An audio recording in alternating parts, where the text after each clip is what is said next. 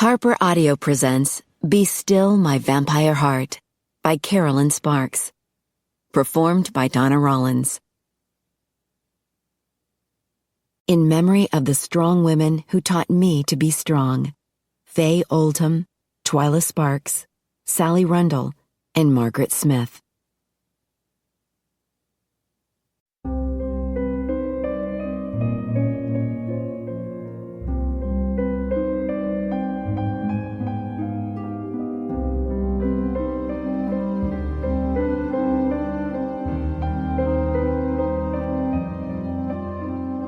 Chapter 1. After 493 years of teleporting from one place to another, Angus McKay still felt an urge to peek under his kilt to ensure everything had arrived in fine working condition.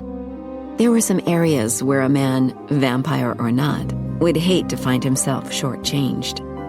He resisted, though, since he wasn't alone.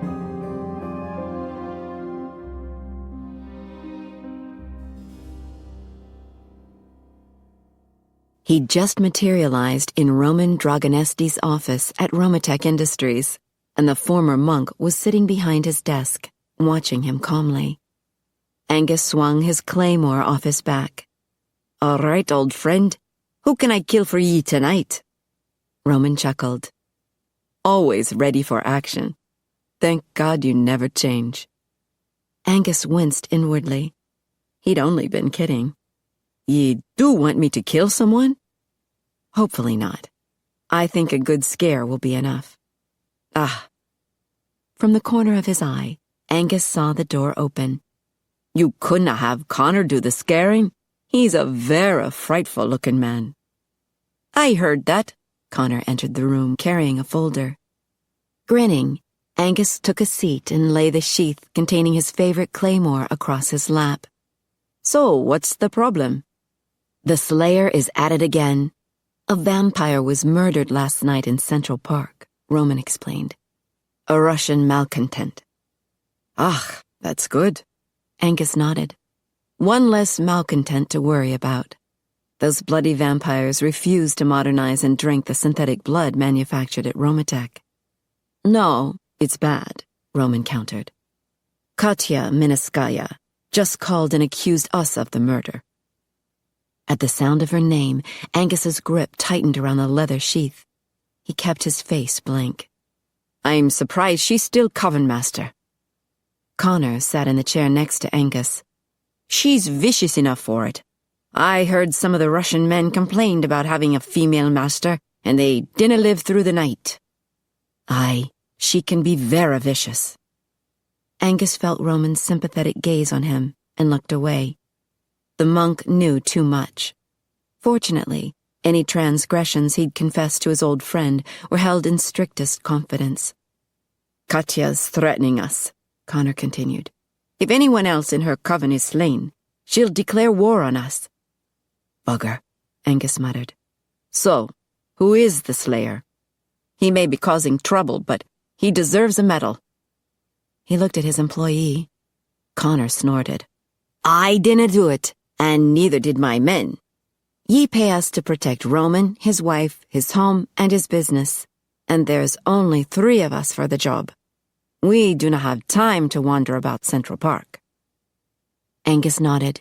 As owner of McKay Security and Investigation, he provided protection for a number of important coven masters like Roman. He'd recently reassigned 5 of Connor's men. "I'm sorry to leave you short-handed, but I need every available man in the field. 'Tis imperative we locate Casimir before he—" Angus didn't want to say the words. Hell, he didn't even want to think them. For 300 years, they'd believed the world's most evil vampire was dead, only to discover he was still lurking about and still intent on murder and destruction. "Any luck finding him?" Roman asked. "Nay, nothing but false leads." Angus drummed his fingers on the leather sheath in his lap. "So, do you have any idea who the Slayer is? Could he be the same one who killed a few malcontents last summer?" "We believe so." Roman sat forward, leaning on his elbows. "Connor thinks he's working for the CIA." Angus blinked. A mortal killing vampires? 'Tis highly unlikely. We think it's one of the stakeout team. Connor tapped the folder he was carrying. Written in bold letters across the front was stakeout team. There was an awkward pause, since they all knew the leader of the stakeout team was Roman's mortal father-in-law. Angus cleared his throat. Ye think Shanna's father is the slayer? No offense to your wife, Roman, but I wouldn't mind scaring the shit out of Shauna Whalen. Roman sighed. He is a nuisance. Angus agreed, though he would have used more colorful language. How many did the slayer kill last summer? 3, Connor answered. Angus narrowed his eyes. Why did he stop for a while, then start killing again? Since the beginning of March, 2 mortals have been killed in Central Park. Their throats slashed, Roman explained. To cover up bite marks, Angus concluded. It was an old vampire trick. So the malcontents started this, and the slayer is exacting revenge. Yes, Roman agreed. After those mortals were murdered, I threatened to run Katya and her coven out of the country, so it's logical for her to assume we're the ones retaliating. Aye. No one would ever believe a mortal capable of killing a vampire. Angus frowned. This was lousy timing. He didn't have time to go hunting for some mortal slayer, not when Casimir was growing his army by transforming criminals and murderers into vampires. The evil vampires needed to be stopped before they outnumbered the good vamps, and another war erupted. No doubt, that was exactly why the malcontents were stirring up trouble at this time. They wanted to distract Angus and his employees from their true purpose. Hi, guys. The door swung open, and Grigori strode inside. What's up? His grin faded as he studied everyone's faces. Sheesh, you look like you've been to a funeral. What happened, McKay? Did you get a run in your fancy knee socks? They're called hose, Angus grumbled. Grigori snorted. Oh, that's manly. Wait, I know what happened. You put your kilt on backwards, and when you sat down, ouch! Your little sword-shaped kilt pin poked you in the ass? Angus arched an eyebrow at Grigori, then glanced at Connor.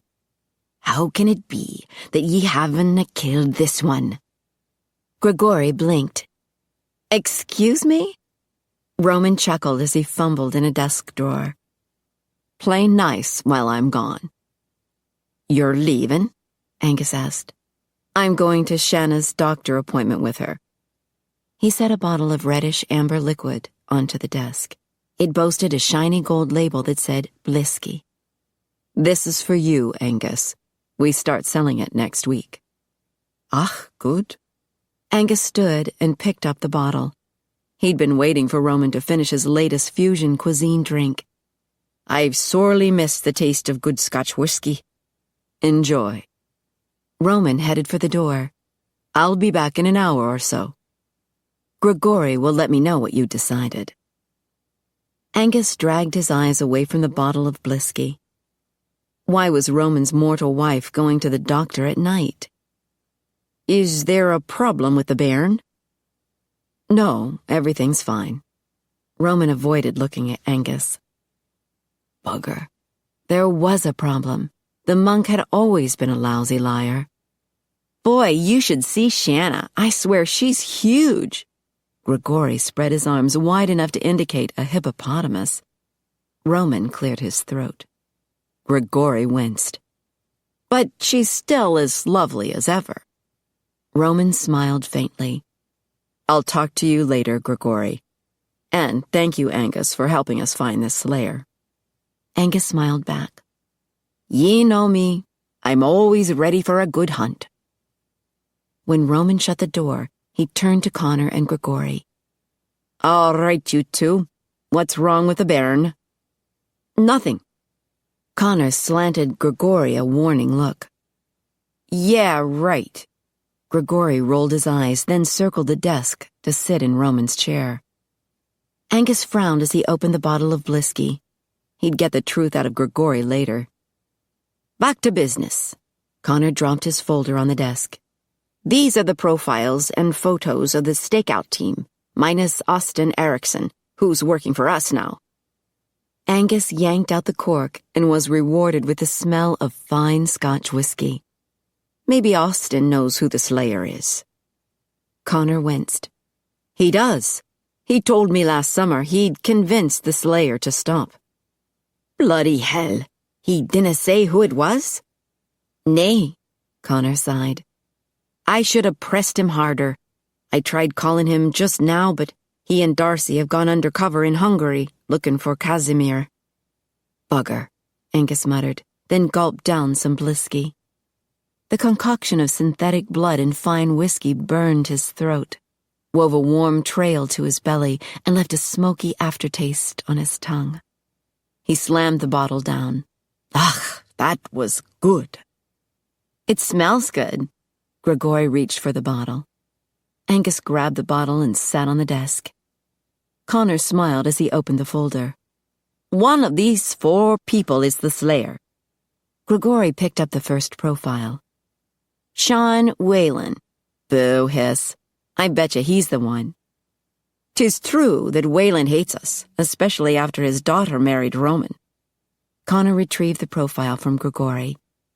"But Austin acts protective of the Slayer, and he wouldn't have feel that way about a former boss who blacklisted him." Angus enjoyed another gulp of blisky. "'Tis no Whalen. The man hasna got the balls for it." Connor handed him the next profile. "This is Garrett Manning." "Whoa!" Grigori jumped to his feet, pointing at Garrett's photo. "That guy was on the reality show last summer." He gave Connor a stunned look. "You told me Austin was masquerading as a contestant, but you didn't say anything about this guy." Connor shrugged. "There was no reason to tell you." "Aye," Angus nodded. "You're not important enough to know everything." Grigori made a face. "Piss off." Connor chuckled. "I seriously doubt Garrett is the Slayer. He has very little psychic power, and he was busy doing the reality show last summer when the first slayings occurred." "Well, who else is here?" Grigori turned over Garrett's photo. "Whoa, a babe." "Aye," Connor nodded. "The last 2 are female." "A female mortal killing male vampires?" Angus plunked his bottle on the desk. "'Tis no possible." Grigori snickered. "So much for your theory about needing balls." He made a grab for the bottle of blisky. Angus stood, taking his bottle with him. Connor passed him the next profile. "A female Slayer would explain Austin's protectiveness." "Whoa, baby, she's hot." Grigori grabbed the photo. Angus studied the profile on Alyssa Barnett. Psychic power 5. She was brand new to the CIA. No field experience prior to the stakeout team. "She's no the Slayer." Bummer. Grigori dropped the photo and reached for the next profile. "How about this one? Emma Wallace." Angus stiffened. "The Wallace? You mean like Braveheart?" Grigori's eyes widened. "Hey, did you guys know him?" Connor snorted. "The Pure Man was executed long before we were born." He turned to Angus. "'Tis a common name these days." "'Tis the name of a warrior." Angus snatched the profile from Grigori. Psychic power 7. Black belt in several styles of martial arts. Trained by MI6 in anti-terrorism. His heart began to pound. Could it be true? Could the Slayer be a female? Sweet. Grigori was practically drooling over her photo. Angus set down his bottle and yanked the photo from Grigori's grasping fingers. His heart stammered and lunged up his throat. No wonder Grigori was panting like a hound dog. She had creamy, pale skin that contrasted dramatically with her rich brown hair. Her eyes were a golden brown that glimmered like amber. There was a sharp intelligence in her eyes, a strong will, a fierce passion that marked her as a warrior. "She's the one," he whispered. Connor shook his head. We cannot be sure until we catch the slayer in the act. Angus set her photo down. Her eyes seemed to be following him, calling to him. We'll catch her. Tonight. Connor, you take the northern half of the park, and I'll take the southern half. I'll come. Grigori took a swig from Angus's bottle. I can spot a good-looking babe a mile off. Hey! Angus grabbed his bottle back. He'd been so intent on Miss Wallace's photo, he hadn't seen Grigori nabbing his blisky. And what will ye do when a black belt slayer knocks ye down and whips out her wooden stake? Oh, come on, dude. Grigori straightened his tie. No woman wants to kill a sharp-dressed man. Angus is right. Connor gathered up the profiles and photos and closed the folder. You're no prepared to fight a slayer. Stay here and tell Roman what we decided to do. Damn. Grigori tugged at his shirt cuff. Not fair. Angus removed a pewter flask from his sporran and filled it with blisky. 'Twill be a long night. This will keep me warm. I'll fetch my claymore and we can go. Connor headed for the door. Wait. Grigori's mouth twitched. You two guys are going to Central Park in the middle of the night wearing skirts? He laughed. No one's gonna believe you're looking for a woman. Angus glanced down at his kilt. I didn't bring any trousers. Grigori snorted. You mean you own some? Don't worry. Connor rested a hand on the doorknob. Today was St. Paddy's Day. The city is full of men in kilts. No one will think twice about it. What will you do if you find her? Grigori asked. Have a wee chat, Connor replied as he left the room. Angus recalled Emma Wallace's whiskey-colored eyes and intoxicating mouth. He'd be sorely tempted to do more than talk. He smiled as he screwed the top on his flask. Let the hunt begin.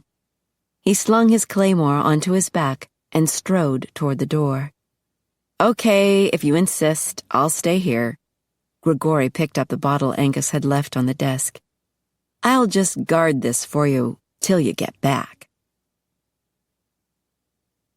Emma Wallace stomped her feet silently in the grass. The chilly air felt good as long as she was walking, but whenever she crouched behind a tree for very long, her legs grew stiff. This part of Central Park was dead, even too dead for the undead. Time to move on.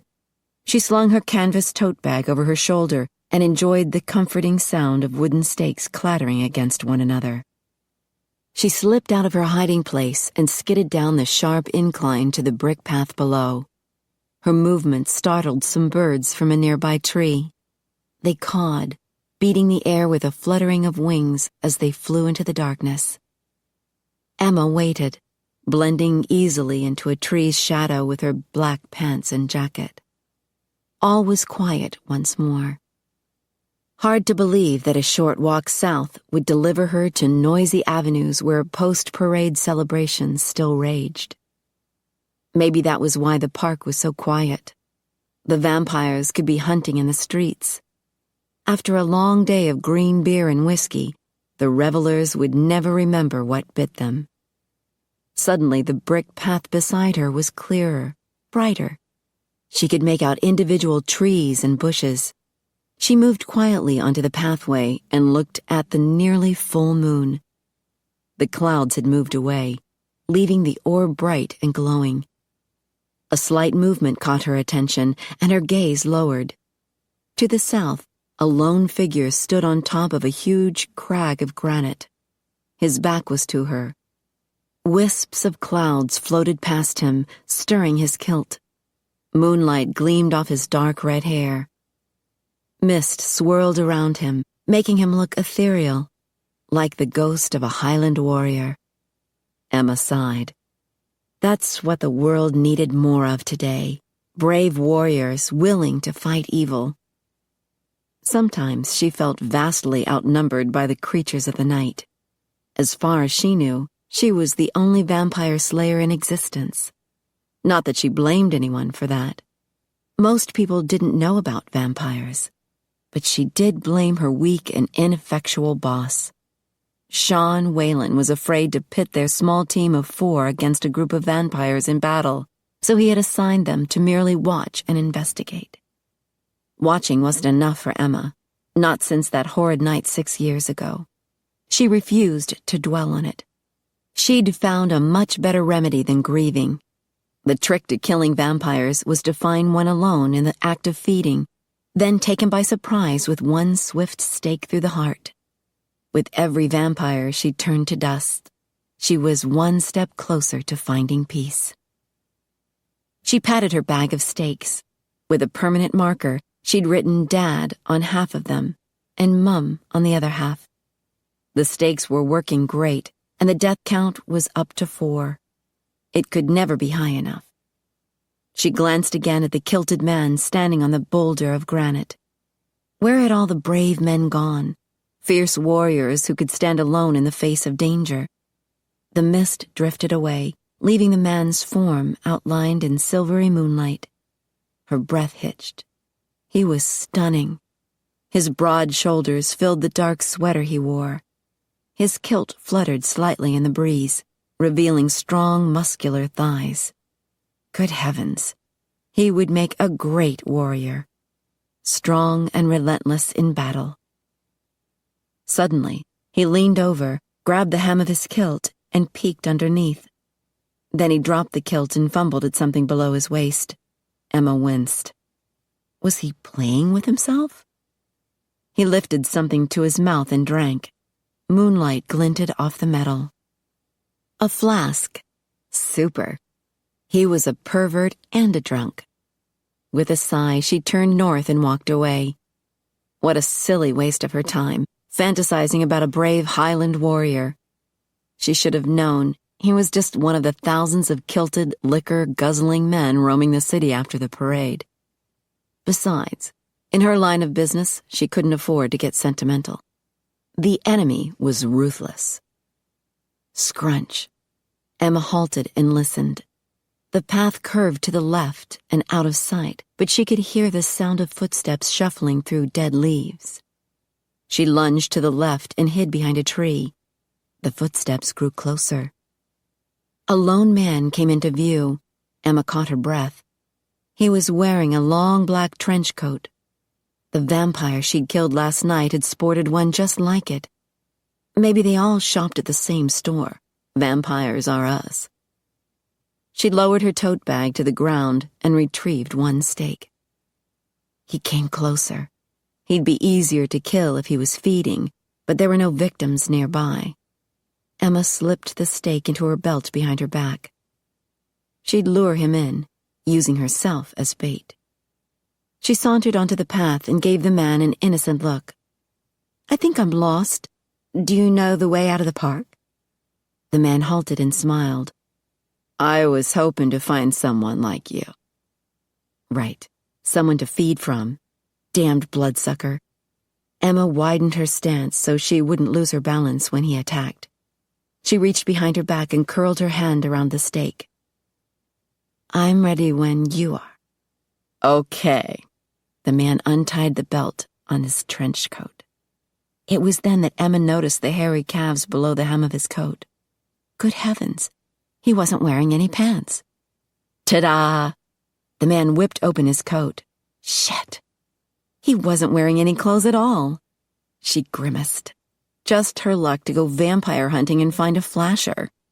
What do you think? The man fondled himself. Pretty impressive, huh? Excuse me a moment. She let go of her stake and removed her cell phone from its holster on her belt. She'd call the local police to pick this guy up before he gave some poor lady a heart attack. Oh, is that one of those picture phones? The flasher grinned. Great idea. Could you put me on the internet? Here, let me give you a profile shot. He turned to the side so his erection would stand out. Brilliant. Just hold that pose. Emma flipped open her phone. A dark shadow obliterated her view. She immediately reached behind her back. False alarm. She released the stake. It wasn't a vampire. Even so, her heart raced, for there in front of her was the man in the kilt. Chapter 2. He was even more stunning close up. Emma slapped herself mentally when she realized she was gawking at him. How could she forget he'd been looking under his kilt just minutes before? Why were men so obsessed with their equipment? She called into evidence exhibit number 1, the flasher. She glanced over her shoulder. He was still there, still exposed. But the arrival of serious male competition had left him looking a bit deflated. "Are ye in need of assistance, miss?" The kilted man's soft burr caressed her nerves like a highland breeze ruffling a hillside of heather. It brought back memories of happier times when her family had been alive and well, living in Scotland. She frowned. She couldn't afford good memories. Not until the horrid ones had been thoroughly avenged. "Is this man pestering you?" The Scotsman continued. His eyes were a vibrant green that sparkled with intelligence and something else she couldn't quite place. Curiosity? Perhaps, but something bolder. He seemed to be searching for something. Emma lifted her chin. "I can handle him myself, thank you." The flasher snickered. "Yeah, sugar. You want to handle me?" She winced. Poor choice of words. The display on her cell phone had gone dark, so she lit it up and pressed 9. The kilted man stepped toward the flasher. "I suggest you leave this young woman alone." "She was talking to me first," the flasher snarled, "so buzz off, buddy." Emma groaned inwardly. Just what she needed. A drunk Scotsman and a flasher arguing over her.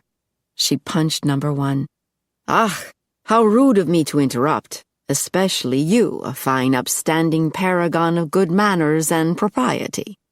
The Scotsman arched a brow with a skeptical look. "After all, here ye are, prancing about the park with your wee willy flopping about." "It's not flopping. It's hard as a rock." The flasher glanced down. "Well, it was until you came along." He started rubbing himself. "Don't worry, sugar. I'll be back in full form before you know it." "Don't hurry on my account." She snapped her phone shut and changed her mind about calling the police. She wouldn't get any hunting done if she had to stay here to give a statement. She clicked her phone back into its holster on her belt. "I have to go. I forgot to feed the cat." Probably because she didn't have one. "Wait," the flasher yelled. "You didn't get my picture." "I assure you the image has been permanently scalded into my brain for all time." The Scotsman chuckled. "Off you go, lad. No one wants to see your wee willy." "Wee? You call this Mack truck wee? I bet it's bigger than yours, buddy." The Scotsman folded his arms across his broad chest and widened his stance. "That would be a wager ye'd lose." "Oh, yeah? Prove it." "Oh, come on, guys." Emma raised her hands to stop them. "I really don't need to see." She bit her lip and lowered her hands. So what if the gorgeous Scotsman lifted his kilt? He'd already done it once tonight. And who was she to stop him? It was a free country, after all. Her gaze drifted over to his kilt. "Ye were saying?" She glanced up at his face. A corner of his mouth quirked. His green eyes sparkled with humor. Oh no, he suspected she was secretly hoping for a peep show. Her cheeks flooded with heat. "What are you waiting for, Scotty?" The flasher grinned. He'd achieved impressive proportions and was, no doubt, anticipating an equally sizable victory. Emma figured he usually won by a head. "The pretty lady can be our judge," the flasher announced. She stepped back, shaking her head. "I really don't feel qualified. Or particularly honored." "Don't worry, sugar. I came prepared." The flasher pulled something round, silver, and shiny from his trench coat pocket. "All you have to do is measure which one of us is longer." The Scotsman arched a brow. "Ye brought a tape measure?" "Of course," the flasher huffed.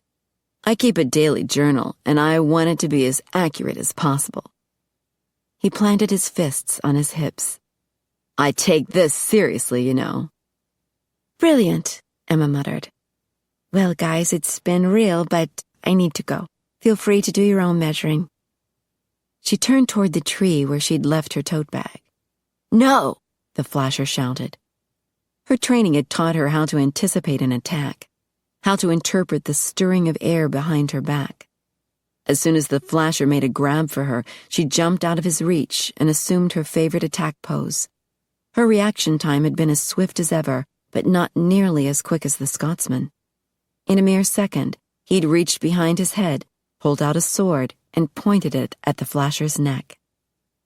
With a gasp, Emma froze. He had a sword? And not just any sword. This sword was huge.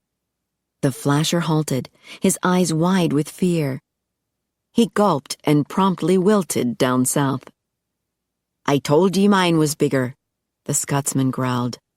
Make a move for the lass again, and I'll be shortening yours by a few inches. Don't hurt me, the flasher backed away, closing his coat. The Scotsman advanced, his sword only inches from the flasher's fluctuating Adam's apple. I suggest, from now on, ye remember to wear your knickers. Sure, whatever you say, man. Leave us. The flasher scurried away, disappearing around the bend.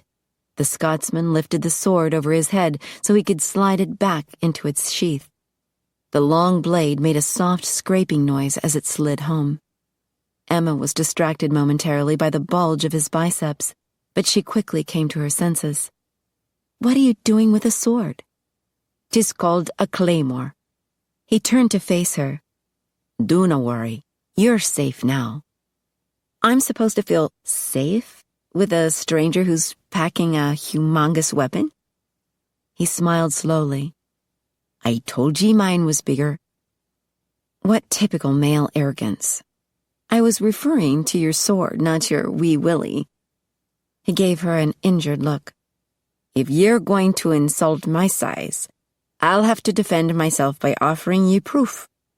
Don't even think about 'tis a matter of honor, his mouth twitched. And I'm a vera honorable man. Very drunk is more like it. I can smell the whiskey on your breath. His eyes widened in surprise. I've had a wee dram or two, but I'm no drunk. He stepped closer, lowering his voice. Admit it, lass. Ye were wanting a private showing. Ha! Of all the... I'm going now. Good night. She strode toward the tree to retrieve her tote bag. Anger pricked at her. Shame on her. She'd had too much training to get distracted by bulging biceps or a broad chest, or gorgeous green eyes. I owe ye an apology. She hitched the bag onto her shoulder, ignoring him.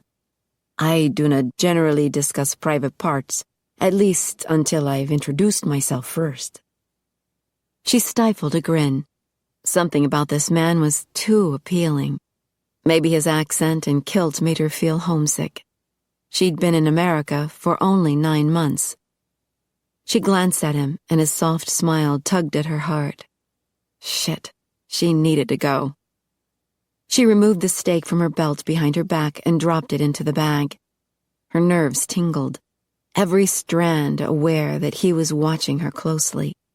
Instinct told her to leave, but her curiosity was stronger. Who was this man, and why did he carry a sword?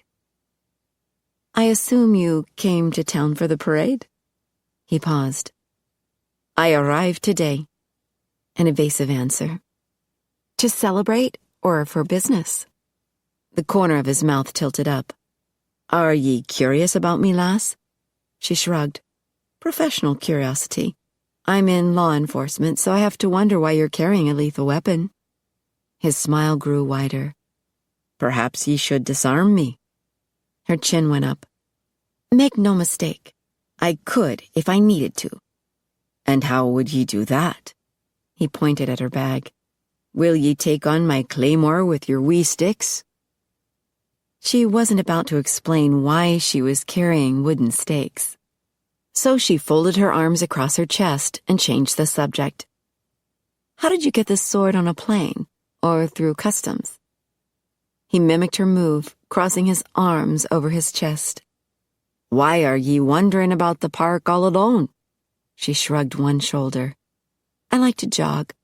Now it's your turn to answer." "Didn't anyone tell ye 'tis dangerous to run with a pointed stick?" "It's my protection, and it's still your turn to answer. Why do you have a sword?" "'Tis my protection. It chased that wee man away.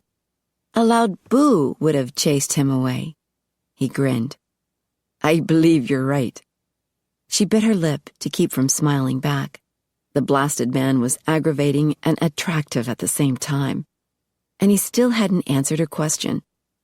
"You were about to tell me why you were wandering about Central Park with a sword?" "'Tis called a claymore, and I like to keep it handy at all times."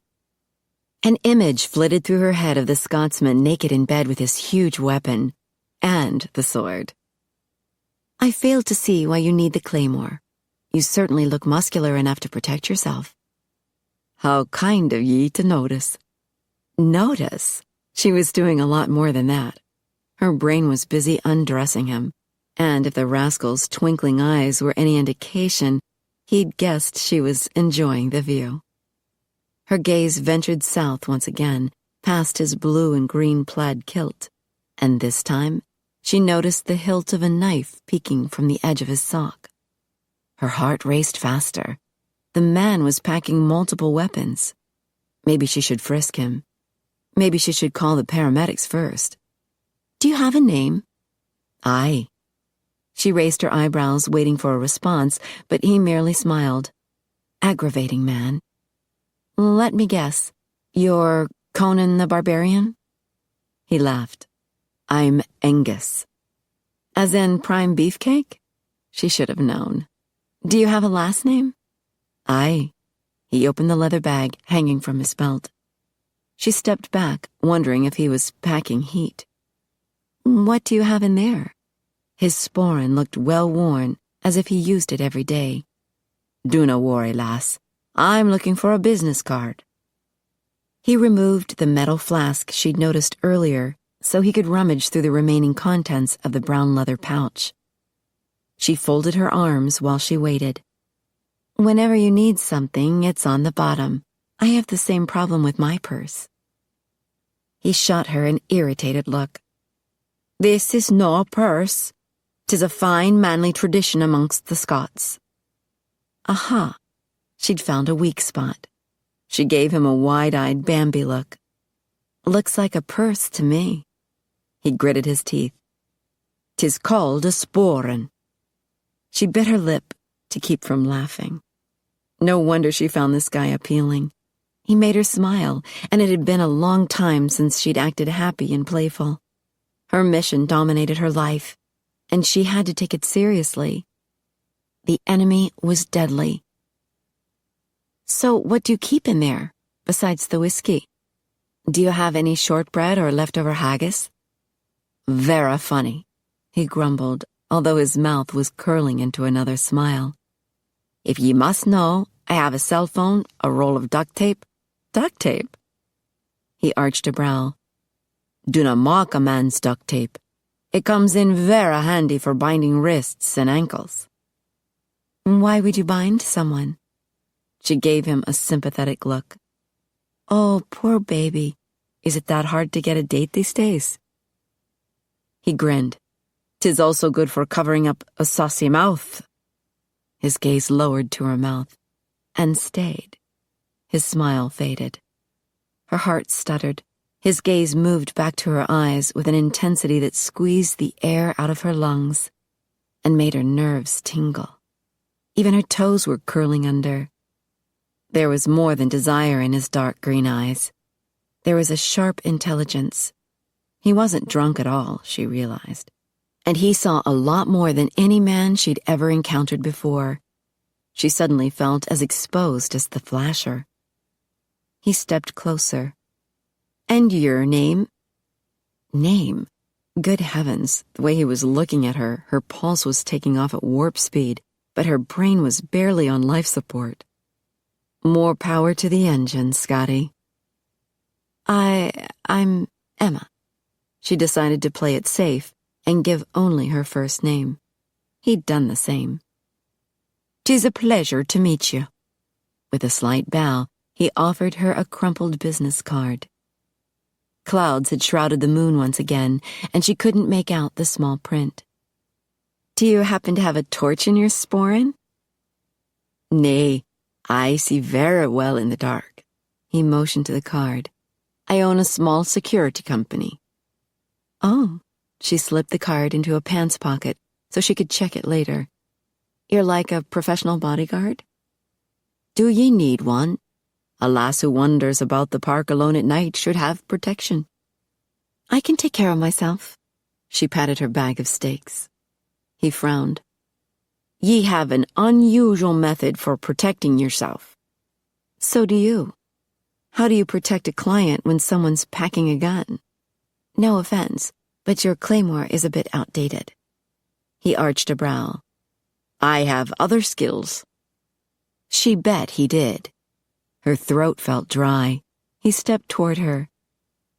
"I could ask the same question. How do you protect yourself with a wee stick when the attacker could have a gun? Or a sword?" She swallowed hard. "Are you challenging me?" "I'd rather not. 'Twould not be a fair fight." Male arrogance again. "You're underestimating me." He tilted his head, studying her. "That may be true. May I see one of your wee sticks?" She hesitated. "I suppose." She reached into her tote bag and handed him a steak. If he got any funny ideas, she could kick it out of his hand in a second. He closed a fist around the steak, examining it closely. "This is a sorry excuse for a steak." "It is not. I've been very successful." She winced. The rascal was getting her to admit too much. "I find them very useful." "How?" He ran a finger along the edge to the tip. "They're sharp enough to provide protection." He frowned as he rotated the steak in his hand. "There is something written here." "It's nothing." She reached for the steak, but he stepped back. His eyes widened. "It says Mum." Emma winced. He did have good night vision, and now his eyes were focused on her, studying her. She grabbed the steak. His grip tightened. She yanked, but he wouldn't let go. "Why would ye write your mother's name on a steak?" he whispered. "None of your business." She jerked the steak from his hand and dropped it back into her bag. "Ah, lass." His voice was soft and full of compassion. Anger flared inside her. How dare he open that wound? No one was allowed to crack her armor. "You have no right." "Ye have no right to endanger yourself," he interrupted with a scowl. "Roaming about this park with nothing but a few sticks for protection? 'Tis foolhardy. Surely there are people who love ye dearly. They wouldn't approve of ye risking your life." "Don't." She pointed a finger at him. "Don't you dare lecture me. You know nothing about me." "I'd like to know." "No. No one is going to stop me." She spun on her heel and strode south down the brick pathway. Damn him. Yes, there had been people who loved her dearly, but they were all dead. "Emma," he called after her, "if you're here tomorrow, I'll find you." "Don't count on it," she yelled without looking back. Anger surged through her with each step she took. Damn him. She had every right to avenge her parents. She should have shown him just how tough she was. She should have disarmed him and bound his wrists with his own freaking duct tape. She slowed her steps, tempted to go back and teach him a lesson. She glanced over her shoulder. The path was empty. Where had he gone? He didn't seem like the type to slink away in defeat. She swiveled slowly in a circle. No one in sight. No movement among the trees. A cool breeze blew a lock of hair across her face. She shoved it back and listened. Not just with her ears, but with her mind. She stretched psychic feelers out, searching for the thoughts of a nearby brain.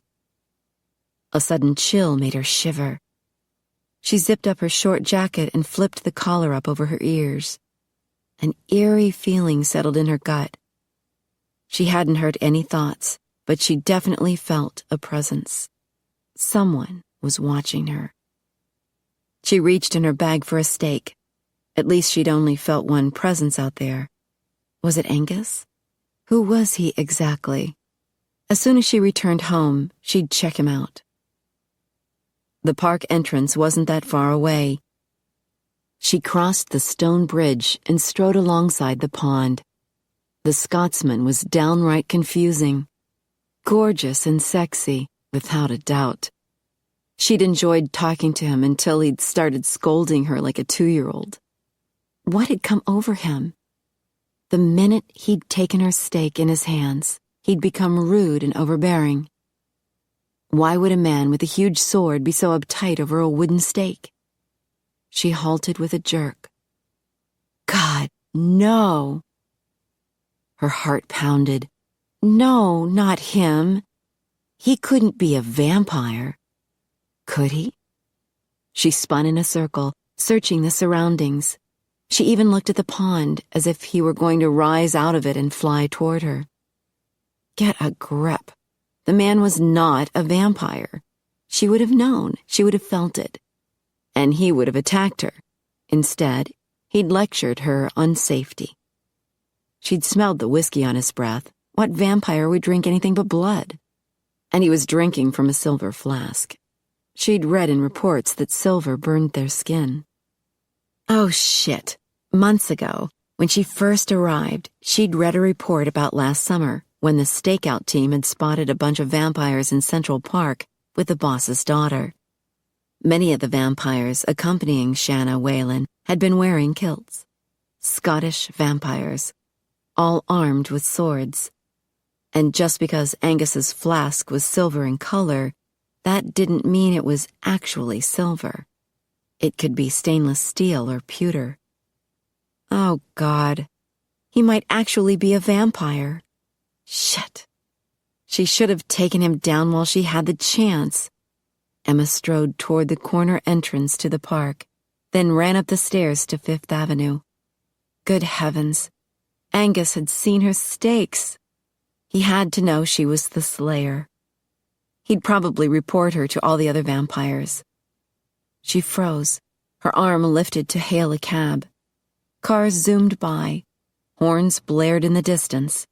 The clip-clop of horse hooves approached slowly from an open carriage. All the sounds of the city blurred as the full truth unfolded in her mind.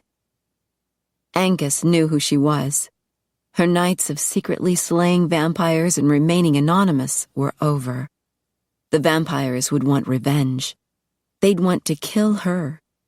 Her quest to avenge her parents had just escalated to a new level. She was at war. Chapter 3. The devil take it. He'd screwed up royally. Angus watched Emma cross the stone bridge, her stride quick and determined. Instead of convincing her to retire, he'd made her even more determined to use her bloody stakes. Roman and Jean-Luc were right. He was too hot-headed, but damn it all, it pissed him off that such a lovely young lass would place herself in so much danger. He suspected she was avenging more than the innocent mortals killed recently in Central Park. She was avenging her mother. That would explain her passion and determination, but even so, her behavior was suicidal. It was an idiotic, reckless thing to do, and yet there was nothing stupid or careless about Emma Wallace. She was clever and quick. She possessed enough psychic power to detect his presence, though he'd managed to shield his thoughts and location from her. He'd never had to do that with a mortal before, which only gave further proof of how special she was. He had hoped reasoning with her would be enough, but she was so determined it was going to be difficult to persuade her. He might have to pin her down just to get her to listen. The thought of her lying beneath him caused him to swell. Bugger. He glanced down at his sporran, which was now hanging askew. He couldn't go to Roman's townhouse with an erection. They'd tease him about it for the next century. He watched her jogging up the steps to Fifth Avenue. He moved quietly to the street, far enough away that he could still see her with his superior vision. She was hailing a cab, a worried look marring her pretty face. Good. It was about time she realized she was playing with fire. He had to do something. If the malcontents caught her in the act, they would kill her without a second of remorse. They considered mortals nothing more than a food source, a herd of cattle. Vampires were naturally faster and stronger than any mortal could be. The lass was doomed if he didn't stop her. He watched her slip into the back seat of a taxi with a graceful, controlled movement. So lovely. And amazing. 3 kills last summer and 1 more this spring. She had to be one fierce little fighter. If only he could direct that passion elsewhere. His swollen groin throbbed. Bugger. Over 500 years old, and here he was, reacting like a randy youth. He didn't know whether to be annoyed or relieved. It had been so long since he'd felt arousal. He'd suspected he was more dead than alive. A theory that had made sense, given his circumstance. With a sigh, he headed toward Roman's townhouse on the Upper East Side. Teleporting would be faster than walking, but he wanted time to think, and time for the bulge under his kilt to settle down. Why didn't he react this way among his own kind? There were plenty of available vamp women, including those in his own harem. They were pretty enough, but they were also demanding and vain in a whiny, helpless way. Emma was totally different. Clever, independent, and bold. She had all the qualities he admired most in men. She was even a warrior. With a small jab of surprise, Angus realized she was just like him. Well, no. She was a great deal younger, and a great deal more alive. And she also had a very lovely female body. But her pull was more than a physical attraction. She was a warrior like him, battling evil in the wee hours of the night. She shared his need to protect the innocent. Beneath their obvious differences, they were kindred spirits. If he could make her see that, she could be an ally instead of an enemy. He turned onto Roman Street and approached the townhouse.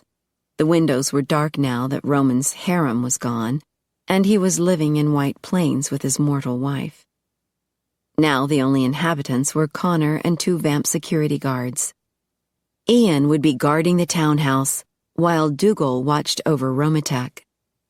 Angus always stayed at Roman's townhouse when he was in New York. The bedrooms were equipped with aluminum shutters to keep the occupants safe during the day. And the daytime guards were completely trustworthy. They worked for McKay Security and Investigation. No doubt, Emma Wallace would run a check on his company as soon as she read his business card. She'd probably figure out he was undead. That was all right. He didn't want any secrets between them. He wanted her to learn to trust him. He planned to investigate her, too. If he knew all about Emma Wallace, he could figure out the best way to win her over. Psychological warfare. Not as straightforward as his usual methods, but the target in this case was unusual. He couldn't simply bash her on the head with a claymore. He'd have to be more subtle, more seductive. He smiled to himself.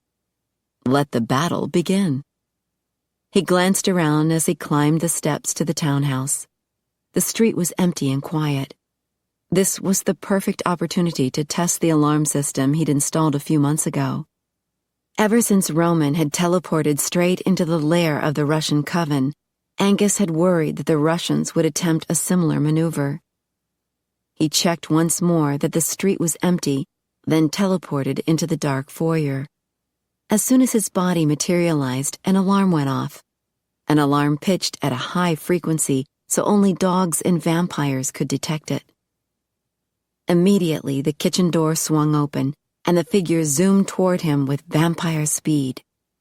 The blur stopped, revealing Ian, his kilt swirling about his knees and his dagger pointed at Angus's throat. "Ach, 'tis you." Ian slid his dagger back into the sheath beneath his hose. "I nearly skewered you." Angus patted the youthful-looking vampire on the back. "You're as quick as ever, lad. 'Tis good to see ye again." He strolled over to the control panel by the door to turn the alarm off. "If ye'd been here by the monitor, ye'd have seen me come up the steps, and ye wouldn't have been caught by surprise." Ian hung his head, looking properly embarrassed for not being at his post. "I was in the kitchen. We have company." "Who?" Angus strode past the grand staircase to the kitchen, where a sliver of light could be seen beneath the door.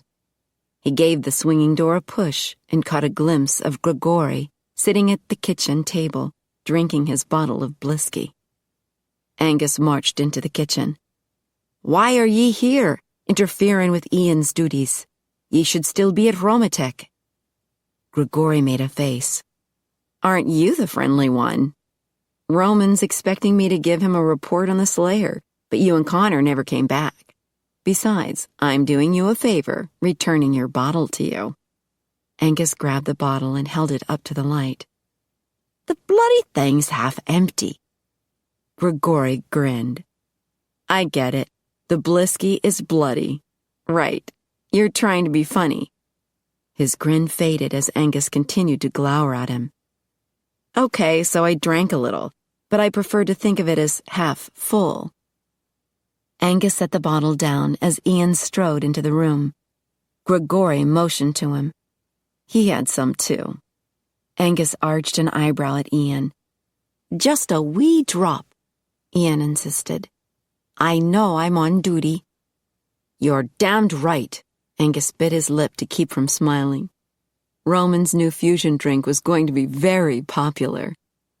"Can ye call Connor and let him know I'm here?" He motioned with his head for Ian to leave the room. "Sure." Ian grabbed a cell phone off the kitchen counter and went back into the foyer. "So, big guy, are you ready to report?" Grigori slouched back in his chair. "Did you find the Slayer? Was it one of the hot babes?" He waggled his brows. Angus glared at the young vamp. "I might be willing to forgive ye for drinking my Blisky if you tell me what's wrong with the bairn." "The what? Sprechen Sie English, dude?" "The bairn, the wee babe. I want to know what's wrong." "Oh." Grigori's face turned serious as he leaned forward onto his elbows. "Well, that's kind of personal." "So are your balls, laddie, but if you're wanting to keep them close and personal, you'll tell me what's going on." "Sheesh." Grigori gave him an incredulous look. "Lay off the steroids, man." "I do not need drugs. I'm naturally a mean bastard." "Yeah, I noticed." Grigori narrowed his eyes. "You didn't hurt the hot babe, did you?" Angus smiled. He was beginning to see why Roman liked this young vamp. "I'll tell ye what. Ye tell me about the bairn, and I'll tell you about the hot babe." Grigori nodded slowly. "Deal." He motioned to the chair across from him. Angus laid his claymore across the center of the table, then sat. "Is the bairn in danger?" "We don't know. The vamp doctors say he's healthy." "'Tis a boy?" Grigori smiled. "You should have seen Roman's face when he told me. He was so proud." "Then what is the problem?" "And do not lie, lad. I can always tell, and you wouldn't want to see me angry." Grigori rolled his eyes. "Oh, I'm so scared." Angus stifled a grin. He folded his arms across his chest and narrowed his eyes. Grigori sighed. "Okay. Shanna mentioned a few months ago that the baby seemed to be sleeping all day and turning somersaults all night. Really freaked Roman out." Angus rested his elbows on the table in front of his sword. Roman fears the bairn is a night creature? That's why they're seeing a vamp doctor. But didn't Roman use live human sperm? Yep, but he erased the donor's DNA and inserted his own. So he would be the father. I do not see the problem. Angus glanced to the side when the kitchen door swung open. Connor strode inside, followed by Ian. I hope you had better luck than I. Connor retrieved a bottle of synthetic blood from the fridge and popped it into the microwave. I scoured the northern half of Central Park all night and never saw anything but a few couples making love. Damn, Grigori thumped the table with his fist.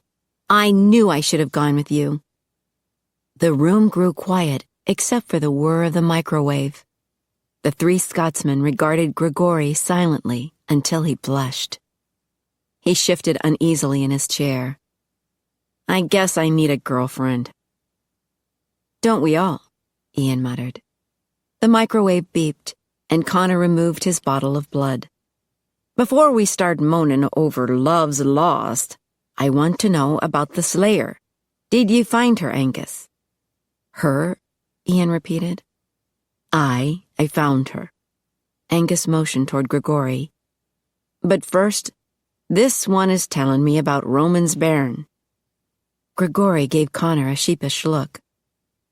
He wouldn't talk about the Slayer until I spilled the beans.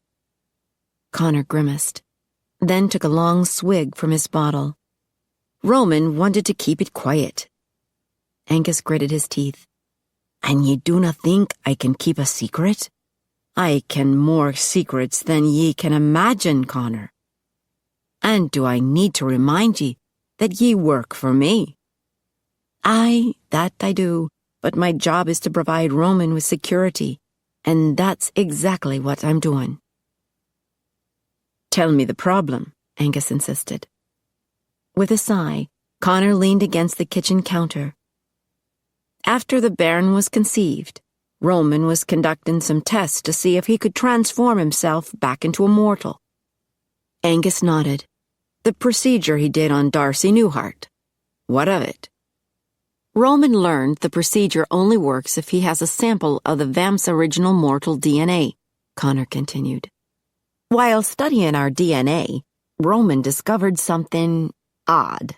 By then, Shanna was already pregnant from the sperm with Roman's DNA. What are you saying? Angus demanded. Connor took another long drink. Our DNA has changed. A very slight mutation, but still, 'tis not the same as when we were mortal. Angus swallowed hard. Then Roman's baby could be like us, Connor finished. And we're no longer quite human. A chill skittered down Angus's spine. No longer human? No wonder Roman was nervous. What would the bairn be like? No longer human. Bugger. Are ye all right? Connor asked softly.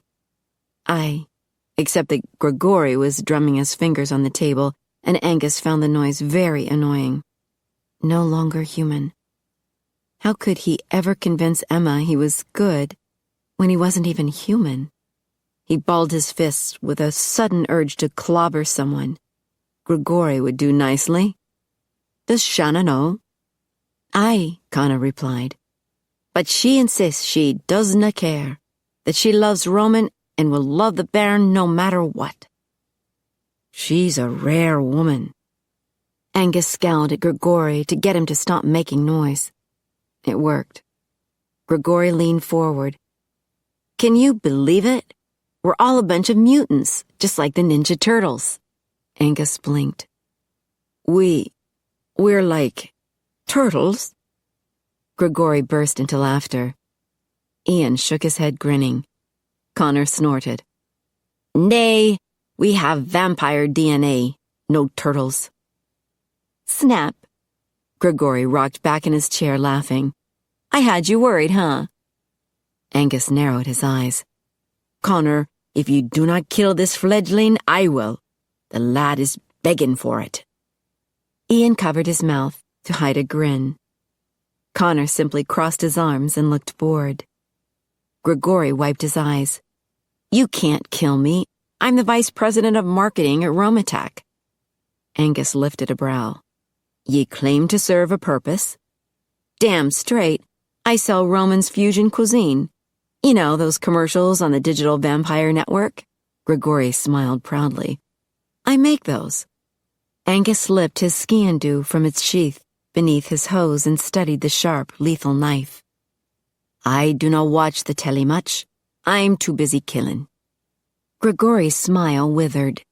Sheesh, bro. Get a hobby. Buy yourself a new skirt.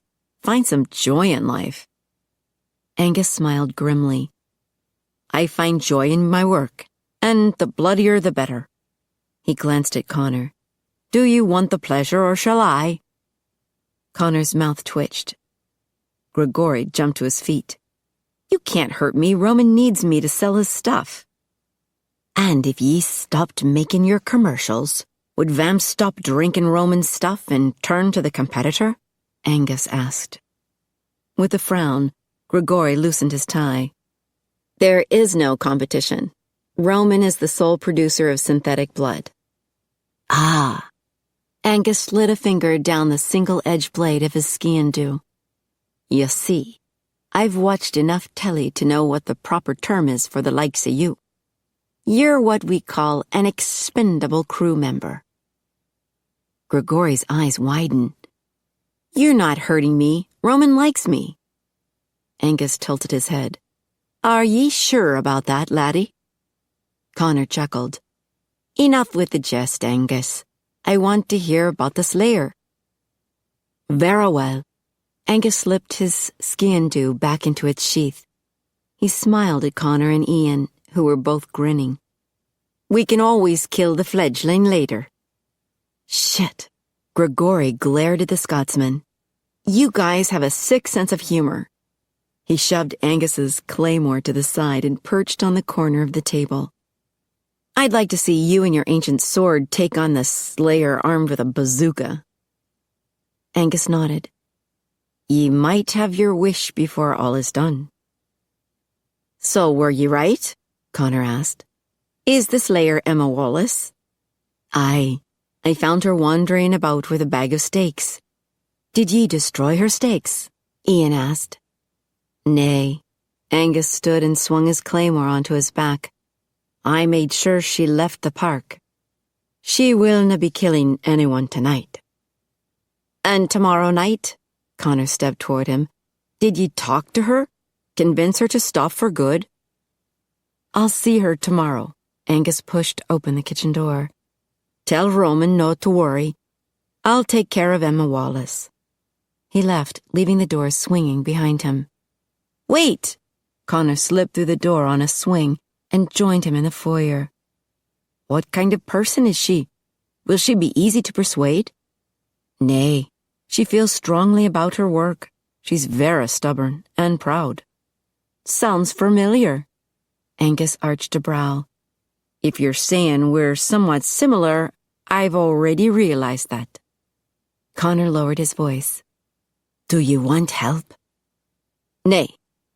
Angus didn't realize how abrupt his response had been until Connor regarded him with raised eyebrows. He cleared his throat. I'll handle this on my own. I thought our side of the story might be easier for her to believe if she heard it from more than one person. Nay. Angus gripped the newel post at the base of the grand staircase. Why this sudden possessiveness when it came to Emma Wallace? Was it due to his pride that he refused to consider her more of a challenge than he could handle? Or was it more? I'll take care of this, alone. Connor inclined his head. As ye wish. Angus moved to the center of the staircase spiral, where he could see the landing on each floor. It would be faster to teleport to the 5th floor than climb all the stairs. She's a bonny lass, Connor whispered behind him. Angus whipped around to glare at his friend, but Connor just gave him a knowing look. Bugger. Angus switched his gaze back to the 5th floor landing. Will Roman mind if I use his office? Nay. Ye plan to do some research on Miss Wallace? Aye. If I can figure out what motivates her to be a slayer, then remove that motivation, then she would stop slaying. Connor finished the sentence. A good plan. I hope to make her an ally. Connor stepped toward him, a doubtful look on his face. That's a far step from slayer to ally. We brought Austin Erickson over to our side, but he was never an actual slayer. Miss Wallace has killed our kind 4 times that we know of. She's a fiercer enemy than Austin ever was. Aye, she's a challenge, but make no mistake. Angus lifted his chin. I will not be defeated. With a nod, Connor stepped back. Good night, then. Good night. Angus teleported to the 5th floor, then entered Roman's office. While he waited for the computer to boot up, he helped himself to a bottle of synthetic blood from the mini-fridge. Type O, the same blood type as Emma. Some vamps considered it too bland and common for their tastes, but Angus had always preferred simple meals. He warmed up a glass in the microwave, then removed it, sniffing the fresh, wholesome aroma. Just like Emma. She came from strong stock. Strong enough to sustain a man forever. He wandered back to the desk, sipping from the glass. By the time he met her tomorrow night, he'd have all the information he needed. He could hardly wait for the battle to begin. Emma dropped her bag of steaks on the kitchen counter, then headed to the fridge to look for breakfast, or supper, or whatever you called it after working all night long. Her stomach rumbled with hunger as she opened the refrigerator door. Brilliant, she muttered as she stared at one tiny container of low-fat yogurt and a bag of wilted lettuce. She'd forgotten to drop by the store on the way home. It was all that Scotsman's fault. Angus. All the way home, she'd wondered about him. Was he a vampire or not? With a sigh, she grabbed the strawberry-flavored yogurt. Was she overreacting? Angus could be just a normal guy. Yeah, right. She ripped the foil top off the yogurt and stuck a spoon in the container. There was nothing normal about Angus. He was clever, handsome, dreamy in every way. But was he alive? She glanced toward her front door. All 3 deadbolts were locked, and the blinking light indicated the alarm system was on. Still, a vampire could teleport anywhere. In her tiny Soho apartment, she was across the kitchen and in her living room in 5 steps. She left the yogurt on the coffee table and wandered to the window to peer through the blinds. Dawn would be breaking soon, and she would be safe during the day. The street was empty except for a row of parked cars and a few early risers who had taken out their dogs. The dogs were doing their business around trees while their sleepy masters waited, a cup of coffee in one hand and a plastic duty sack in the other. Emma closed the blinds and wandered toward her bright red love seat. Maybe she should get a dog. Then she wouldn't always be alone. It was hard to have any sort of relationship when she had a job she couldn't discuss and secrets she couldn't share. Unfortunately, her slaying activities might no longer be secret. If Angus was a vampire, he'd know exactly what her stakes were for. The next question was, would he spill her secret to other vampires? She dug his business card from her pocket. It was white, with a clan crest in the upper left-hand corner. The tartan was a blue and green plaid, just like the kilt Angus had been wearing. His name was listed under McKay Security and Investigation, addresses in London and Edinburgh. McKay Security and Investigation? That sounded familiar. She opened her laptop on the coffee table and accessed her files from work. The Stakeout Team logo came on the screen, and she did a search for Angus's company. While she waited, she spooned yogurt into her mouth. If Angus's company was based in London and Edinburgh, why was he in New York? The search ended. Angus McKay's company provided security for Romatech Industries. Emma swallowed hard. This wasn't absolute proof that Angus was a vampire, but it certainly proved he was in league with the enemy. Romatech was owned by the most powerful and rich vampire on the East Coast, Roman Dragonesti. Emma's boss, Sean Whalen, had a ton of info on Roman. He was Coven Master of the East Coast Vampires, inventor and producer of synthetic blood at Romatech, and Sean's son-in-law. Sean was spending all the stakeout team's time and resources in his quest to find and rescue his daughter. Emma disagreed with his primary mission, but didn't argue with the boss. She simply did her job at the office, then went out hunting afterward. Killing vampires should be the primary mission. It was the reason she joined the stakeout team. Sean was into collecting information. As far as Emma was concerned, the only info you needed to know was whether the suspect was a vampire. If he was, he needed to die. She typed in the website address from Angus's business card. The homepage for McKay Security and Investigation came on screen. Beneath the title of the company, in small print, it read, "Founded in 1927. At the bottom of the page, it listed the addresses in London and Edinburgh, then warned, "Consultation by appointment only." There was an email link. Emma clicked on it, and the recipient was listed as Home Office. She wrote a short note. "This message is for Angus McKay. Just wondering if you're dead or alive." She debated whether to send it. What if he responded? Her pulse quickened at the thought. She clicked on send, and winced. She shouldn't communicate with the enemy, but then she wasn't sure he was the enemy. His website was no help. It consisted of only one page. Clearly, he wasn't offering any information about himself. She opened her cell phone. With any luck, her old workaholic supervisor at MI6 would still be in the office. He always claimed terrorists didn't take the weekend off, so why should he? She punched in his number. 2 rings. 3. She jabbed another spoonful of yogurt in her mouth. "Robertson here." She swallowed quickly. "Brian, this is Emma." "Emma, love, how are you? Are the Yanks treating you well?" "Yes, thank you. I was wondering if you knew anything about a company based in London and Edinburgh. It's called McKay Security and Investigation." "I'll take a look. Hang on." Emma ate more yogurt while she waited. What kind of case was Angus working on? He certainly wasn't attempting to work undercover. A man in a kilt with a claymore tended to stand out. It was a wonder half the women in Manhattan weren't following him around drooling, or praying for a sudden brisk wind. Mom had always insisted that Dad wear black unders when wearing his kilt.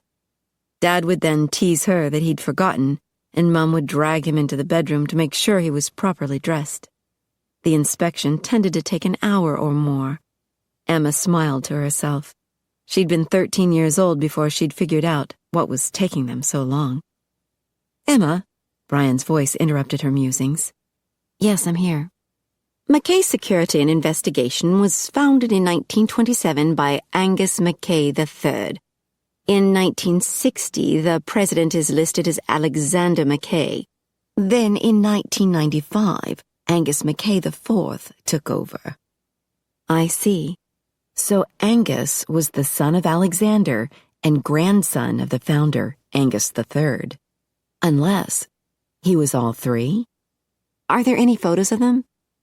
"No, they keep a low profile," Brian continued. "Don't advertise. Can't even find them in a phone book." "That's odd." "Well, I suppose they've been in business long enough. They have all the clients they need. Here's something interesting." "What?" "The company performed some secret missions during World War II. Angus III was even knighted." Emma blinked. "Really? I wonder what he did that the armed forces couldn't do." "Don't know. And it looks like Angus IV has done a few favors for the Queen." "You're kidding. Like what?"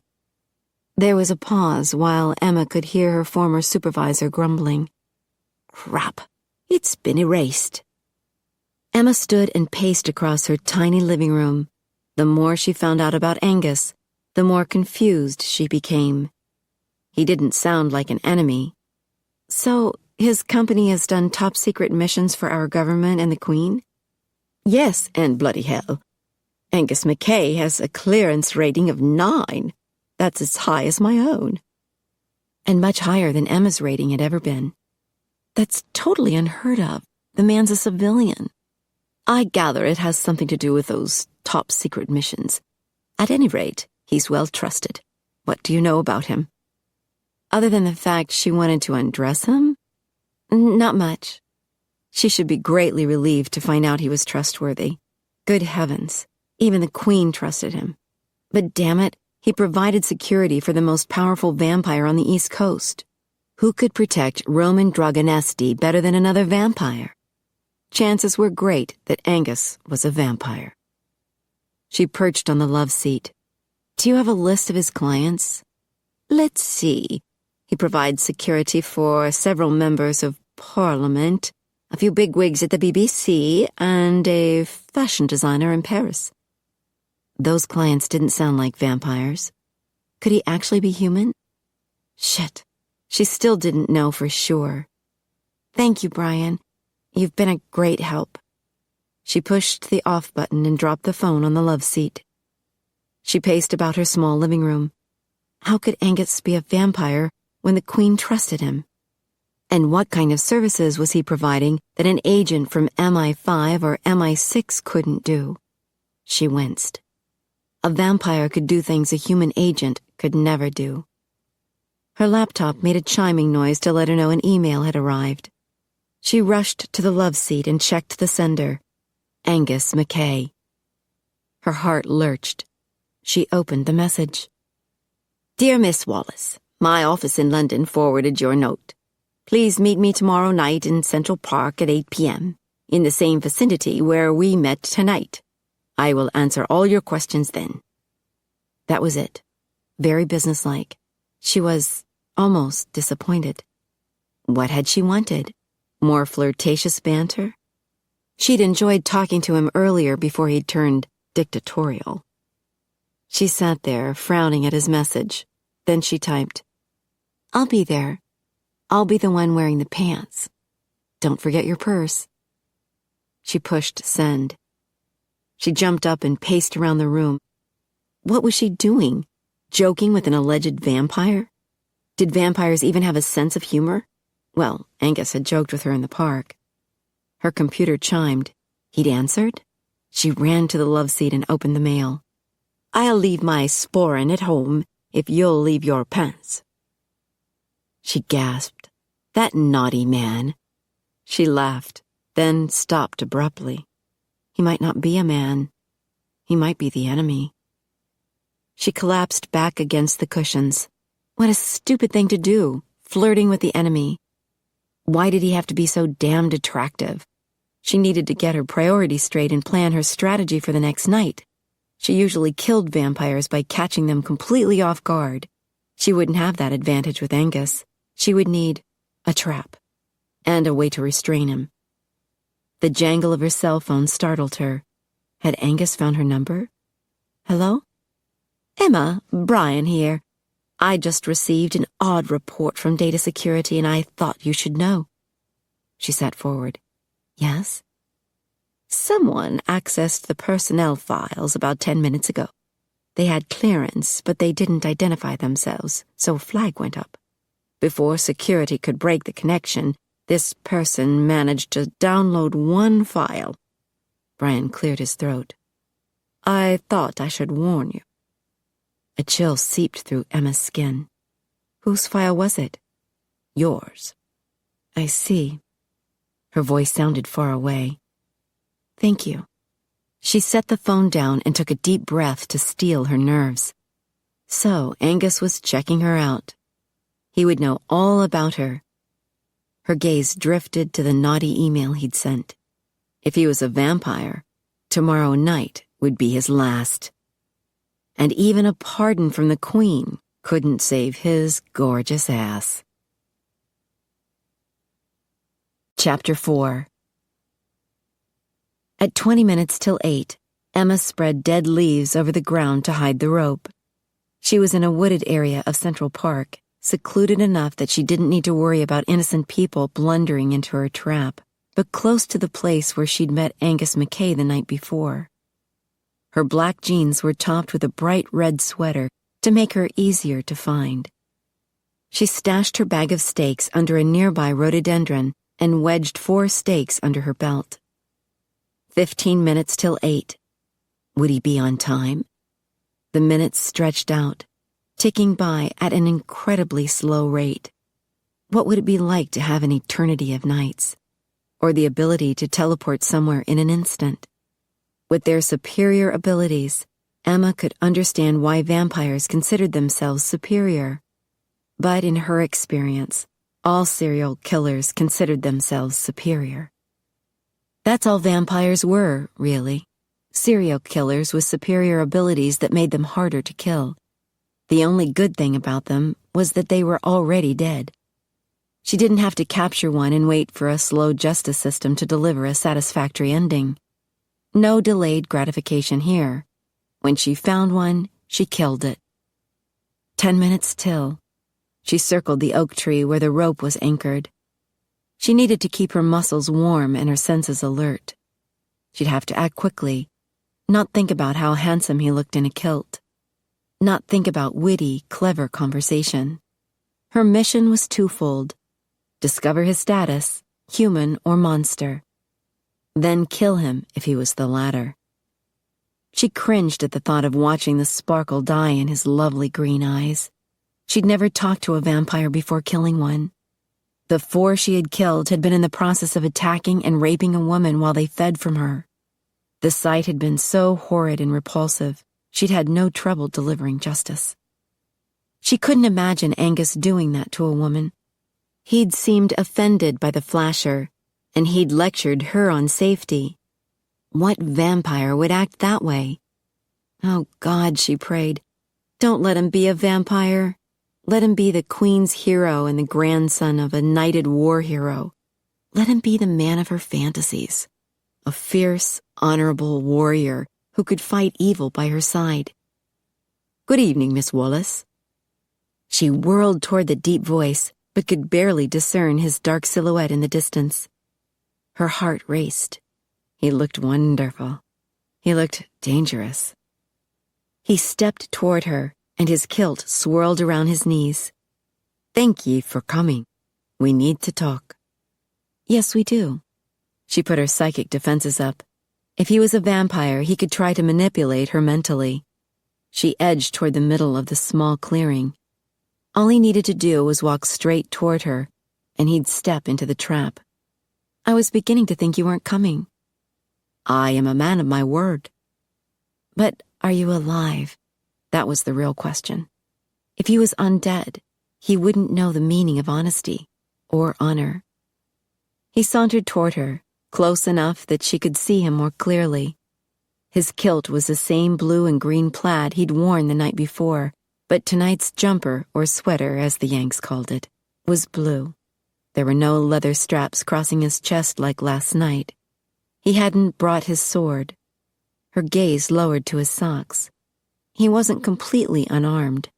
His ski-and-do was in place beneath his right sock. He paused, tilting his head to study her. She held her breath. Did he suspect something? With 2 more steps, he'd be in the trap, swinging upside down.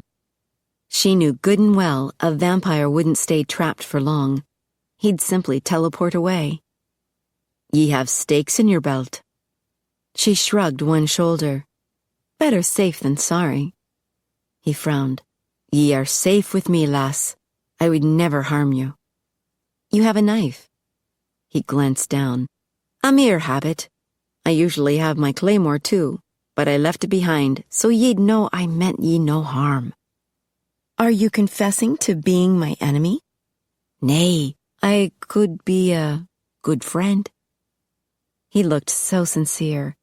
What if he really was a champion for the Queen? What if he risked his life for his country, asking for no recognition or credit in return? He could be a hero. He could be everything she'd ever dreamed a man could be. Miss Wallace? He stepped toward her. A surge of panic swept through her, Suddenly, she didn't want to know the truth. She wanted to believe that strong, gorgeous men in kilts were heroes, not demons. She held up a hand. Stop. Too late. He stepped right into the center of the noose. It snapped tightly around his ankle.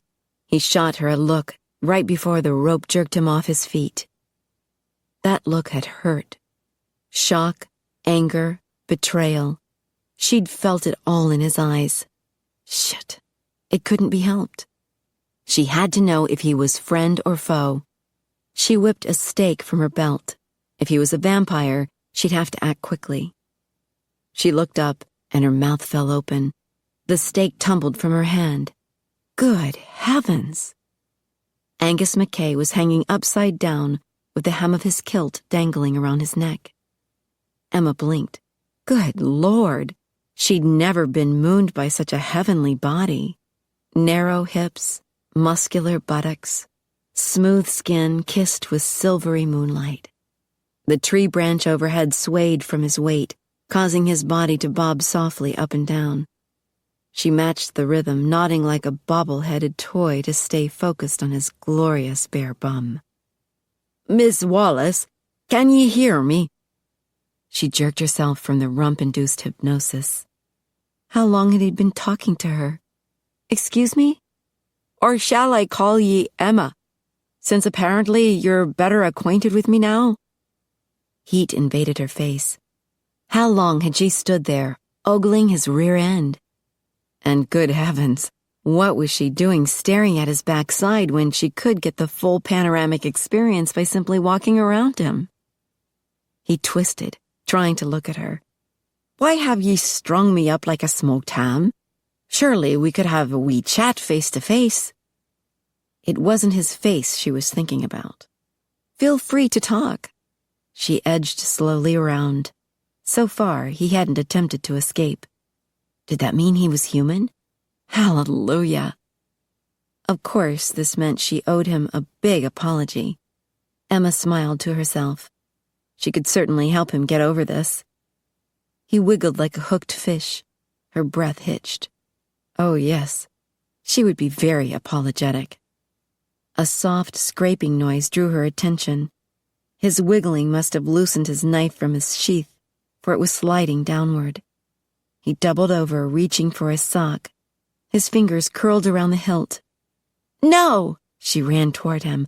With a flying kick, she knocked the knife from his hand. It flew through the air. She landed, then quickly jumped out of Angus's reach. While he muttered curses, she sprinted to where the knife had fallen. "Nay!" he shouted behind her. She dove for the knife, rolled over, and sprang to her feet. The hilt grasped in her hands. She pointed the sharp 7-inch blade toward him. He was gone. Her heart froze. Quickly she spun about, looking for him. The rope remained dangling from the tree limb, uncut. A crushing sensation squeezed her heart. No hero. No man of her dreams. He'd failed the test and teleported away. He was the enemy. She'd have to kill him.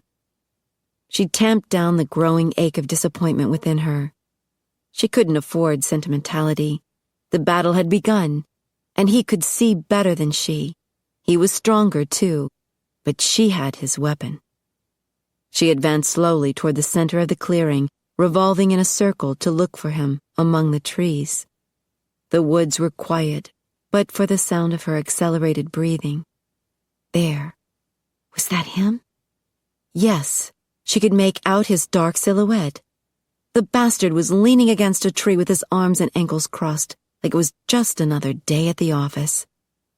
She pointed the knife at him. "Now I know the truth about you."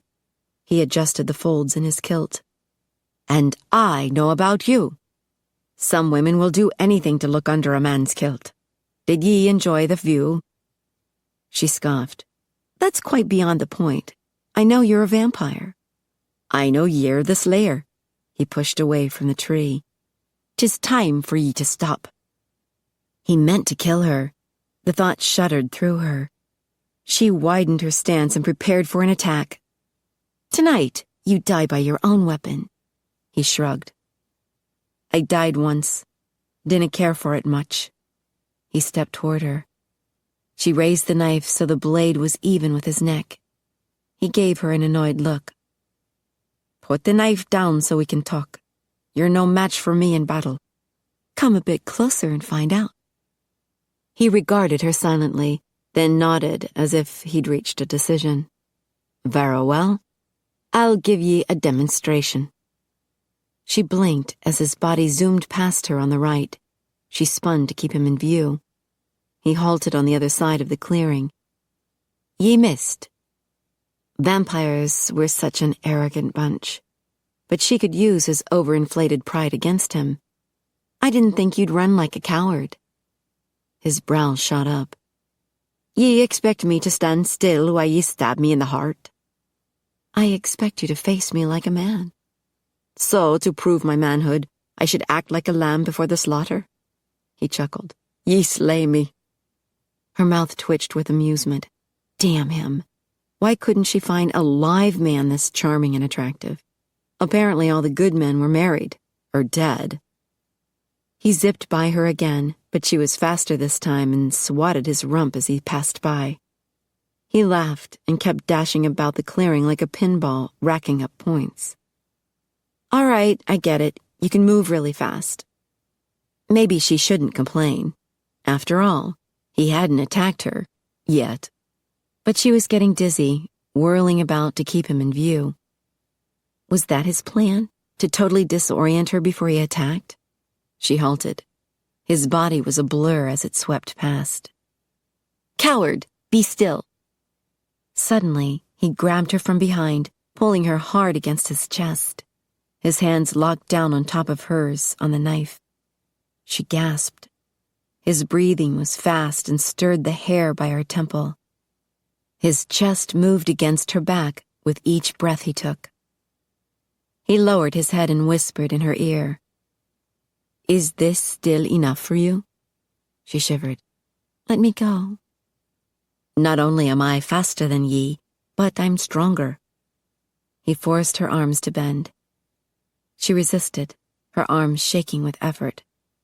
But he soon had the knife up to her neck. She swallowed hard. Normally, in this situation, she would stomp on the assailant's foot while doing a back jab into his ribs with her elbow. But she couldn't move her arms. He had her hands pinned beneath his. You see how easy it is, lass, he whispered in her ear. I won't let you kill me. Sweetheart, I only want to talk to ye. His breath wafted across her neck, causing little hairs to stand up. Don't you dare bite me. Emma, his hands dropped. Ye wound me. She jumped away, turning to slash him with the knife. He dodged her attack, then yanked the knife from her hands and flung it to the side. It spun through the air with a whirring noise. Then the blade embedded itself into a tree with a thud. She grabbed the second stake from her belt and charged. He seized her by the wrist and ripped the stake from her hand. Sweetheart, 'tis difficult to have a wee chat if ye keep trying to kill me. There's nothing to talk about. She backed away, breathing heavily and rubbing her wrist. Did I hurt ye? I dinna mean to. She snorted. Like you care. You've been feeding off humans for years. How many people have you killed? He threw her a stake far into the woods, then faced her, scowling. I have killed more than I wish to remember, but I only kill in battle. Like tonight. Her blood chilled. If you have any honor, you'll give me a fair fight. Lass, you've already decided I'm evil. Why would an evil man have any honor? He had her there. She swallowed hard. He hadn't even bothered to deny his evilness. She crouched in a defensive position, watching, waiting. She ripped the third stake from her belt. Bugger, he muttered. He folded his arms across his broad chest, frowning. You're a black belt in Taekwondo? You should know. You read my personnel file. Aye, put away your stake if you want a fair fight. He glanced around, then pointed to his left. We'll fight over there. The ground is softer for your fall. She huffed. I'm not falling. You are. We'll see. He turned his back to her as he sauntered over to the area he'd chosen. Arrogant vampire. She wedged the stake under her belt, then charged. After a few running steps, she leaped into the air and caught him square in the back with a flying kick. Ugh! It was like hitting a brick wall. She landed on one foot and scrambled to a defensive pose. Meanwhile, he merely stumbled forward one step. Damn him. He turned with a smile. An eager lass. I like that. She snorted. Typical vampire arrogance. It's your greatest weakness, and you're too arrogant to even know it. He affected a wounded look. Sweetheart, be fair. I was an arrogant bastard long before I became a vampire. She was tempted to ask how old he was, but his personal history didn't matter. He was like all the others, an evil murderer. She assumed her favorite attack posture. A fair fight, no cheating. The corners of his mouth tilted up. On my honor. She attacked with a quick series of kicks and punches. He blocked each one. She jumped back and prepared for another round. Damn, he was good. Where did you train? In Japan. I've been going there for lessons for the last 200 years. Her mouth fell open. Good heavens, the things he must have seen. How old are you? 526 years, if ye include my time as a mortal. She gulped. He was a walking museum. He'd lived through the Renaissance, the Restoration, the Age of Enlightenment. He'd worn the clothes, walked the muddy streets, seen history unfold before him. Ah, the stories I could tell ye, he whispered. She stiffened. He'd read her personnel file. He knew she'd been a history major at the University of St. Andrew in Edinburgh. She'd been totally immersed in the mysteries of the past until that cold night when her parents' murder had snapped her into harsh reality.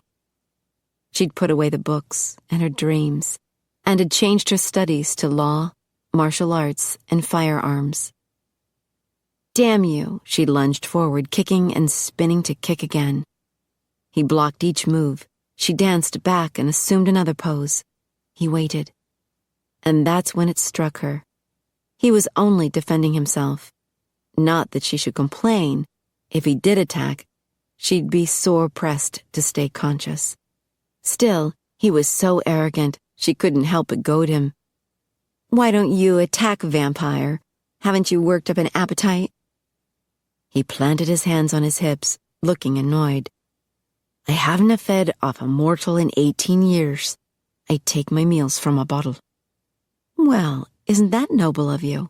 I believe that leaves about 500 years unaccounted for.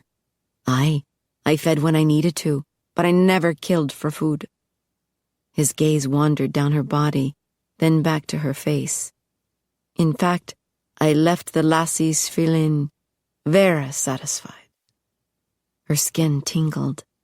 She could almost believe him. It was a false feeling for your victims. You used mind control on them. To give them pleasure, aye. He stepped toward her. A great deal of pleasure. Stop right there.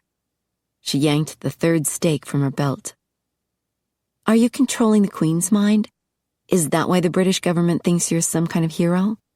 Ah, you've done some research on me. I'm flattered. Don't be. She raised the stake. He sighed. Sweetheart, can we no talk without ye threatening me with your wee stick? Stop calling me sweetheart and answer my question. Are you controlling the Queen's mind? Nay, I have always been a loyal subject. He shrugged slightly. Except for the time I was a Jacobite, but I have always served whomever I believed was the rightful king. Did he actually know Bonnie Prince Charlie? Good heavens, the questions she would love to ask, but he was tempting her on purpose, luring her in, no doubt, to make her easier prey. I read that your parents were murdered. he whispered. Her hand squeezed tight around the stake. "It's none of your business." She was wrong about him using temptation. That was too gentle a word. This was an outright psychological attack. The bastard. "And ye lost your brother and your aunt." His gaze was full of sympathy. "I know how it feels to lose loved ones." Rage boiled within her. Pity from a vampire? He was the same kind of monster as the fiends who had murdered her parents. "Shut up!" She charged at him. One way or another, she'd take him down and use her stake. She kicked at his groin. He jumped back into a crouch and spun, knocking her legs out from beneath her. She fell back. Bugger. He dove for her with amazing speed. Her rump hit the ground as he landed beside her, reaching a hand behind her head. "What?" She stared at him, dazed. For some reason, he was lying beside her, cradling her head a few inches above ground. He leaned over her, so close she could see the reddish glint of whiskers along his jaw. His massive chest pressed against her. What was he doing? Examining her neck? "Stop!" She swung the stake toward his back. "Enough!" He yanked the stake from her hand and tossed it into the woods. She had only one stake left in her belt. She'd have to be careful, catch him by surprise. For now, she'd act calm, subservient. He leaned over her again, fiddling with something behind her head. His breath wafted across her face, surprisingly sweet. In fact, his whole body smelled surprisingly good, clean and masculine. How could that be? "What are you doing?" she whispered. Slowly he lowered her head to the ground, but kept his hand on the back of her neck while he rested on his elbow. "Dinna want ye to fall on this." He showed her a sharp rock in his other hand. "'Twas on the ground where your head was about to hit." He tossed the rock into the woods. You were trying to protect me?" "I apologize for making ye fall, but I was a wee angry after ye tried to kick me below the belt." He frowned at her. "Whatever happened to your fair fight?" "You're faster and stronger. I had to do something to even the odds." "You're a fierce fighter." His gaze wandered to her mouth and lingered there. "We're more evenly matched than ye think." A shiver coursed through her. Had he actually tried to protect her? But there was no such thing as a nice vampire. This had to be part of his psychological warfare. "What do you want from me?" His gaze lowered to her neck. "If you bite me, I swear I'll kill you." "Ye have so much rage trapped inside." His gaze drifted downward. He placed a hand lightly on her thigh and dragged it up to her hip. "There are other ways to find release." Her heart thudded. She was wrong again. He was using more than psychological warfare. He meant to seduce both her mind and her body, and it didn't help that his gentle touch was igniting a trail of sparks along her thigh and hip. She sucked in a shaky breath. Okay, she could play this game too. And once he was thoroughly distracted, she'd use her one remaining stake. She placed her palms on his forearms and glided up and over his bulging biceps. Good heavens, no wonder he wielded that heavy sword so easily. "I suppose you're just the man to help me." She slid her hands onto his shoulders and gave him what she hoped was a seductive look. She gasped. His eyes were red and glowing. Her fingers dug into his shoulders. Shit, this had to mean he was hungry. She needed to act fast, remain calm. She forced her fingers to relax and slid her hands down his chest. "You're so beautiful," he whispered, brushing her shoulder-length hair away from her neck. Oh God, he was preparing her neck. But she was ready. Her hands had reached his waist. She fisted one hand and punched him in the gut while she whipped the final stake from her belt and aimed for his godforsaken heart. "The devil take it, woman!" He yanked the stake from her hand and slammed it into the ground beside her head. With a gasp, she turned her head to look. Only an inch of the stake showed above ground. She'd be dead if he'd impaled her with it. He placed a thumb on the rounded end of the stake, and with a growl, he pushed it so far into the ground it made a hole. He glowered at her, his eyes still red but less luminous. I was a fool to think ye could like me. For some strange reason, she actually felt bad about disappointing him. I had to defend myself. You were going to bite me. Nay, I only wanted to kiss you, she snorted.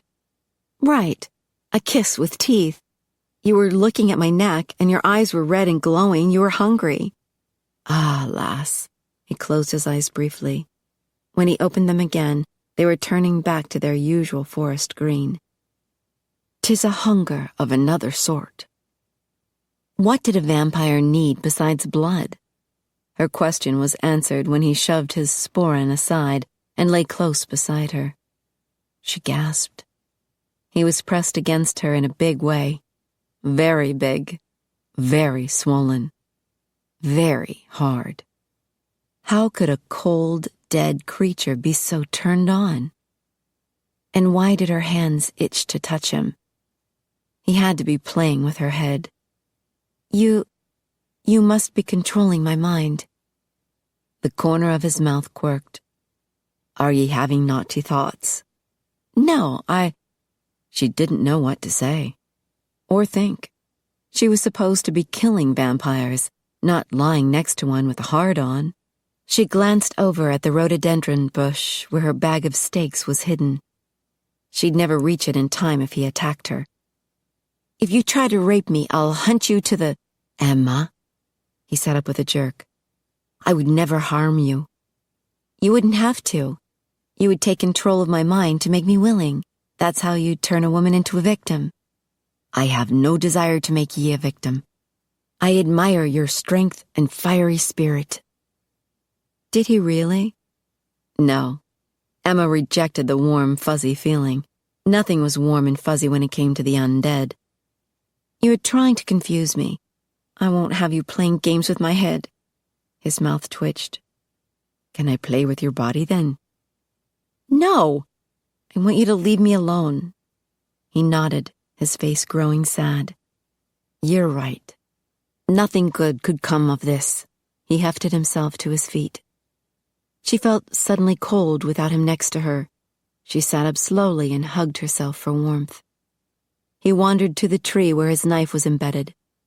I'll leave ye alone if ye agree to one thing. He yanked the knife loose. Ye'll give up slaying. Never! She scrambled to her feet. Your fellow vampires are murdering people. I have to protect the innocent. I know about evil vampires, lass. I've been fighting them for centuries. Yeah, right, she scoffed. Then how come there are so many of them? You haven't been doing a very good job. As if she believed him in the first place. They have us outnumbered, that is true. He slid his knife into the sheath beneath his knee sock. Then I'm helping to even the score. I know what I'm doing. Nay, you do not. He straightened, scowling at her. You'd never survive a real fight. I lost count of how many times I could have killed ye tonight. She raised her chin. You can't make me stop. Then I'll need to be more persuasive. The look he gave her made her heart pound. I'll see ye tomorrow. He picked up the stake she'd dropped by the trap. Then he strode over to the rhododendron and grabbed her bag of stakes. Face the facts, Miss Wallace. You're out of business. You can't stop me. I have more stakes at home. His wide mouth curled up in a smile. Then perhaps I should drop in for a wee visit. Ye live in Soho, aye? She swallowed hard, her and her big mouth. Be sure to wear something sexy, he whispered, then vanished right before her eyes.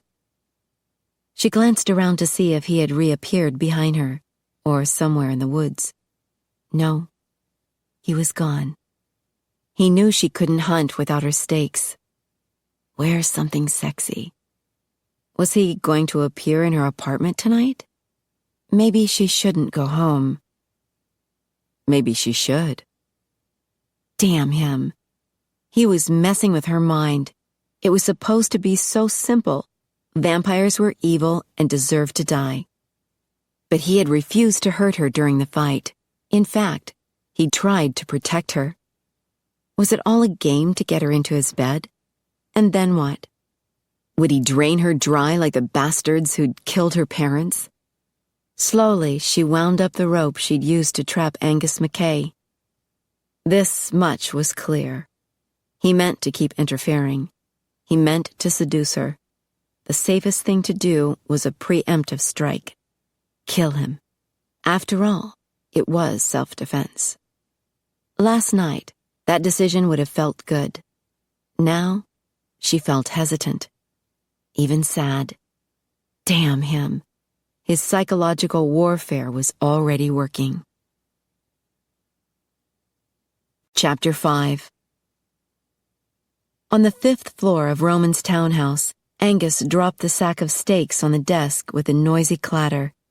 He'd teleported to Roman's Upper East Side home so many times over the years, he no longer needed a sensory beacon. The journey was embedded in his psychic memory. He had merely closed his eyes, concentrated, and he was there. Even so, he lifted his kilt to make sure he'd arrived intact. Bugger. He was still swollen. What the hell was wrong with him? It was one thing to lust after a mortal, but to desire one who wanted to kill him? Roman would have a field day analyzing that. Over the centuries, Angus had come to rely on the former monk for advice and counseling. Roman would probably announce that good old Angus was suffering from some sort of middle-aged crisis, trying to prove his youth and vigor by seducing a beautiful mortal young enough to be his great-great-great-great-granddaughter. Come to think of it, that was probably not enough greats. He was being a fool. All he had to do was talk to her, convince her to quit slaying. Getting her to like him wasn't on the agenda. She would never like him. Why torture himself by longing for the impossible? "Ach, 'tis you," Ian spoke behind him. Angus quickly dropped his kilt and turned to greet Ian. "I've just returned." Ian nodded, his gaze dropping to Angus's lopsided sporran. "I thought I heard some noise up here." His gaze shifted to the sack of steaks on the desk. Angus removed his pewter flask from his sporran, using the opportunity to straighten the leather bag. "I was just about to refill my flask. Would you like a wee dram?" "Aye. Thank ye for offering. Most vamps would not." Angus headed toward the minibar. "Why wouldn't I?" Ian snorted. "Roman's ex-harem opened a racy vampire club, and the damned bouncer there says I'm too young to go in." "Ridiculous." Angus located his bottle of Blisky and unscrewed the top. "You're almost as old as I am." "No one believes it." Angus glanced at his old friend with a smooth, youthful face. He'd found Ian fatally wounded on the battlefield of Solway Moss in 1542, and he'd transformed him there in the dark, amidst the groans of dying soldiers. What else could he have done? Leave a 15-year-old to die? At the time, it had seemed a terrible, tragic waste of youth, and Angus had thought he was doing the young soldier a great favor. But he had trapped Ian for all eternity with the face of a boy. Angus sighed as he poured himself and Ian a glass. It just went to show him, interfering with mortals was always messy and tainted with regret. He should never allow himself any sort of feelings for Emma Wallace. "So I take it you found the Slayer?" Ian peeked into the sack on the desk. "Are these her steaks?" "Aye." Angus refilled his flask with Blisky. Bugger, his bottle was almost empty. "She tried to use a few of them on me." "Really?" Ian's eyes widened. "Are ye all right?" "Aye, I'm fine."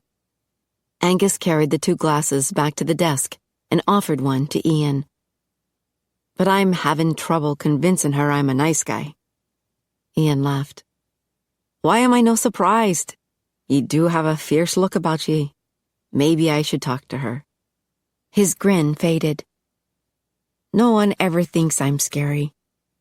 Angus patted him on the back. "They fear ye on the battlefield." He downed his glass and winced. Bloody strong stuff. But it would take the edge off his hunger for blood, and his lust for Emma Wallace. He upended the bag and dumped some of Emma's steaks on the desk. He picked one up and read the word, Mum. Ian grimaced.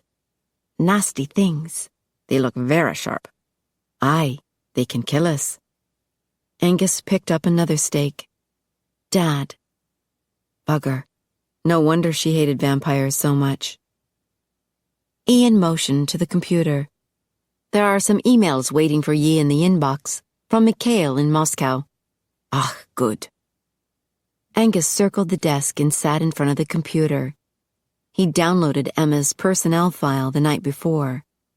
He'd learned a lot of interesting information, most importantly, that her parents had been murdered in Moscow 6 years earlier.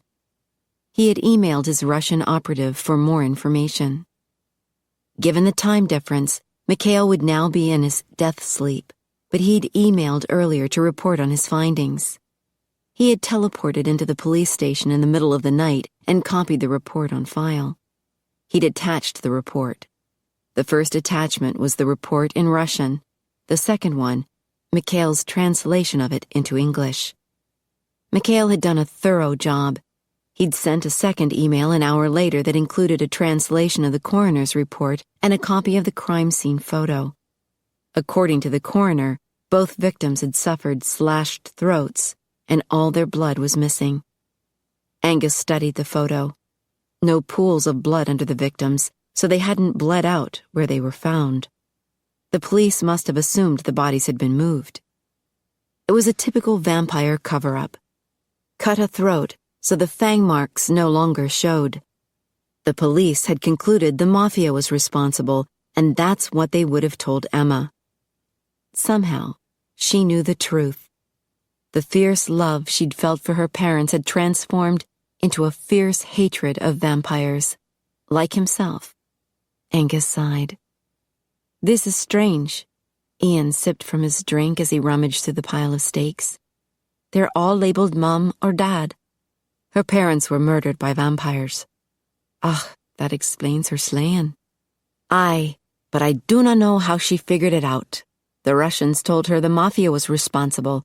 Why would she suspect vampires? How would she even know we existed?" Ian shrugged. "Maybe she witnessed the attack." Angus shook his head. They would have never let her survive. He double-clicked on her personnel file to open it, then skimmed through it. She was in Edinburgh when the attack took place. Ian leaned against the desk. "But she's psychic, no?" Angus glanced up from the report. "Ye may be on to something." Had she somehow witnessed her parents' murder in her mind? It would certainly explain her rage and need for revenge. "Did ye convince her to stop?" Ian asked. "No yet. She's very stubborn." "Well, she is Scottish." Angus smiled. "Aye, she's a fierce fighter too. Gregory says she's hot." His smile faded. "Gregory will be lucky if he lives another week." Ian's mouth twitched. "He complained to Roman about you." Angus shrugged and started typing an email to Mikhail. "Your next assignment. Locate the vampires who murdered Emma Wallace's parents." It might be an impossible request, but Mikhail would give it his best shot. Angus clicked on send, then noticed Ian was still hovering by the desk. "Anything else?" "Aye. Roman wants to see you. Shanna, too. She says it's been 6 months since your last checkup." Angus shook his head, smiling. Was there anything Roman wouldn't do for his wife? The man was so besotted, he'd actually opened a dental clinic at Romatech so Shanna could continue her profession in a safe place. Most vamps had been a bit weary of having a mortal poking around their mouths, so Angus had been the first in line to show his support. Then, he'd quietly suggested all his employees get a checkup. Anything to help Roman. The monk had saved Angus's life and given him a reason to live. Angus wanted his old friend to be happy, but he couldn't understand how marriage to a mortal could ever work. Mortals were so short-lived, so emotional. Their wounds were all recent and raw, whereas a vamp had the luxury of centuries to cushion the blows.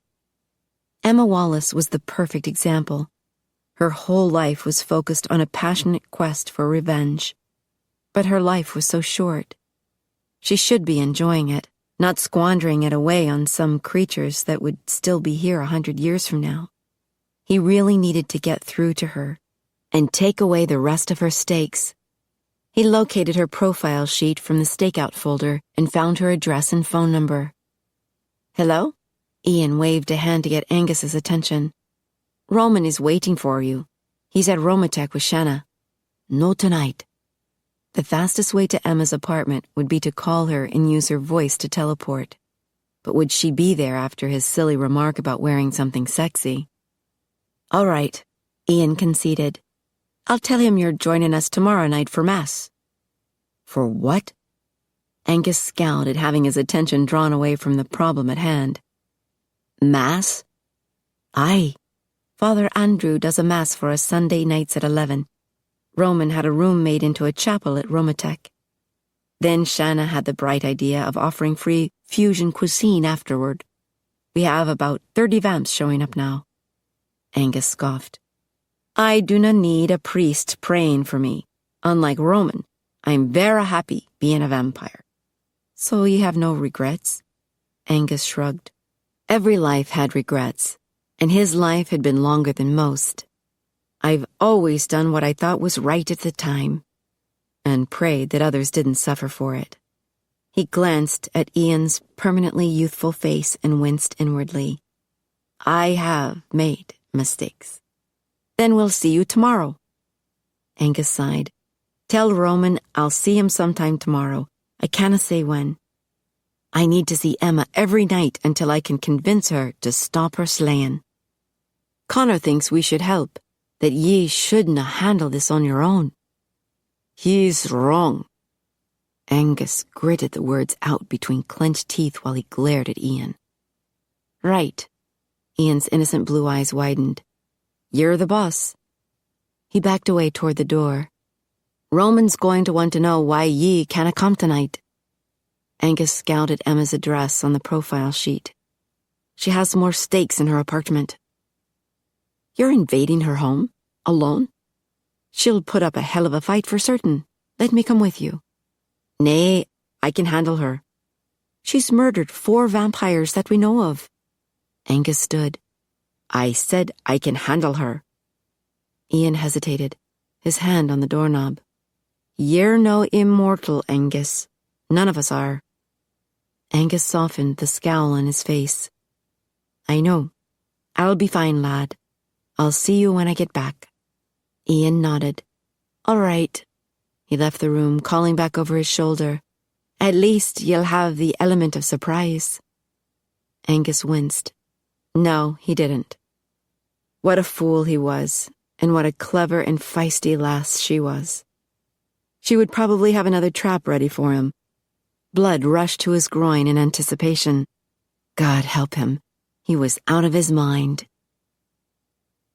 Katya Miniskaya smiled politely as one of her Russian coven members entered her office.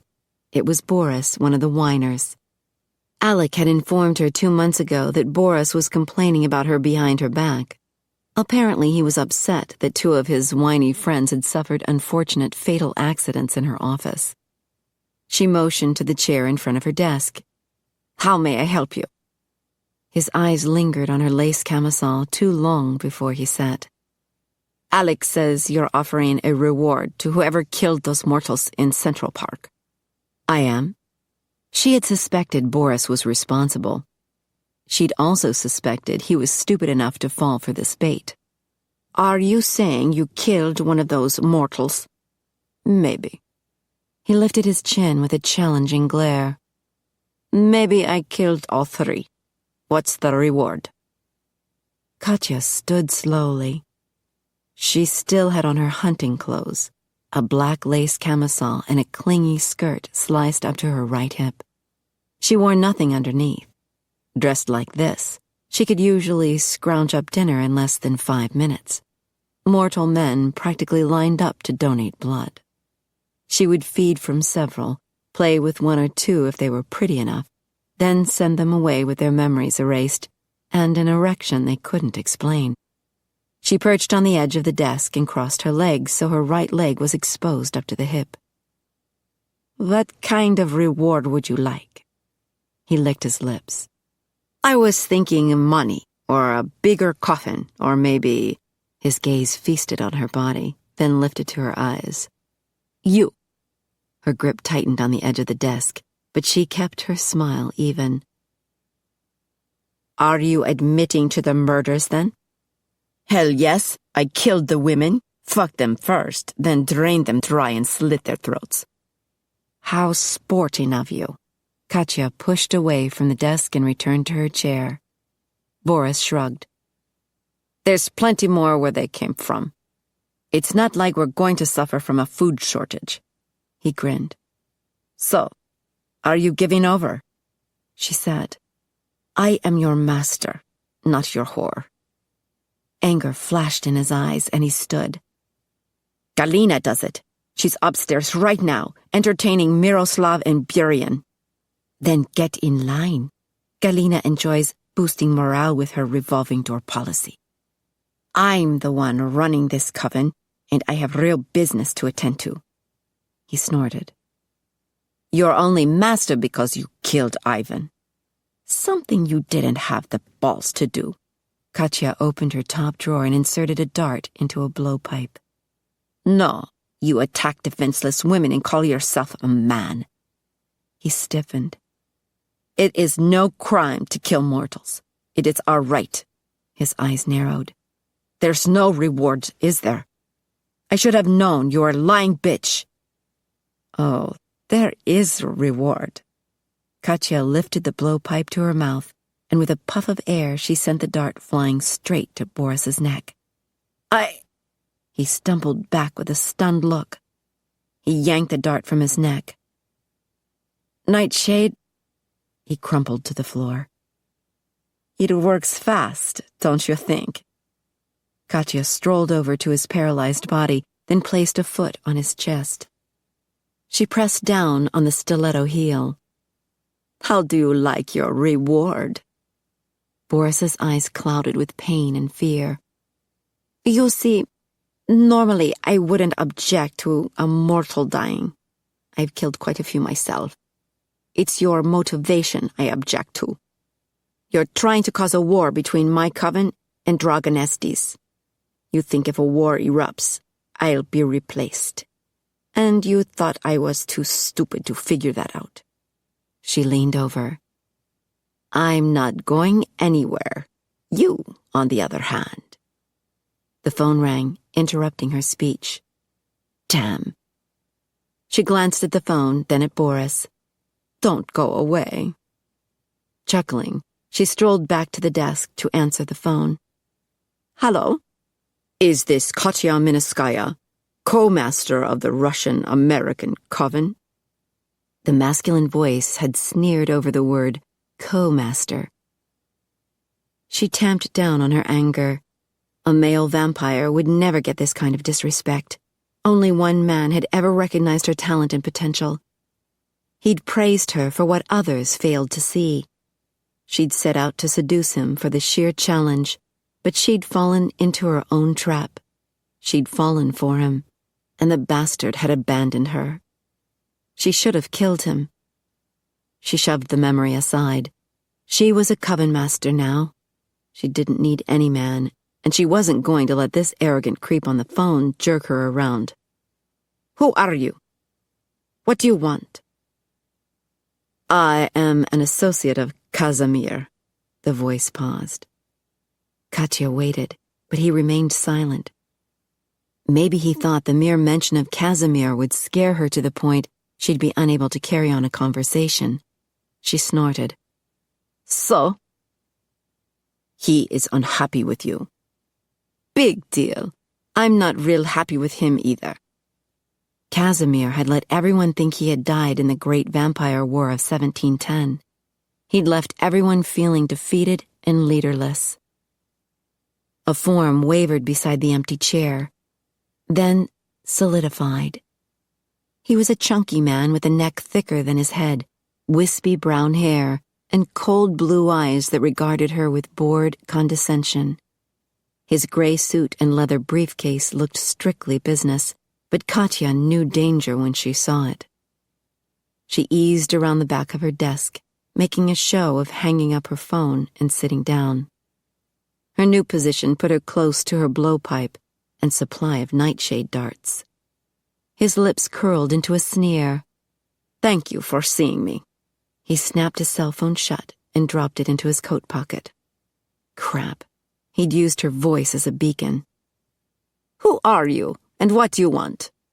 "I am Yedrik Yanov, a close friend of Casimir."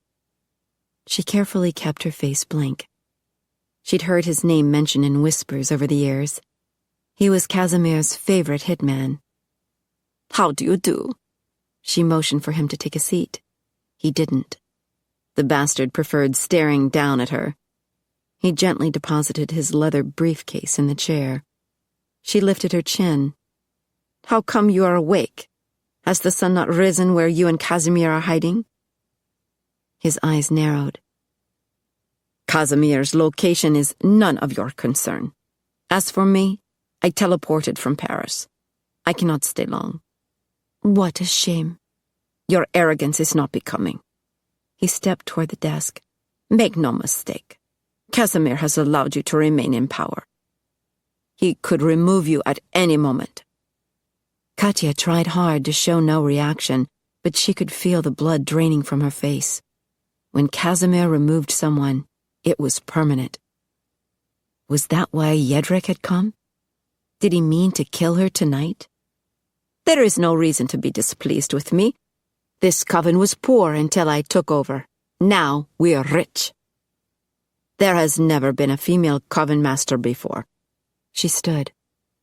"You think I'm not tough enough for this job?" She motioned to the floor behind Yedrik. "Say hello to Boris." Yedrik glanced at Boris without comment, then returned his gaze to her. "You dress like a slut." "These are my hunting clothes. I'm guaranteed several quarts within 5 minutes. I like to call it fast food." "You took over by murdering Ivan Petrovsky." She shrugged. "An ancient and time-honored method for career advancement." "Petrovsky was the one who saved Casimir's life at the end of the Great War." She was screwed. "I didn't know that. Everyone thought Casimir was dead.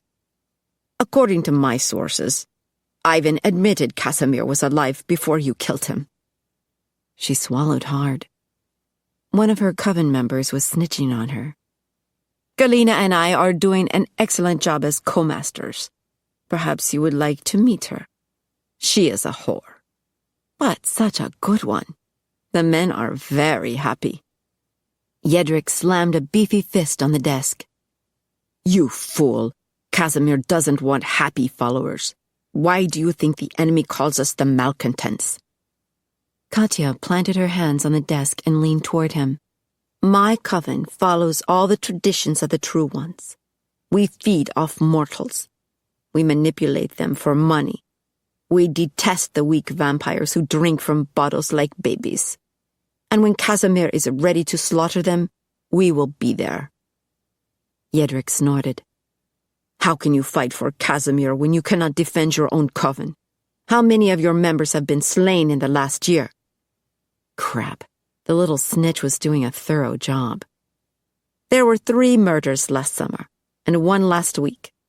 But I have taken care of it." "How? Did you capture the slayer?" Yedrik glanced back at Boris.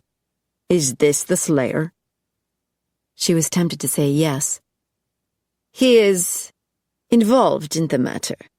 As I said, I have the situation under control. Casimir wants proof of your commitment." "Proof? That's easy enough. Say goodbye to Boris." Katya grabbed the wooden letter opener off her desk. marched over to Boris and stabbed him through the heart. He turned to a pile of dust on her carpet.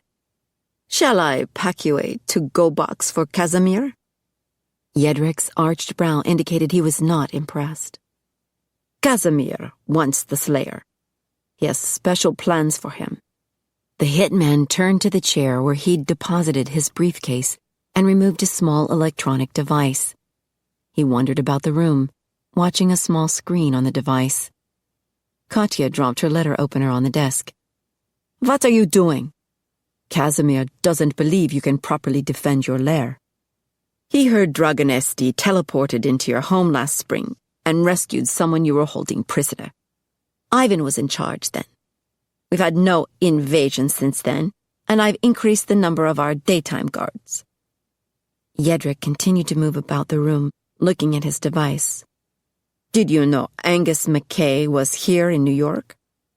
Katya swallowed hard. Jedrik sneered. "I'll take that as a no. I'm sure he comes often. Dragonesti is one of his clients. Not that Angus would ever bother to see her. Interesting that he's here at this time, don't you think?" Did Casimir suspect Angus was involved in the slayings?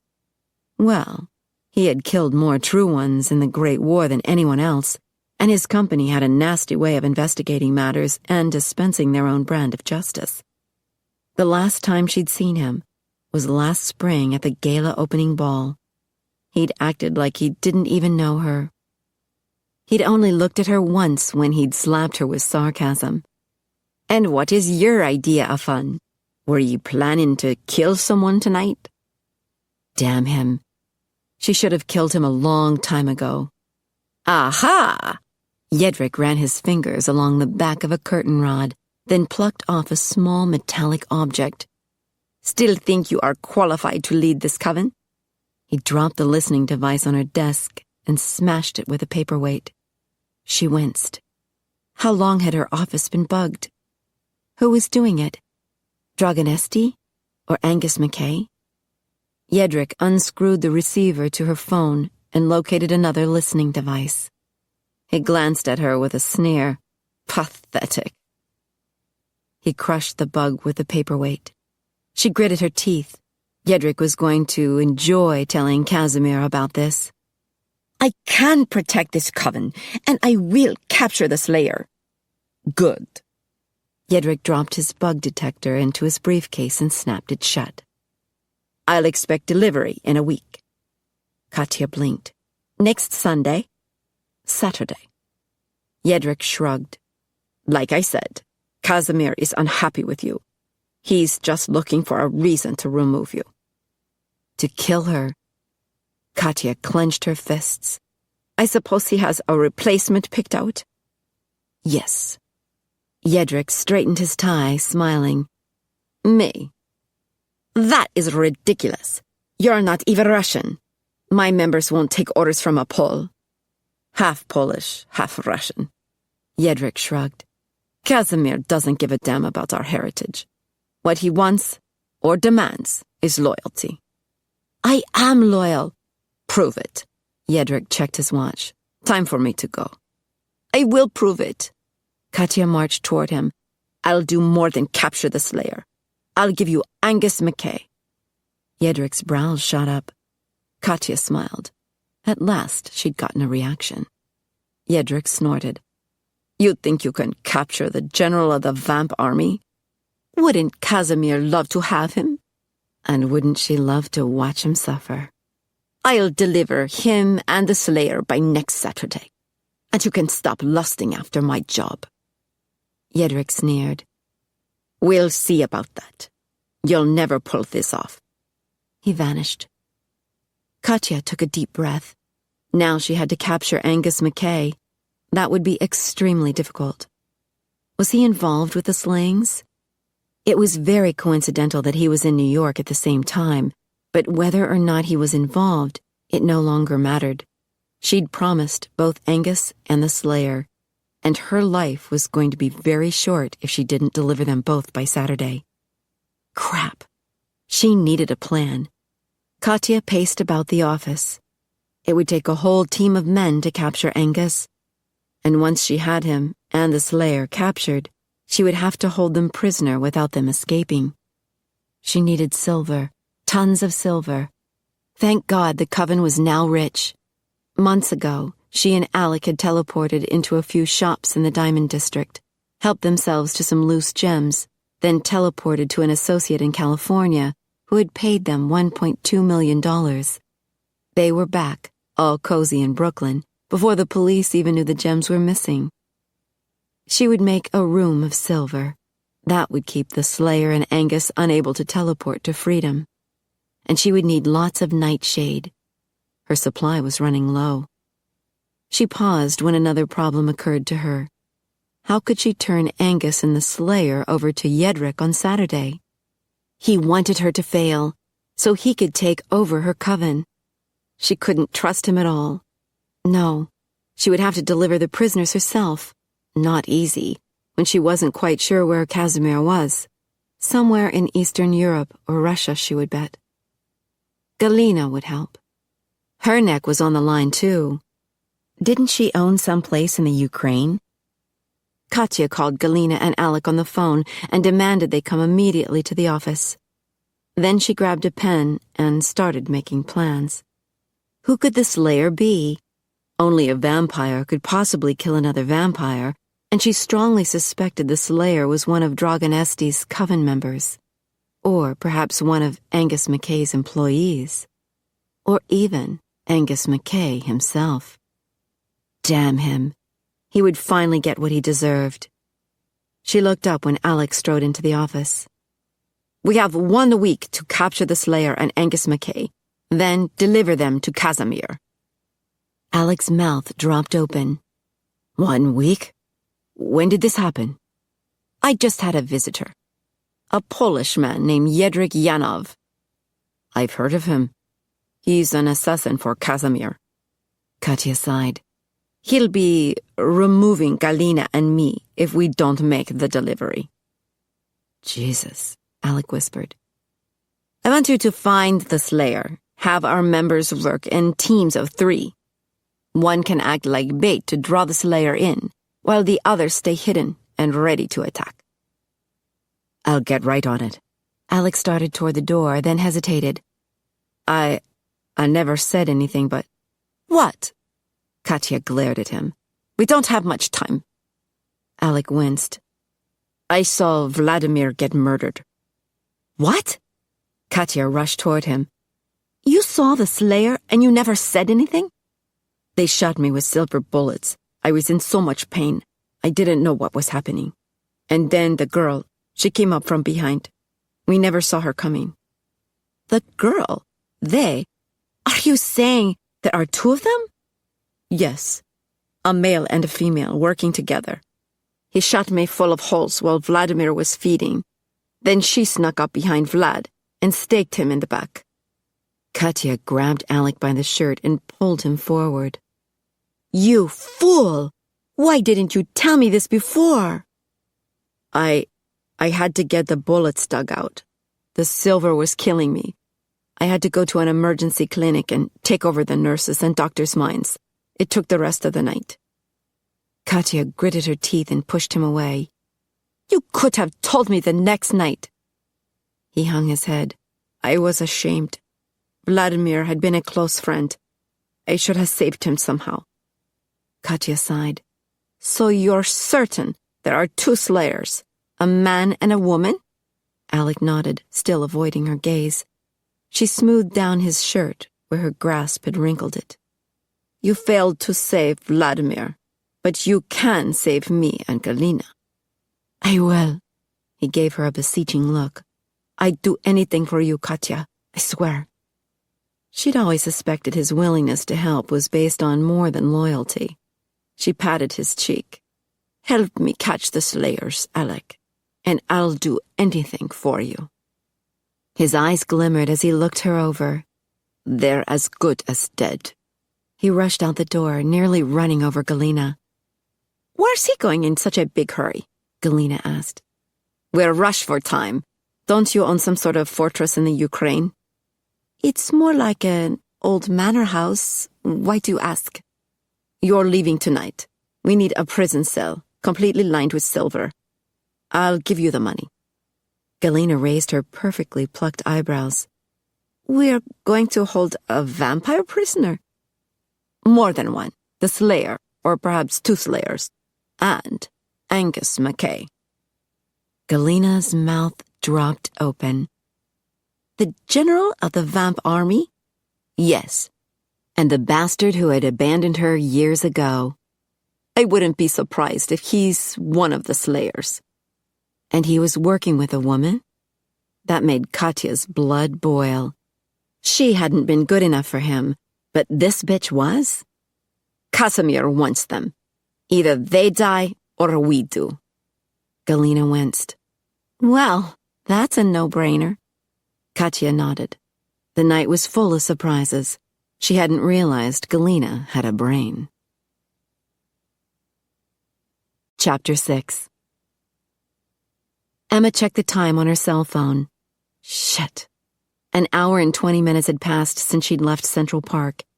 After Angus McKay's remark about visiting her at home, she'd realized she was in dire need of more ammunition. She'd taken a cab to the federal office building in Midtown, then rushed to the stakeout team's office on the 6th floor. There, she'd helped herself to several items from the armory, a pair of silver handcuffs, some silver chains, silver bullets for her Glock, and a crate full of steaks since she had only a handful left in her apartment. Unfortunately, the security guards on the first floor hadn't liked her waltzing off with so much equipment and no requisition forms. She'd been forced to spend 15 minutes filling out bloody paperwork. And then, she'd had trouble finding another cab. They didn't hang around office buildings on a Saturday night. Now she was almost home with her stash of goodies. She glanced at the meter on the taxi dashboard and pulled out some bills to pay the driver. She could only hope Angus McKay hadn't beaten her to the apartment. The driver pulled to a stop in front of her building in Soho. The street was dark, except for little circles of light surrounding the street lamps. A few people were out, walking dogs or chatting happily with neighbors. She paid the driver and climbed from the back seat. The silver stuff had all been stuffed into a grocery sack. She set the sack on the roof of the taxi, then reached in for the crate of steaks. As she straightened, something prickled the back of her neck and caused her to hunch her shoulders. She was being watched. Even with her psychic powers relaxed, she could feel a presence. She glanced at the 3rd floor of her apartment building. All the windows were covered with closed blinds. Her apartment was the 3rd window from the left. Was that a gap between 2 slats? She narrowed her eyes. The blinds flipped open. She gasped. Angus was there. Hey, lady, the cabbie yelled. You gonna stand there all night? Shut the door. Emma tossed the crate back into the cab, grabbed the sack off the roof, and climbed back into the cab. Drive. What? The cabbie gave her an annoyed look. Where to? Just drive, now. He stomped on the accelerator. Emma twisted to look out the back window. The blinds had been pulled up in her apartment, and the dark silhouette of a man filled her window. She could feel his eyes on her, watching. She could feel his presence hovering around her. She faced front. Shit. She hated running away, but there was no way she was going to fight a vampire unprepared. And it wasn't like she could ask him to please step out for 10 minutes while she set a trap to kill his ass. His gorgeous ass. The memory of him hanging upside down sneaked into her head. The taxi reached the end of the street. Where to, lady? Turn right. Emma pounded a fist on her knee in frustration. She hated to retreat, even when it was the best choice. Think. She needed a place where she could prepare for battle in secret. Then, when she was ready, she'd invite him over. Of course, Austin's apartment. It was close by in Greenwich Village, and it was bigger than her place, a much better place for battling a vampire. She gave the cabbie the address. She had become good friends with Austin Erickson while he was on the stakeout team. After Sean had blacklisted him from any decent work, Austin had taken a construction job in Malaysia. It had to be paying really well since he'd kept his apartment in Manhattan. Emma had volunteered to keep an eye on it. Thank goodness. It afforded her the perfect place to set her trap. Maybe she would lure Angus into the bedroom. The bed was decorated with cast-iron spindles. It was perfect for the silver handcuffs. And Angus, surely he would follow her into the bedroom. His attraction to her was no secret. She recalled the feel of his erection pressed against her thigh, the touch of his hand as he caressed her hip, his boast about leaving women vera satisfied. She was tempted to see if that was true. He did claim to be a man of his word. No, he wasn't a man. With a groan, Emma leaned back against the seat. A part of the battle was within herself. The devil take it! She was getting away. Angus had been disappointed when Emma didn't answer the phone. He'd been forced to use her answering machine as a directional beacon. Since his arrival a few minutes earlier, he'd taken the liberty of examining her tiny apartment. Nothing interesting but a handful of steaks on her coffee table, with a permanent marker nearby. He could imagine her watching the telly while she labeled each steak with Mum or Dad. He wondered if she was simply going somewhere to wait for sunrise. He'd be forced to leave before dawn. Still, he wanted to talk to her tonight. He needed to convince her once and for all to give up slaying. He gazed out the window. Her cab had reached the end of the block. He could teleport to the corner in a second, but an elderly woman was standing there with her dog, waiting to cross the street. If he suddenly appeared beside her, she might keel over and die of fright, or break a hip. Mortals, especially old ones, seemed so fragile. Angus spotted a dark area next to a flight of stairs leading into the corner building. He focused and teleported into the shadowed area. He felt under his sporran to make sure he was intact, then stepped from the shadow. The cab turned right. The lady hobbled across the street, unaware of his presence. Her dog spotted him, though, and pranced about yapping. He glared at the little terrier. Silence. With a whimper, the dog sidled up to the old woman. Angus groaned inwardly. He'd always loved animals as a mortal, so it irked him when they acted terrified of him. Not quite human. Roman's discovery still nettled him. No wonder animals reacted poorly around him. They could sense what he hadn't realized all these years. He watched Emma's cab driving away in the distance. It slowed to make a left turn. He zoomed after it at vampire speed and continued to follow. Whenever the cab stopped, he remained hidden. If Emma saw him, she'd lead him on a wild goose chase all over Manhattan. Luckily, she didn't go far. The cab halted in front of an apartment building in Greenwich Village. He waited behind a delivery van while she unloaded a bag and a crate from the back seat onto the sidewalk. More steaks? He'd seen an empty crate like that at her apartment. She paid the driver, then dug a key ring from her pants pocket. A key. She had a boyfriend. The conclusion slunk into his thoughts like a poisonous snake. He gritted his teeth as she unlocked the entrance door and carried her belongings into the foyer. A damned boyfriend. A mortal lover. Whoever he was, he wasn't good enough for her. Did he even know what she was doing at night? There was no way he could protect her. Angus was the only one for that job. He clenched his fists, knowing good and well that the snake coiled in his belly had a name. Jealousy. He marched across the street, scowling at the glass door Emma had just entered. It would be locked now, but that wouldn't keep him out. He'd simply teleport. Brakes squealed, and a horn blared. He spun to his left just as a taxi screeched to a halt a few inches in front of him. The devil take it! He'd nearly been run over. Not that a few broken bones would kill him, but it would have hurt like hell. The taxi driver yelled a few obscenities at him. Angus nodded in agreement. He was a damned fool. He'd let an alleged boyfriend get him so upset, he'd walked right in front of a moving car. He stepped onto the sidewalk to let the taxi pass. He needed to get a grip. Emma could be staying with a girlfriend. Why would he automatically assume she had a boyfriend?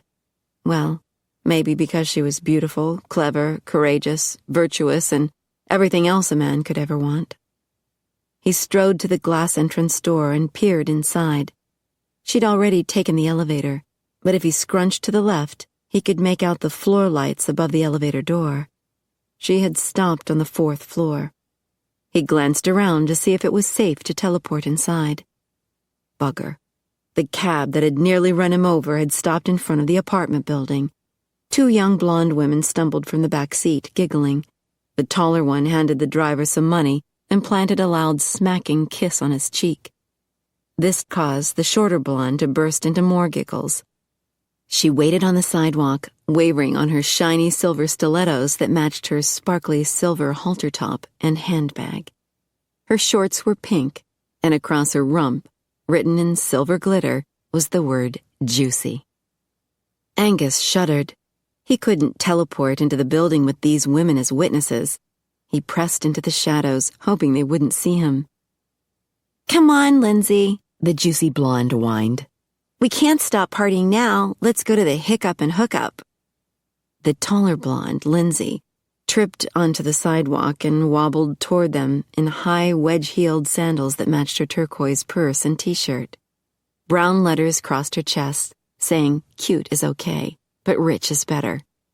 She planted her fists on the strip of bare skin above her brown miniskirt. "I am never going back to that club. The guys there are a bunch of losers. I swear all the hot guys have left town." "I know, right?" Juicy flipped her long hair over her shoulder. "I think they all left the country." "Yeah, I think they all went to, Pittsburgh," Lindsay concluded. Angus sighed. How long were these ladies going to stand around talking about nothing? He realized there were hot pink streaks in Juicy's hair. Could that cause brain damage? Hard to tell with these two. Maybe he should go ahead and teleport inside. They were so drunk they'd never notice. "Ooh, look, Tina," Lindsay careened toward her friend. "There's a hot guy behind you." Tina, the princess formerly known as Juicy, whirled around, lost her balance, and crashed into Lindsay. They both giggled. Angus groaned inwardly. "Ooh, he's yummy," Tina wove toward him. "I saw him first," Lindsay pushed her friend, and Tina crashed onto a potted plant next to the door. "Ouch!" Tina rubbed the wrong hip, while she gave Angus a helpless, injured look. "Aren't you the guy we almost ran over?" Lindsay squinted at him. "We stopped so fast, I thought I was gonna hurl." "You wish," Tina muttered. "He only drank 10,000 calories tonight." Lindsay leaned toward Angus, making his eyes water from the fumes on her breath. "I love your skirt. Is it Versace?" "'Tis called a kilt. I have a tailor in Edinburgh." "Ooh, you must be Irish." Tina lurched toward him. "I just love your accent." "Actually, I'm Scottish." He tried to back up, but was already pressed against the building's brick wall. Lindsay ran a long pink fingernail down his arm. "Would you like to come upstairs for some coffee?" "Yeah, some Irish coffee," Tina snickered. "You look a little hot in this sweater." Lindsay traced a knitted cable with her polished fingernail. "We could help you get more comfortable." "It'll be fun." Tina pulled a key from her silver-spangled purse and unlocked the entrance door. Angus cleared his throat. "I do need to see someone inside this building, if ye do not mind letting me in." "Oh, darling, we'll let you in." Lindsay gripped his arm to drag him into the foyer. Tina punched the elevator button. "I get him first." "Do not." Lindsay released Angus to get in front of Tina's face. "I saw him first." Angus wandered over to the mailboxes while the 2 blondes argued over him. Luckily, each box was listed by number and the last name of the occupant. He examined the boxes for the 4th floor. One name looked familiar. "I know," Tina announced. "Let's do him together." They burst into giggles. The elevator door opened. "Come on." Lindsay called. "Irish boy, let's go." He frowned at them. "Would ye really let a strange man into your apartment? I could turn out to be some kind of monster." The girls' eyes widened and they stared at him, then at each other. Then they erupted with laughter. "Yeah, right." Tina held the elevator doors open. "I'm so scared, I think I wet my panties." "Mine are already wet." Lindsay slunk toward him, trying to give him a sexy look through her lashes. Unfortunately, her wilted mascara stuck one of her eyes shut, and she ended up twitching and blinking to get her eye open. "Would ye happen to know this person?" Angus pointed to the mailbox for apartment 421. "The name is Erickson." Lindsay wrinkled her nose. "Yeah, I know him." She turned to Tina. "Remember the guy in 421? He was so rude." "I know, right?" Tina leaned against the elevator door. "I asked him to help me open a jar of pickles, and he said I was already pickled." "I haven't seen him in months," Lindsay said. "But he was really cute. I swear all the hot ones have left town." "Is his name Austin?" Angus asked. "You're looking for Austin?" Lindsay's mouth fell open. "Oh my God, you're gay." Angus stiffened. "Nay, Shit, we should have known." Tina pointed at him. "I mean, look, he's wearing a purse." "'Tis no a purse," Angus gritted his teeth. "'Tis called a sporran, and 'tis a fine manly tradition." "Whatever." Lindsay waved a hand in dismissal. "Why were you trying to pick us up when you're gay?" "Yeah," Tina sneered at him. "You're just a poser." "Yeah, he's a poser." Lindsay marched toward the elevator. "I bet he's not even Irish." Angus heaved a sigh of relief when the elevator doors swooshed shut. Thank God he drank out of bottles and no longer had to deal with the modern mortal world in order to survive. Courting women like Lindsay and Tina could drive a vampire to leap into the sunlight. Thank God Emma was different. She was special, clever, and lovely, and most probably staying in Austin Erickson's apartment. The elevator stopped at the 4th floor. Bugger. Lindsay and Tina would be floundering around that hallway for 5 minutes. He'd have to wait. Or maybe he should just go home. If Emma realized he knew where she was, she'd leave again. No, it was better to leave her alone. He'd teleport back to Roman's townhouse and send her an email asking to see her tomorrow night. He closed his eyes, thinking of her shiny dark hair and amber eyes, the graceful curve of her cheek and neck. Good night, Emma. Sleep well. Emma dropped the crate on Austin's sofa, then took the sack of silver goodies into his bedroom. She studied the room. Yes, this would work nicely. She'd put some fresh sheets on the bed, and after sunrise, she'd go back to her apartment for her laptop and some clothes. Some sexy clothes. She headed back through the living room to the kitchen, where she found a knife to pry open the crate. Good night, Emma. Sleep well. With a gasp, she fumbled the knife on the countertop. Angus. She grasped the knife in her fist and whirled around. The room was empty. Of course it was. The voice hadn't been close by, it had been inside her head. She poured psychic energy into a wall of defense. How dare he enter her mind like that? She knew it was him. The voice had kept all the qualities of Angus's voice, the deep, masculine tone, the soft lilt of his accent. How had he managed the connection across town? Unless... She dashed to the living room window and peeked through the blinds at the street below. A few pedestrians were out, but no men in kilts. She closed the blinds. Had he somehow discovered her whereabouts? She ran to the front door, flipped the locks, and looked outside. 2 blonde women were teetering down the hallway, jabbering and laughing. The taller one wore brown and turquoise, the shorter one pink and silver. They stopped a few doors down. The taller one struggled to get her key into the lock. Emma stepped into the hall to peer around the women. She hid the knife behind her back to keep from alarming them. The hallway was empty. The taller blonde dropped her key on the floor. Shit. She leaned over to pick it up and tumbled onto her face. The shorter one giggled. God, Lindsay, you're so smashed. Lindsay stood and smoothed down her brown miniskirt. I'm not smashed. I'm totally hammered. With a shake of her head, Emma headed back into Austin's apartment. Let me try. The shorter blonde pushed Lindsay aside to unlock their door. Lindsay careened into the opposite wall, then spotted Emma. What are you doing? Isn't that Austin's apartment? Yes, he's out of town, so I'm house-sitting for him. We're good friends. Emma started to close the door. Wait, Lindsay lurched toward her. You can't be his girlfriend.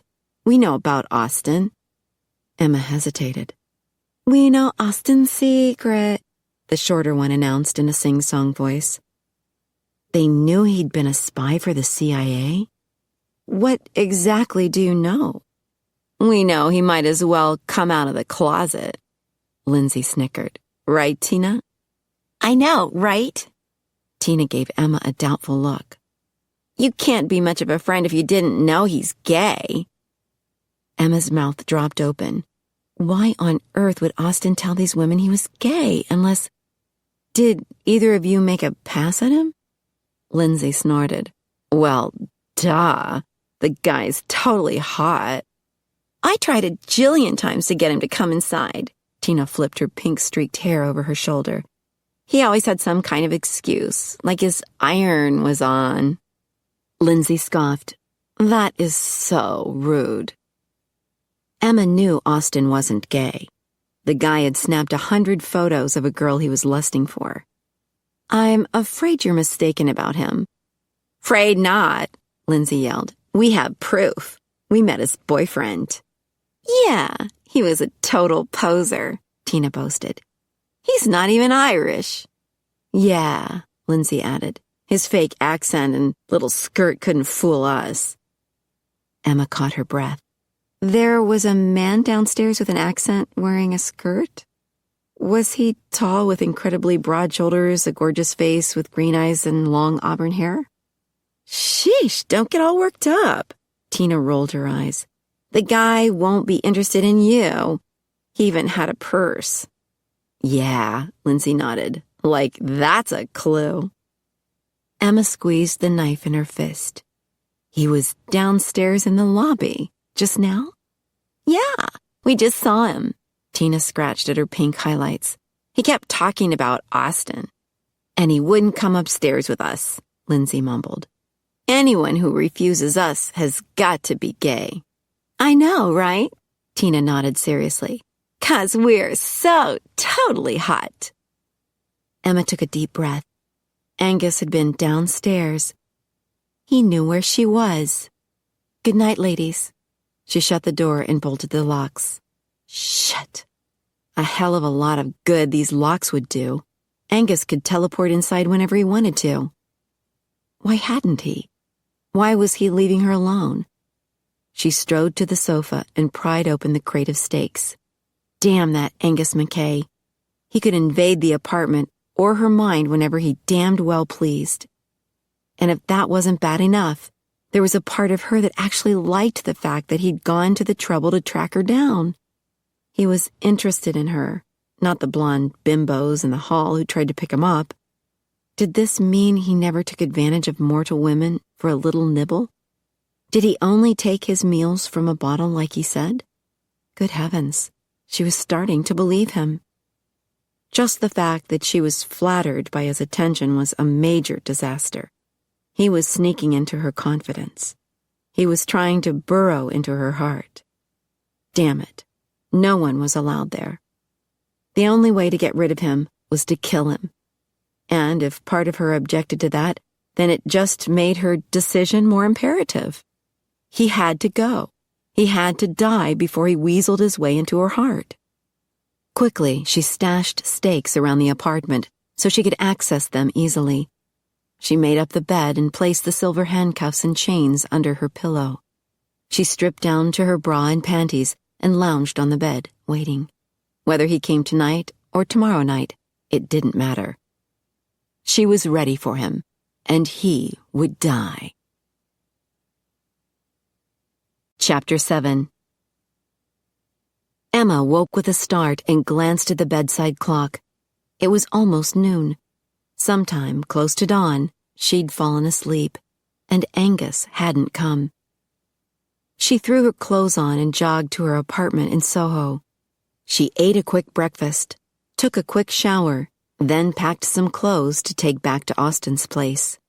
Unfortunately, she didn't have much in the realm of sexy. Her clothes tended to be practical and comfortable, clothes she could fight in. She'd never played the seductress before. Where did you hide a stake if you were wearing nothing but lacy underwear? She ended up tossing all her lingerie into the suitcase. She could figure out the sexy outfit later. She wheeled her suitcase into the tiny living room. Half a dozen steaks remained on the coffee table. Angus had left them alone. She settled on the love seat in front of her laptop. Since it was Sunday, she didn't expect many emails. Actually, she never had many. It was hard to maintain friendships when so much of her life was secret. She clicked on the inbox and saw one message that had been sent at 4:43 a.m. from Angus McKay. Her heart took a little leap, but she quickly squelched it. Of course she found the man exciting. She was planning to kill him tonight. She took a deep breath. Correction. She was planning to seduce him, then kill him. She'd never done anything so blatant before, but she felt sure Angus would do his part. He'd gotten an erection just lying next to her in the park. He was probably well experienced when it came to sex. Centuries of leaving the ladies vera satisfied. Not that she would ever know. She wasn't going to let it get out of hand. She opened his message. Dear Emma, I was sorry to miss you. I was tempted to take your laptop since it might be filled with interesting information, and obtaining information is what I do. I declined, though, in hopes that you will realize I am trustworthy. Emma snorted. A trustworthy vampire? I know where you are. I will meet you at Austen Erickson's apartment Sunday night at 8. I will not harm you. I simply want to talk. What on earth was there to talk about? Obviously, he wanted her to stop slaying. He claimed to be worried about her safety, but she suspected he was more worried about the safety of his vampire buddies. How far was he prepared to go to stop her? If she refused to stop, would he try to kill her? She almost wished he would. It would justify her plan to kill him. And yet, he claimed he meant her no harm. He'd clearly refrained from hurting her in the park. He'd refrained from attacking her last night in Austen's apartment. He claimed to drink blood from a bottle, and she'd seen him drink from a flask. Emma closed her eyes and rubbed them. This was wishful thinking. She was attracted to him. She enjoyed talking to him, looking at him. She liked indulging in a fantasy of the brave, heroic warrior. And if he wore a kilt, so much the better. But that's all it was, a fantasy. The reality was, he'd existed for centuries by preying on innocent mortals. It was about time the tables were turned, and an innocent mortal preyed on him. She leaned forward and typed him a message. I'll be ready.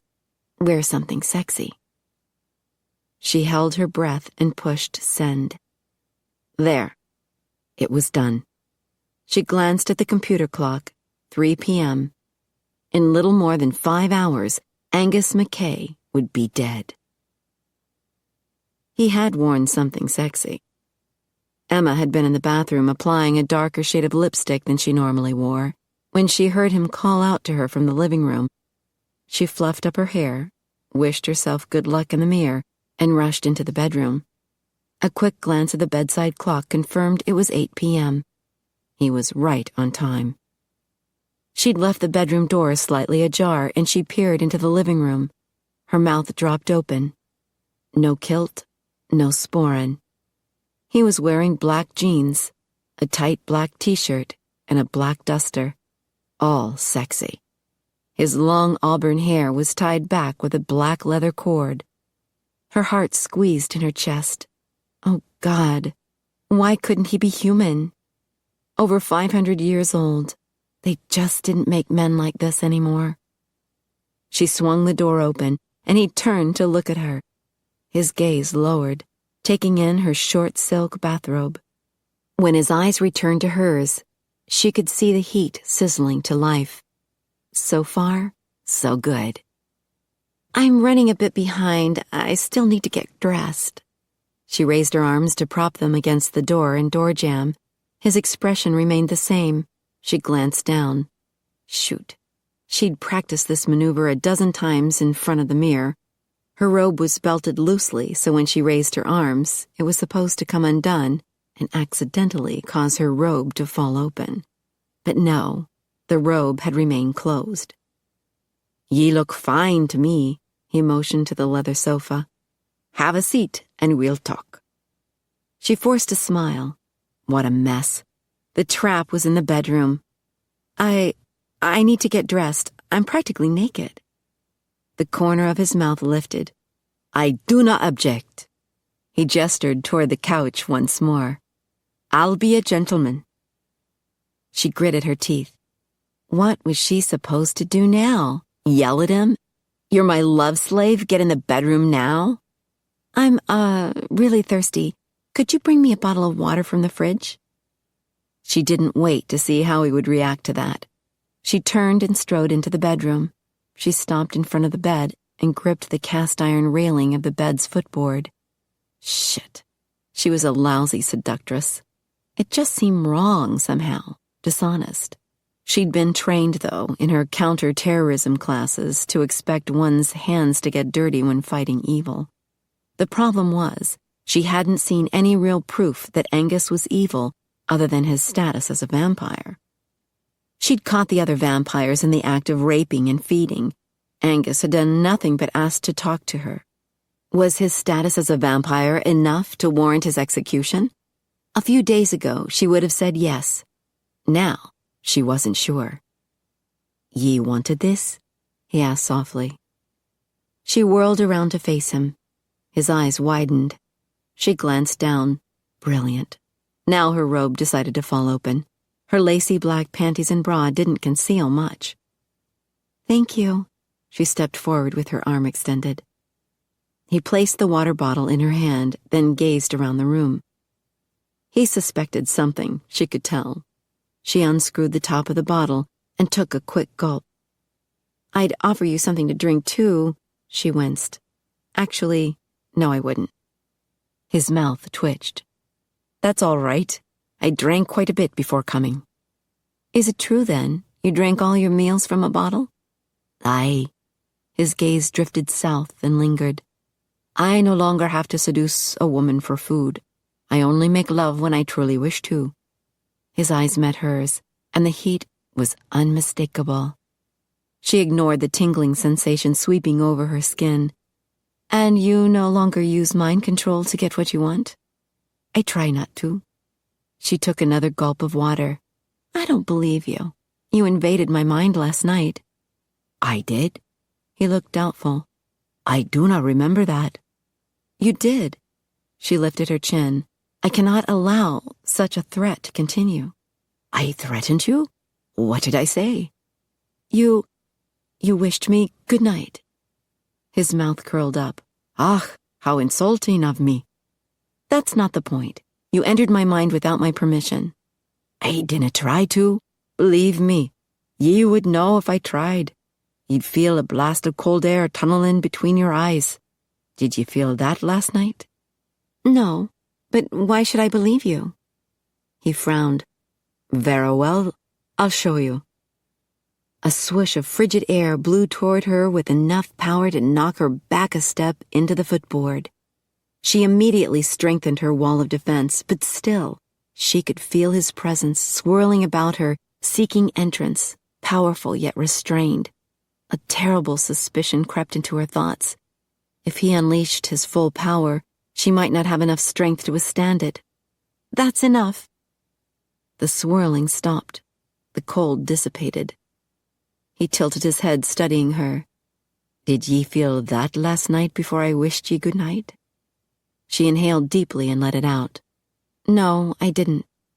There was no mistaking a true psychic assault from him. There's only one explanation. I wasna broadcasting my thoughts, but ye picked them up. You're a powerful receiver. She already knew that. She'd caught her father's last minutes in Moscow, even though she was in Edinburgh. The memory hit her like a punch to the gut. She'd seen her mother murdered through her father's eyes, heard her father's last words before dying. Avenge us. Angus stepped toward her. Are ye all right? No. She turned her back to him so he couldn't see the pain in her eyes. She skirted the bed and set the water bottle on the bedside table. Her father's dying words kept echoing in her head. She had to do this. She had to kill Angus Mackay. I should leave ye alone. She glanced up to see Angus watching her with a confused look. He could probably tell she was upset about something. I'd like to talk, if you don't mind. She sat on the bed, close to her pillow, and turned to face him. Her robe fell open as she rested one bent leg on the bed in front of her. His jaw shifted. Heat blazed in his eyes as he approached her. Are ye trying to get me in your bed, Miss Wallace? Her pulse quickened. I thought we could talk, maybe get better acquainted. He paused beside the bed, frowning. Ye hate vampires with a passion. They murdered your parents, and ye've been seeking revenge ever since. I call it justice. She closed her eyes and rubbed her brow. Shit, she should have known he'd see through this. If it helps, I can tell ye that I'm having my operative in Moscow investigate the matter. She lowered her hand. You are? You'd do that for me? I want to know who's responsible. She stood. Thank you. I have tried and tried to find out using my resources and MI6, but they don't know about vampires, so there was no information. I'll do what I can to help you find the culprits. I'm hoping once you've had justice, you can stop the slaying. She blinked. Stop slaying? He tilted his head, studying her. Can you stop, Emma? She sat on the bed. How could she stop when vampires were killing night after night? Didn't the other innocent victims deserve as much justice as her parents? Angus sat beside her. Ye have to stop. 'Tis suicidal to keep attacking an enemy who is stronger and faster than ye are. I've done all right so far. Ye canna catch them by surprise any longer. They'll start hunting for ye in groups. Ye canna survive if several attack ye at once. She clutched the comforter in her fist. What if you never find the ones who murdered my parents? You think I should just give up? He gave her a stern look. Aye, ye must. Rage simmered inside her. And I should just let those monsters feed off people? Rape women? Murder the innocent? Leave vampire justice to vamps like me. I'm much more capable than you. You think you're so much tougher than me. Emma slammed her hands against his shoulders and knocked him back onto the bed. She jumped on him, straddling his lap. Emma, what are you doing? He started to sit up, but she shoved him down, pinning his shoulders onto the bed. His mouth curled. Ye like to be on top? Ye only needed to say so. She ignored him as she reached under her pillow for the silver handcuffs. They were sideways on the bed, so she couldn't lock his hands over the headboard like she had hoped. No matter. Is that silver? He muttered. She snapped a handcuff around his wrist. She grabbed his other arm to bring his hands together. Just as she clicked on the second handcuff, she heard him inhale with a hissing breath. A burning smell wrinkled her nose, and she glanced at the first wrist she'd imprisoned. The silver was sizzling against his bare skin, cooking the raw flesh into ugly red welts. Oh, I'm sorry. She tugged the sleeve of his duster underneath the handcuff to insulate his wrist. His other wrist was safe, the silver wrapped around his sleeve. Thank ye. She detected anger and pain in his sharp green eyes, although his voice remained soft and calm. In fact, he seemed very calm for a man who was being restrained. Maybe the silver was sapping his strength like kryptonite.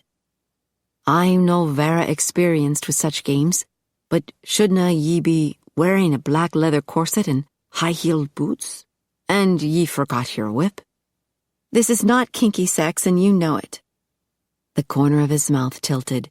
It should be. Will ye no honor a dying man's last wish? She snorted and whipped the silver chain from under her pillow. He smiled slowly. Your idea of foreplay is killing me. Unbelievable. She was getting ready to kill him and he was amused? She crouched on the floor where his feet were dangling off the bed and wrapped the silver chain around his ankles. With his legs restrained, she stood, her legs straddling his knees. Still think you're tougher than me? With a blur of speed, he sat up, looped his handcuffed wrists around the back of her neck, and pulled her forward. He fell back onto the bed, taking her with him. Her nose bumped into his hard chest. Oof! She breathed in the scent of cotton and soap. He smelled good and felt warm. Now this is more like it. His hands cradled the back of her head. 'Twould be grand if ye could work your way down about 10 inches. She jerked her head up, but was stopped by his hands. She could only rest her chin on his chest while she glared at him. Let go of me. Uncuff me. No. His mouth twitched. Unzip me. No. Emma. His expression grew serious. If you really want to kill me, aim for the heart. Put your ear to my chest so ye can hear it. She scowled at him. You can't have a heartbeat, you're dead. Listen and find out. No. She caught his arms and pulled them over her head. He didn't struggle. She grabbed the stake from under her pillow and straddled his lap. Emma, don't talk to me. She shoved his duster aside so only the thin cotton t-shirt covered his heart. Was it really beating under there? Did it matter? He was a vampire. He'd existed for centuries by feeding off women, controlling them and using them. She lifted the stake, ready to plunge downward. She hesitated, expecting him to do something. Yell at her, make a grab for the stake, cover his heart, invade her mind, something. He just lay there, watching her with such sadness in his eyes. She flexed her fingers around the stake. I have to do this. You're evil. He frowned. I have lived a very long time, lass, and there's one thing I have learned. We are all capable of evil. She squeezed the stake in her fist. This wasn't evil. It was justice. She focused on the spot above his heart. Her eyes burned. Are you just going to lie there? Are ye really going to kill me? She lifted her eyes to meet his. There was no hatred in them, only sadness and compassion. You should hate me. How can I? I know too well the pain of grieving. I have outlived every mortal I ever loved. She lowered her arm and dropped the stake on the bed. I can't do it. You're too human. He winced. That's debatable. She leaned forward and laid her ear against his chest. The rise and fall of his chest was oddly soothing. The pounding of her own heart slowly subsided, and she relaxed against him. Ah, Emma. His hands gently stroked her hair. Can ye hear me? The steady beat of his heart thrummed in her ear. How can this be? I thought you were dead, or undead. My heart beats at night. Blood flows through me so I am able to think and talk and function. She lifted her head and realized, with a small shock, that his eyes had turned red. She scrambled off him. Don't get any ideas just because I let you live. I could have stopped ye at any time. But you didn't. I would have, but I wanted to see if you would go through with it. She closed her robe and tied the belt. And now you're going to gloat because I failed. Nay, lass. His eyes glimmered with emotion.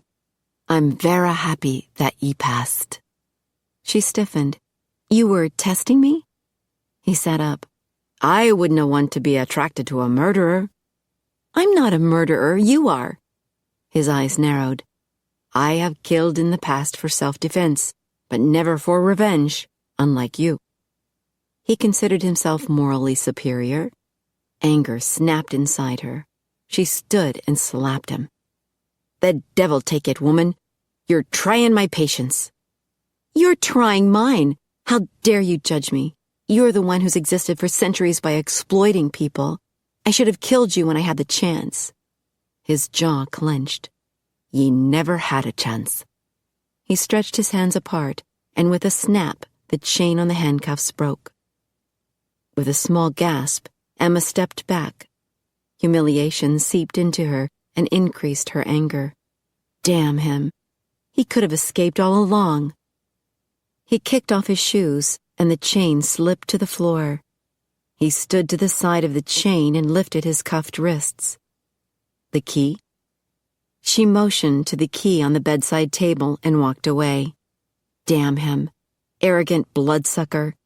She strode into the living room and then stood by a window peering out onto the street. "Emma." His voice was soft behind her. "Please go." He stopped beside her at the window. "I do not want ye feeling like a failure. Personally, I was very happy ye didna kill me." She glanced at his wrists and noted the handcuffs were completely gone. He was wearing his shoes once again. "You could have escaped at any time." "And missed having ye sit on my lap in your sexy knickers?" "Nay, I couldna have left, even with my life in the balance." Did he really find her that attractive, or was he just humoring her? Probably the latter. She looked out the window. "I want you to stop seeing me." With a sigh, he leaned against the wall. "And here, I was thinking ye might have grown to like me a wee bit." She folded her arms across her chest. "I like you enough to make an exception for you and not kill you, but I can't let that stop me from slaying other vampires." "Lass, how many times do I have to tell ye? Ye canna do any more slaying." "You can't tell me what to do. I expect you to respect my decision and let me live my own life." His eyes blazed with anger. "Ye willna live a week. It's none of your damn business. You're the most stubborn woman I have ever known." "I'll take that as a compliment since I'm sure you've known thousands." His eyes narrowed. "You do not know what you're up against." He glanced out the window. "Do ye see that building there?" He was pointing at the tallest building across the street. Emma gasped when his arms suddenly surrounded her. "What are you—" Everything went black, and she felt a swirling sensation around her. Her feet stumbled onto cold concrete, and she grabbed at his coat to steady herself. "What?" She looked around. She was no longer in Austin's apartment. "Look below." Angus stepped to the side. She peered over the waist-high brick wall. The street was far below, at least 15 stories. They were on the roof of the building Angus had pointed to. "You teleported us?" she whispered. His arms enveloped her from behind. Slowly they rose into the air. Their feet cleared the wall. "This is levitation," he whispered in her ear. "All I have to do is drop you over the wall." "Stop it." "Stop your slaying." She closed her eyes. "You just want to protect your own kind. Those murdering bastards are no my kind." They dropped back onto the cement roof. "I'm trying to save your life." She pushed away from him. "By dropping me off a roof?" He glowered at her. "By showing ye how damned easy it is to kill you." He marched away, muttering curses under his breath. Emma stared at him. She'd always assumed his agenda was to save other vampires from her stakes, but now she wondered. Did he really care about her? She flinched when he pummeled a fist into the metal door that led to the stairwell. Even in the dark, she could see the dent he'd left behind. "I'm sorry I frightened ye." He paced across the roof. "I just don't know how to get through to you." "Why do you care what happens to me? Haven't you seen thousands of mortals come and go?" He stopped and looked at her. "I've never met a woman like you. You're different. You're like me." He shrugged with an embarrassed look. "Well, you're a hell of a lot better looking than me." Emma made a face. You think I'm a vampire? Nay, you're a warrior, brave and relentless. You spend your nights fighting evil. Like you? Her fantasy man, except she'd always expected him to be alive 24/7. A chilly breeze ruffled her silk bathrobe and she shivered. Ach, you're cold. He strode toward her. Shall I take ye back? How do you do it? She glanced over the waist-high wall to Austin's apartment building. Do you simply look at a place and then go there? Aye, or I can hear a voice and go. If it's a place I've been before, I can remember the way without a beacon. So, in just seconds, you could be in London or Paris? Aye. Would you like to see? She blinked. Now, I'm not exactly dressed. Then I know exactly where to take ye. His arms enveloped her. Will ye go out with me, Miss Wallace? What? She grabbed onto him. This isn't a date. He smiled slowly. I believe it is. Everything went black. Chapter 8. Angus materialized in a familiar place, the Parisian office of Jean-Luc Echarpe. Emma stumbled, and he steadied her. An alarm went off, one that Angus had installed himself that she couldn't hear. Jean-Luc heard it, though, for he jumped from his desk with a dagger pointed at them. Merde! He lowered the dagger. You should warn me when you're coming. The door burst open, and Robbie McKay dashed in, his claymore drawn. Ach, 'tis you. He hit a button by the door to turn off the alarm. Bonsoir, mademoiselle. Jean-Luc's gaze shifted to Emma. He looked her over curiously. Angus kept an arm wrapped around her and gave his old friend a warning glare. Jean-Luc responded with a slow smile. Bravo, mon ami. Jean-Luc, Robbie, this is Emma Wallace, Angus announced, keeping her close to his side. Emma, this is Jean-Luc Echarpe. The famous fashion designer? Her eyes widened. Then we're in Paris? Aye. Angus motioned toward the kilted Scotsman. This is Robbie, who works for me and guards Jean-Luc. He's something like a grandson. We forget how many greats should be in front, Robbie bowed. A pleasure to meet you, miss. He gave Angus a questioning look. No doubt, they were wondering why he was teleporting about with a mortal woman. He was usually all business. I thought I'd take Miss Wallace on a picnic. Could ye find us a basket of food, Robbie? Robbie's mouth dropped open. You on a picnic? Jean-Luc chuckled. Ask Alberto. He'll know what to do. Very well. Robbie left the room with a stunned expression.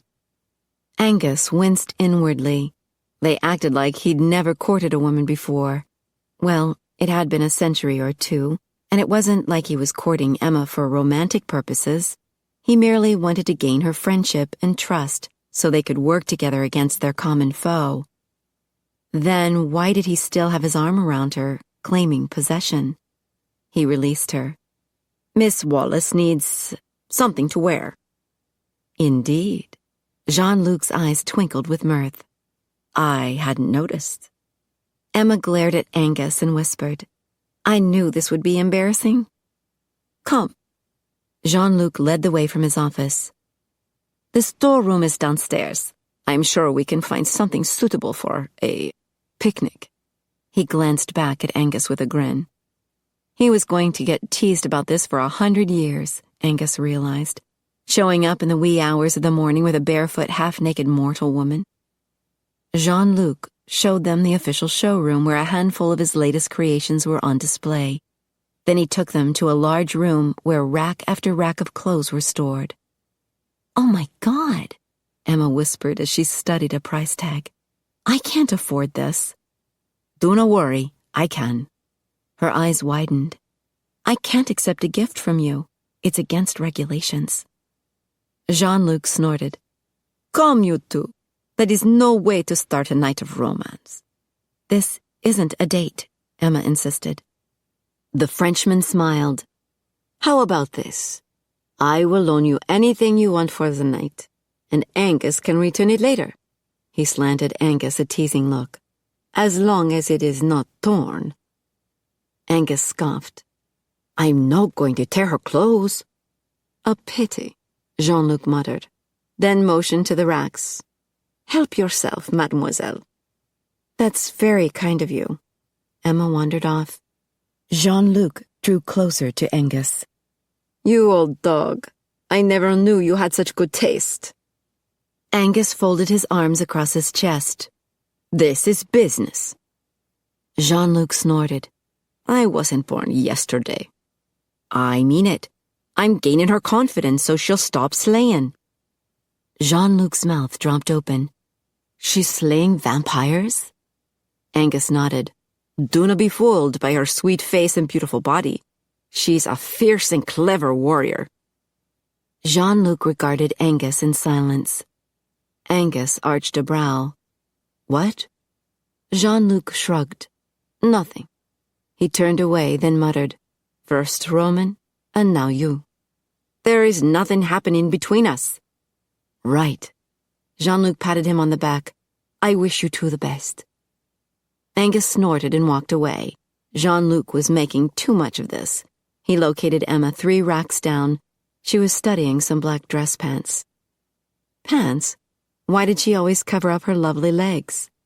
Something in a golden amber color caught his attention, and he grabbed it off the rack. I like this. It reminds me of your eyes. She gave it a dubious look. It's a dress. A gorgeous dress. But I don't wear dresses. Sweetheart, this is no a karate tournament you're going to. 'Tis a picnic. A picnic in Paris, wearing designer clothes? She shook her head. It's all a bit hard to believe. She stepped closer. Are those other guys vampires too? They are my friends, Emma. Are ye planning to kill them? No, I'll behave. She swatted his arm. Besides, where would I hide stakes in my underwear? He smiled. I could pat ye down just to be safe. That doesn't sound very safe. He chuckled and handed her the dress. Will ye try it? 10 minutes later, she was looking grand in the golden dress with a pair of sparkly golden sandals. Robbie had their basket of food ready. He grinned, but wisely kept his mouth shut. Jean-Luc liked to live more dangerously. Enjoy your date, he called after them as they headed for the front door. Angus shot him a glare that promised retaliation in the near future. Jean-Luc merely laughed. They emerged from Jean-Luc's studio onto the Champs-Élysées. The street was lit up and noisy, even at 4 a.m. The Arc de Triomphe gleamed in the distance. Emma grinned. This is great. Sure beats sitting on a plane for 8 hours. Aye. Angus pointed at lights in the distance. That looks like a good spot. The Eiffel Tower? Aye. He wrapped an arm around her. Hold on. Blackness swirled around them for a few seconds, then melted away. They were standing on the top level of the Eiffel Tower, looking down at the city of lights. Emma peered over the railing. This is cool. She hugged herself. But a bit chilly. Here, Angus offered her his coat. While she put it on, he flipped open the tartan blanket Robbie had placed on top of the basket. Emma sat and rummaged through the basket. Wow, real food. She removed bread, cheese, and grapes, a bottle of wine. I hope there is something in here for you. He found a bottle. This is for me. He popped the cork. Foam bubbled out, so he held the bottle to the side. It looks like champagne. Emma handed him a glass. 'Tis called bubbly blood, a mixture of champagne and synthetic blood. He filled the glass. Would you like some? No way. She watched him curiously as he drank. I've seen the commercials for fusion cuisine on DVN, but I thought it was a joke, 'cause I've seen vampires feeding off humans. Those are the malcontents who refuse to drink from bottles. They enjoy torturing mortals. Angus opened her bottle of wine. They're our sworn enemies. We've been fighting them for centuries. Then Shanna Whalen's claim is correct. There are two factions of vampires. Aye. He filled her glass with wine. You see, Emma, we share a common enemy, the malcontents, and our goal is the same too, protecting the innocent. He handed her the glass. We should be good friends. She accepted the glass. I'll have to think about it. I understand. He leaned back against the grill work. You were just trying to kill me an hour ago. She nibbled on some cheese. I'm struggling with this idea of good vampires. I suppose Jean-Luc and Robbie are like you. Aye. Robbie is a descendant of mine. I found him dying on the field at Culloden. Angus closed his eyes briefly. I lost so many of my family that day. I can't imagine witnessing something so horrific, Emma shuddered. Ye witnessed your parents murdered, did you know? She flinched. I don't want to talk about it. She sipped some wine. Tell me about yourself. When were you born? In 1480. And you have descendants? So you were married? Aye, 3 children. Angus quickly changed the subject. I was mortally wounded at Flodden Field in 1513. Roman found me that night. I was barely alive. I thought I was dreaming when I heard this voice asking me if I was willing to continue the fight against evil. I thought it was an angel. I said yes. He smiled. And not just because I wanted into heaven. I was pissed about dying so young. I really wanted to do more. Were you upset when you realized you were a vampire? He shrugged. I was a bit surprised. I didn't know such creatures existed. But I never felt bad about it like Roman. I realized early on that death hadn't changed me. I was still the same, only much better. She threw a grape at him. Vampire arrogance. He smiled. 'Tis only the truth. We can do things a mortal could never do. You can't go out in the sun, but we can live for centuries. She pulled off a hunk of bread. Tell me about the past, places you went, people you met. Angus launched into some of his favorite stories about meeting Mary, Queen of Scots, and hiding Bonnie Prince Charlie. Emma was full of questions, and he enjoyed seeing how comfortable she now was in his presence. She was able to laugh with him and tease him. After an hour, he corked his half-empty bottle of bubbly blood and set it in the basket. I'm afraid dawn will come soon, and we need to go. All right. She gathered up the remnants of her meal and returned them to the basket. I hate to admit it, but I really enjoyed this. You mean our date? She shot him an irritated look. This is not a date. He chuckled. I'm satisfied as long as you know I'm no your enemy. Ye can trust me. He'd enjoyed it too, more than any evening he could remember. She stood and brushed breadcrumbs off his coat. He jumped up and folded the blanket. I made a mistake. She folded her arms, frowning. I got carried away, listening to all your stories about the past. He placed the blanket in the basket. There was nothing wrong with that. She shook her head. I should have gathered more information about the malcontents. I should have found out where you were holding Shanna Whalen. Holding her? She's a happily married woman. My boss thinks she's been brainwashed. His first priority is to rescue her. Angus snorted. She's perfectly happy where she is. Is it that hard to believe a mortal woman can love a vampire? Emma's eyes widened.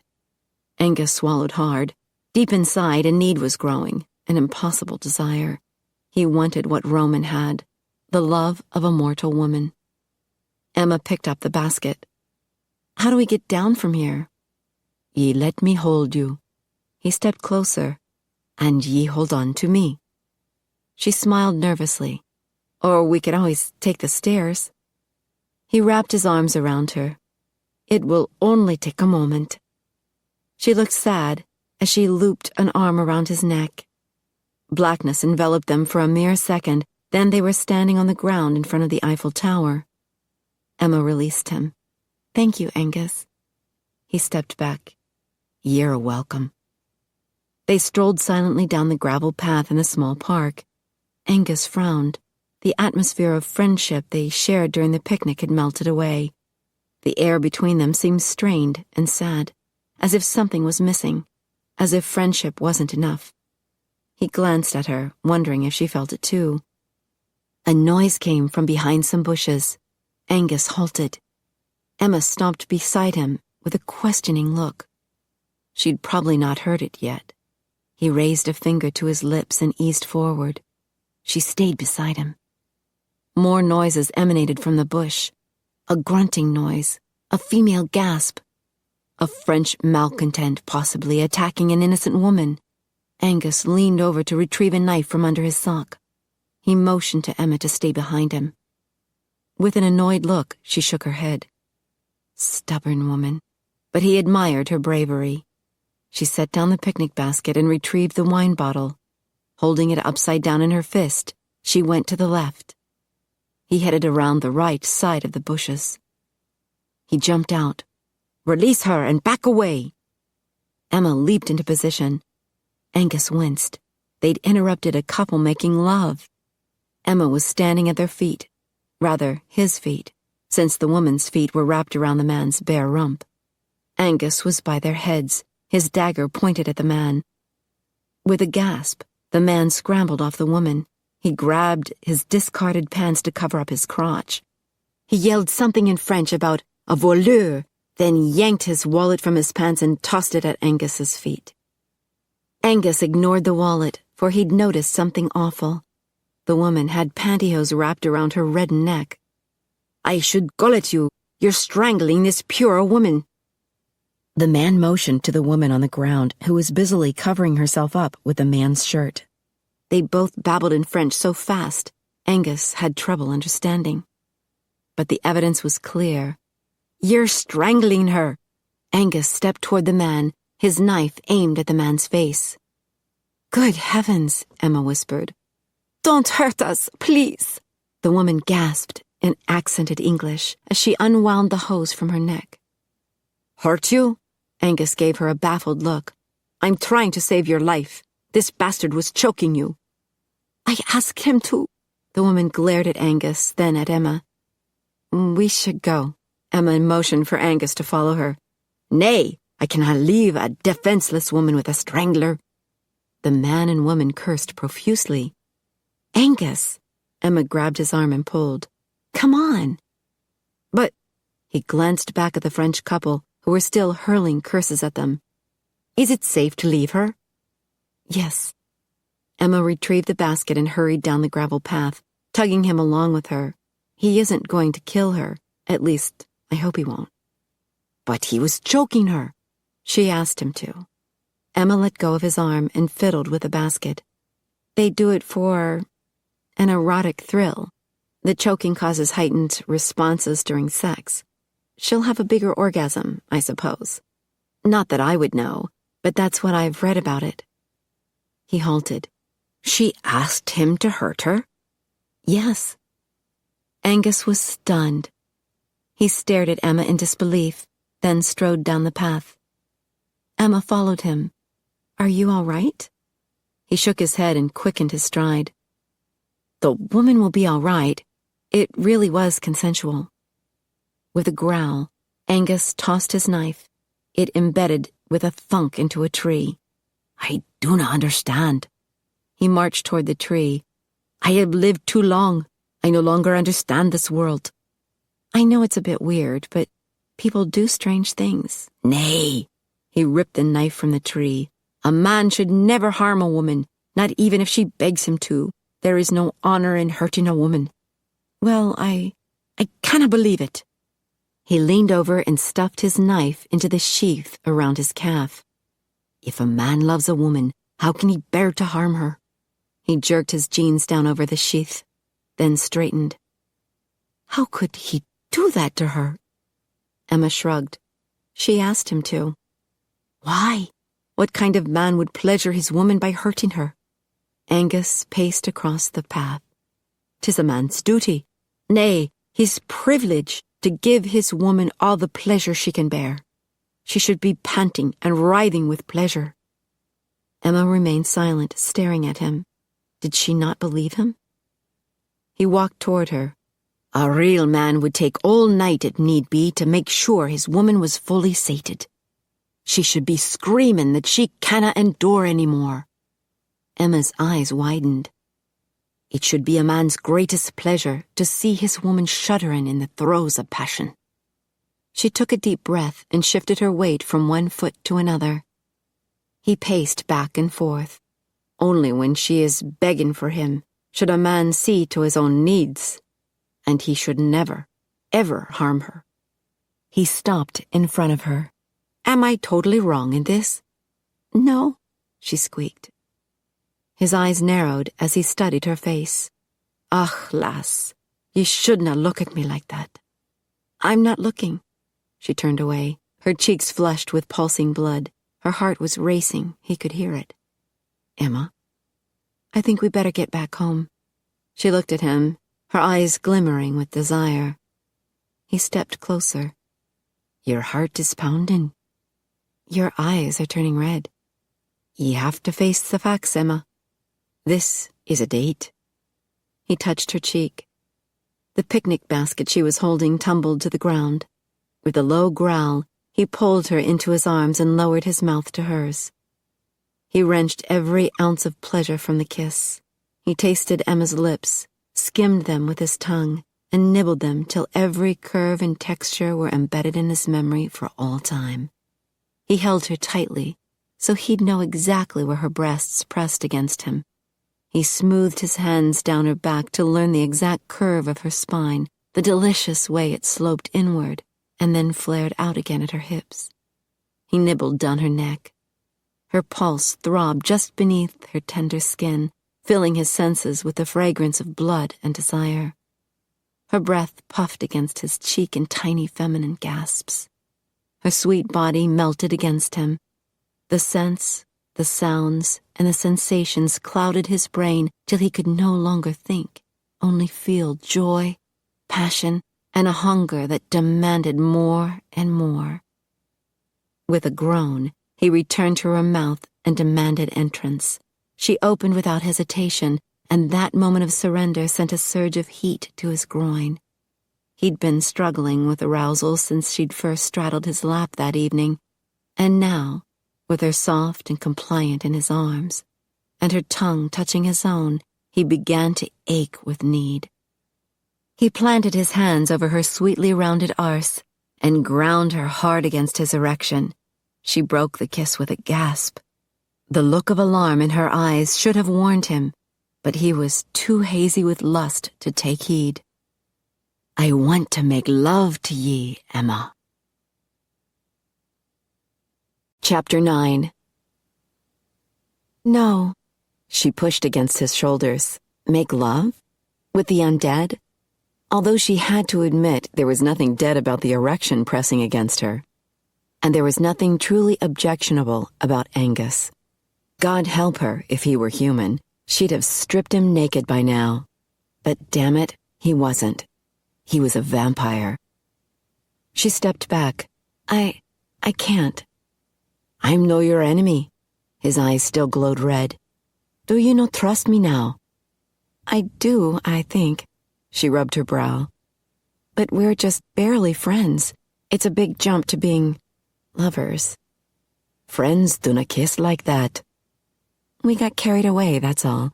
It was just a kiss. He frowned. One hell of a kiss. Shall I give ye a reminder?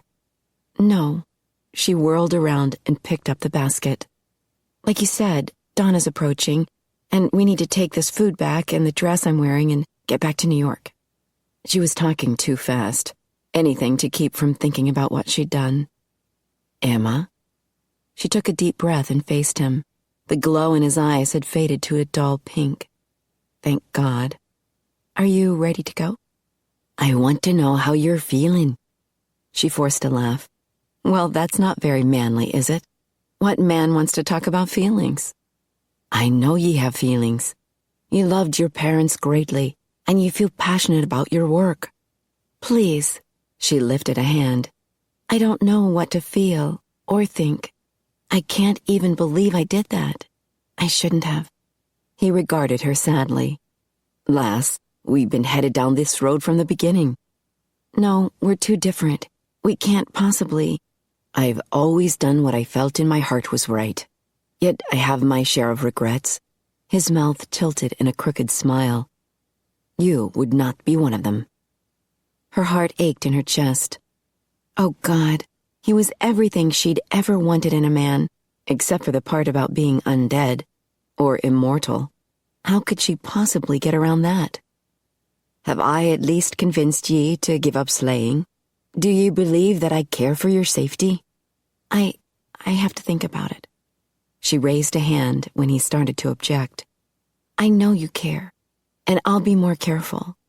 I'll be more discerning now that I know some of you are noble and kind.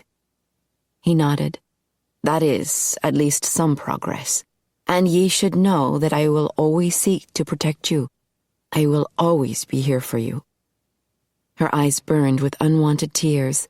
She hadn't heard words like that in years, not since the last of her family had died. I have to be honest with you. If I discover the bastards who murdered my parents, I will go after them. And I'll be there beside you. He extended a hand. Deal? Deal. She shook his hand. He pulled her into his arms and kissed her brow. Let's go. She grabbed onto him as everything went black. Bugger. He was falling for her fast. During his 493 years as a vampire, his kisses had rarely been for pleasure. There had always been a dinner to gain or something to prove. Kissing Emma had not been spurred by lust for blood or prestige. It was Emma herself who had pulled him in. And what a kiss. You would think a man his age would have hundreds such moments to recall, but instead of becoming commonplace, such moments had become more rare. When he dropped Emma off at Austin's apartment, she insisted he leave her be. He still worried that she nursed regrets. Hell, he had some doubts himself. Not about his feelings. He knew he cared deeply for Emma. He just didn't know if it was fair to woo her when he was undead. How could such a relationship work? After making her promise not to go out hunting alone, he teleported to Roman's townhouse. The alarm went off the second he materialized in the foyer. Connor rushed in from the parlor, his claymore drawn, while at the same time, Ian dashed in from the kitchen. Ugh, 'tis you. Ian turned and headed back into the kitchen. Ye should learn to call first. Angus watched Connor sheathing his sword. Why are ye here? Ye should be guarding Roman and Shanna. Connor gave him an exasperated look. They are here. Ye didn't show up for Mass, so we all came here to see you. Mass? Angus winced. I forgot. I was busy. So we heard. Connor's mouth twitched. Jean-Luc called about an hour ago with an interesting story. Bugger. Angus frowned. Now the teasing would begin. I have some work to do upstairs. Angus, I can hear you, Roman shouted from the parlor. Come on in. Connor chuckled as Angus trudged toward the open double doors of the parlor. 3 maroon couches surrounded 3 sides of a square coffee table. The 4th side was taken up with a huge widescreen television that was turned off. Here's Angus, Connor announced as he entered the parlor. He strolled to the couch on the right, where Grigori sat. What? Grigori stared at Angus, dumbfounded. What happened to his skirt? Connor cuffed Grigori on the head before sitting down. Ouch! See what I put up with, Father? Grigori muttered to the elderly man on the middle couch. I shall pray for you, the priest answered, smiling. He stood and greeted Angus. Father Andrew. Angus bowed his head to the priest he recognized from Roman's wedding. How are you? My life has become much more interesting since the night I took Roman's confession. Angus nodded, then noticed Shanna struggling to get up from the couch on the left. She was huge. As he watched Roman assist his pregnant wife to her feet, a memory flashed from long ago. Joy and pride on the birth of his 3 children. Worry and guilt over the labor his wife had endured. and then pain and betrayal when he'd tried to return to them after the Battle of Flodden Field. He'd felt sure his wife would understand his new undead status. She had not. She'd forbidden him to ever see his children again. In anger, he'd disobeyed and watched them grow over the years. And watched them die. If he pursued Emma, wouldn't he be asking for that same pain and despair all over again? He would have to watch her die. If they had mortal children, using Roman's scientific technique, he would have to witness their deaths too. "Are you all right?" Roman asked quietly as he gave Angus a quick hug. Angus noted the sharpening of Roman's eyes. Bugger. Roman could always see right through him. "Could we talk later?" Of course. Roman stepped aside for his wife. "Angus, it's so good to see you." Shanna kissed his cheek. "You're looking grand, lass." She laughed, more like mucho grande. "She's about to pop," Grigori muttered, then winced when Connor elbowed him in the ribs. "I feel like bursting," Shanna rubbed her enormous belly. "The baby's already dropped." "We've decided to induce labor this Friday night," Roman guided her back to the couch. "That way, we can be sure the vamp doctors will be awake and ready." "Ye have more than one doctor?" Angus asked as he rounded the middle couch to take a seat next to the priest. "Two, just to be safe. I'm not taking any chances." Roman helped Shanna sit. "You worry too much." She settled on the couch. "This baby is perfectly fine." Roman sat beside her, frowning. "I've prepared a delivery room at Romatech, just in case." In case the bairn wasn't human? Angus could understand Roman's reluctance to have Shanna deliver in a mortal hospital. Shanna shook her head. "I'm telling you, this baby is perfectly normal. It kicks me during the day as much as night." "I agree," Father Andrew said. "I've been praying, and I have a very good feeling about this child." "Thank you. Grigori's mother said the same thing." Shanna took Roman's hand and smiled at him. "And you know Radinka is never wrong." Father Andrew turned toward Angus. "Roman has been telling me some fascinating things about you." "All lies for certain." The priest smiled. "Then you weren't knighted for heroism during World War II?" Angus shrugged. "That was over 60 years ago." "Aye, and he's been a coward ever since," Connor added with twinkling eyes. Angus gave his old Scottish friend an annoyed look while everyone laughed. Ian marched into the room with a tray full of drinks. He set the tray on the coffee table and handed a glass of ice water to Shanna, then a glass of wine to the priest. All the vamps helped themselves to an empty glass. Connor grabbed the bottle of Blisky and poured himself a drink. "Grand stuff, Roman." He passed the bottle to Grigori. Grigori filled his glass to the brim, then passed the bottle to Angus. "I'm glad you like it." Roman accepted the bottle next, then passed it on to Ian. Connor stood, raising his glass in the air. "To Shanna, Roman, and the bairn. May ye be healthy and happy." Everyone murmured in agreement and drank. "What have you been up to, Angus?" Shanna asked. "We heard you went on a picnic." The male vamps snickered. Angus glared at them. "It was business. I've been trying to talk sense into the vampire slayer." Connor snorted. "Talk sense to a female? That's doomed from the beginning." Shanna huffed. "Excuse me." "Begging your pardon." Connor raised a hand in peace. "Unfortunately, this particular female works for your father, and I'm certain he's poisoned her mind against us." "Probably so," Shanna nodded, then turned to Angus. "Would you like me to talk to her? She might listen to another mortal." "I'm doing fine," Angus grumbled. "I can handle it." "There's no reason for ye to do it alone," Connor said. Angus shot him an irritated look. "I'm doing well. We made a great deal of progress tonight." Grigori snorted with laughter. "Yeah, we heard. She was barefoot and half— Ouch!" He glared at Connor, who'd elbowed him in the ribs. "Did ye convince her to stop slaying?" Connor asked. Angus shrugged. Somewhat. She trusts me now. He glanced down to make sure his long coat covered up the bulge in his pants. His erection had gone down quite a bit, but the jeans were still uncomfortably tight. He should have worn his kilt.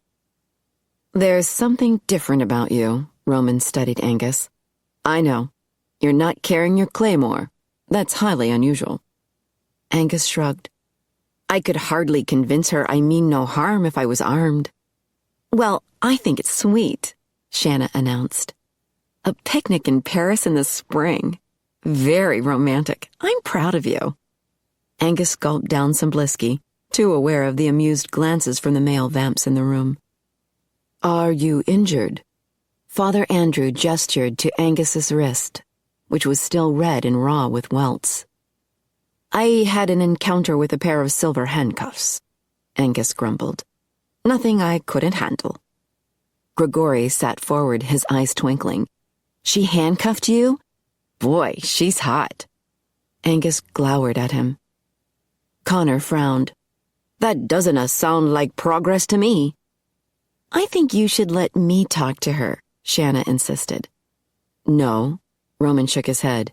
If you arrange a meeting with Miss Wallace, she might let your father know, and he would try to kidnap you. Shanna sighed. Roman's right, Angus said.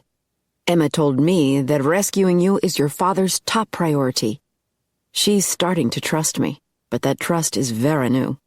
She only learned tonight about the difference between vamps and malcontents, and she's still struggling with the idea that some of us can be decent folk. You know what, guys? Grigori set his drink on the table. This is a marketing problem. Angus scoffed. I'm not selling anything. But you are, Grigori insisted. You're trying to sell the idea that good vamps really do exist. The problem is, we don't have a product name to differentiate ourselves from the bad vampires. But we are vampires, Angus countered. And I do not claim to be good. But you have a good heart, Father Andrew said. There is a world of difference between you and a malcontent. I think Grigori's onto something, Shanna sipped her ice water. The malcontents have a name, the true ones. Why don't you guys have a name too? Grigori lounged back against the sofa cushions. A name. He contemplated the ceiling with narrow eyes. How about non-biters? Bottle guzzlers? Friendly fangsters. Ouch, that was my foot. He glared at Connor. I know, Connor glared back. Ye made the mistake of calling me friendly. While everyone laughed, Roman stood and motioned to Angus to join him. Angus rose and strode to the door. I've got it, Shanna announced. Fang-free and proud to be me. Roman chuckled as he motioned to the room across the foyer. Angus sauntered into the library, a room with bookshelves on 3 sides of the room and a large curtained window on the wall adjoining the street. Roman shut the double doors, then took a seat in one of the leather wingback chairs by the window. Angus strolled about the room. He could feel his friend waiting, but hardly knew how to begin. He'd always been better with a sword than with words. In fact, his words tended to cut just as sharply. He wandered along the bookshelves, looking at books without really seeing them. Finally, he stopped. I had a mortal wife and children. I remember that, Roman said quietly. My wife rejected me and remarried, since, to her way of thinking, I was already dead.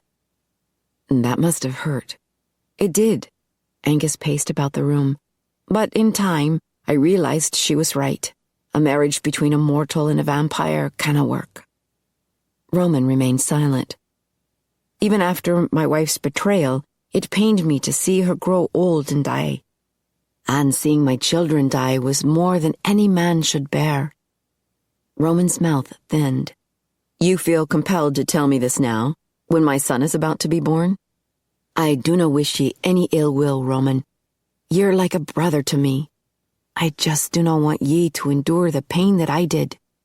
Roman sighed. I knew when I married Shanna that I could lose her. But Angus, she has brought me great joy. Should I turn my back on all that happiness for fear of what could happen down the road? You're a braver man than I, Angus continued to pace. Shanna is a loving soul, understanding of our condition. Yet still, she does not want to become one of us. I'm glad she chose to remain mortal. We couldn't be having a child now if she were undead. And once the baby is born, she can be there for him during the day. As much as I would love to have Shanna with me for all eternity, I must put the needs of my child first. Angus frowned. I heard about our DNA mutation, that we're no longer quite human. And you're concerned about the baby? We all are, but there's nothing to be done now. It's in God's hands. A half-vampire baby? Angus resumed his pacing. Shanna is no upset over this? Roman smiled. She's the least upset of any of us. She's very happy and excited. You're a fortunate man. No many women would be as understanding as she. Angus raised a hand to look at a book, then spotted the red welts on his wrist. The injury would heal during his daily death sleep, but the worry in his heart would remain. Most women wouldn't be able to love a vampire. There was a long pause when he could feel Roman watching him. Bugger, he'd probably said too much. Roman cleared his throat. You're convinced a relationship between a mortal and a vampire cannot work? Angus nodded, avoiding Roman's eyes. Why do I get the feeling you're not referring to Shanna and me? The devil take it. Angus turned his back to Roman and pretended to be studying book titles. Footsteps approached. Roman leaned a shoulder against the bookshelf. The Slayer? Angus took a deep breath and nodded. The relationship is a wee volatile. Roman smiled. I wouldn't expect anything less from you. I didn't expect to feel this way. Angus paced away. What is wrong with me that I keep falling for the enemy? Roman folded his arms across his chest. If you're referring to Katya, she purposely seduced you. Nay, I pursued her. She let you think that, Angus. You wanted to reform her, but all along, she was trying to change you, trying to make you one of her evil cohorts. I failed her. No, she never intended to change, Angus. She used you. Was that true? Angus resumed his pacing about the room. If Roman was right, then he'd been a fool to ever involve himself with Katya. And now, was he being a fool again? The devil take it. I keep repeating the same mistake, falling for the woman most likely to destroy me. Not necessarily. Katya has an evil heart. I don't know the Slayer, but I doubt she's evil. Nay, Emma's brave and good. She's been risking her life to protect the innocent. How does she feel about you? Angus swallowed hard. She hates vampires with a passion, but I think she could like me. I'm sure she can if she spends more time with you. I kissed her. Roman's eyes widened. She didn't object? That's what has me confused. Angus strode to the window and sat. She kissed me back, like she was enjoying it, but now she wants to stay away from me and act like it didn't happen. Roman frowned. She's conflicted. So am I. Angus rested his head in his hands. I should leave her alone, but I don't dare leave her unprotected. If the malcontents catch her, they'll kill her for certain. I swear that would kill me. Then you must continue to protect her, Roman concluded. Angus nodded. I will protect her, but I'll keep my distance. No more kissing. I will not risk a situation that could break my heart, or break hers. Roman frowned. Very well. Ye do not approve? Roman shrugged. It's not my decision. I just hope you're not throwing away something wonderful. Angus shook his head. Even if she could care for me, how could it possibly work? Some things you have to risk on faith. Roman gave him a pointed look. Believe me, old friend, some things are worth the risk. In her office in Brooklyn, Katya read the lengthy email from Galina one more time. Galina had teleported to Paris on Saturday night, then to the Ukraine on Sunday. She'd traveled with two vampire lovers, Birian and Miroslav. and the three of them had taken control of the minds of the nearby villagers they were feeding on. The village men were put to work, repairing Galena's manor house and preparing the prison cell for the vampire slayers and Angus McKay. Katya clenched her fists. It was about time Angus McKay had been made to suffer. A knock sounded on the door. Alec strode inside carrying a brown bag. "Phineas came through for us." He set the bag on Katya's desk. "He found the drugs you needed." Katya peeked inside the bag. Excellent. She'd be able to make 24 new doses of nightshade. "Thank you, Alec. How is the hunt for the slayers coming?" Alec winced. "There was no sign of them tonight. I don't know how we can catch them if they've stopped hunting for us." "Then make them start hunting again. Make them so angry. They have to come after you." Alec gave her a blank look. "It's simple, my dear." Katya patted his cheek. "All you have to do is kill some mortals." Chapter 10. Emma dragged herself to work Monday evening. After her date with Angus, she'd been unable to sleep well. Each time she dozed off, her mind and body betrayed her and replayed that glorious kiss.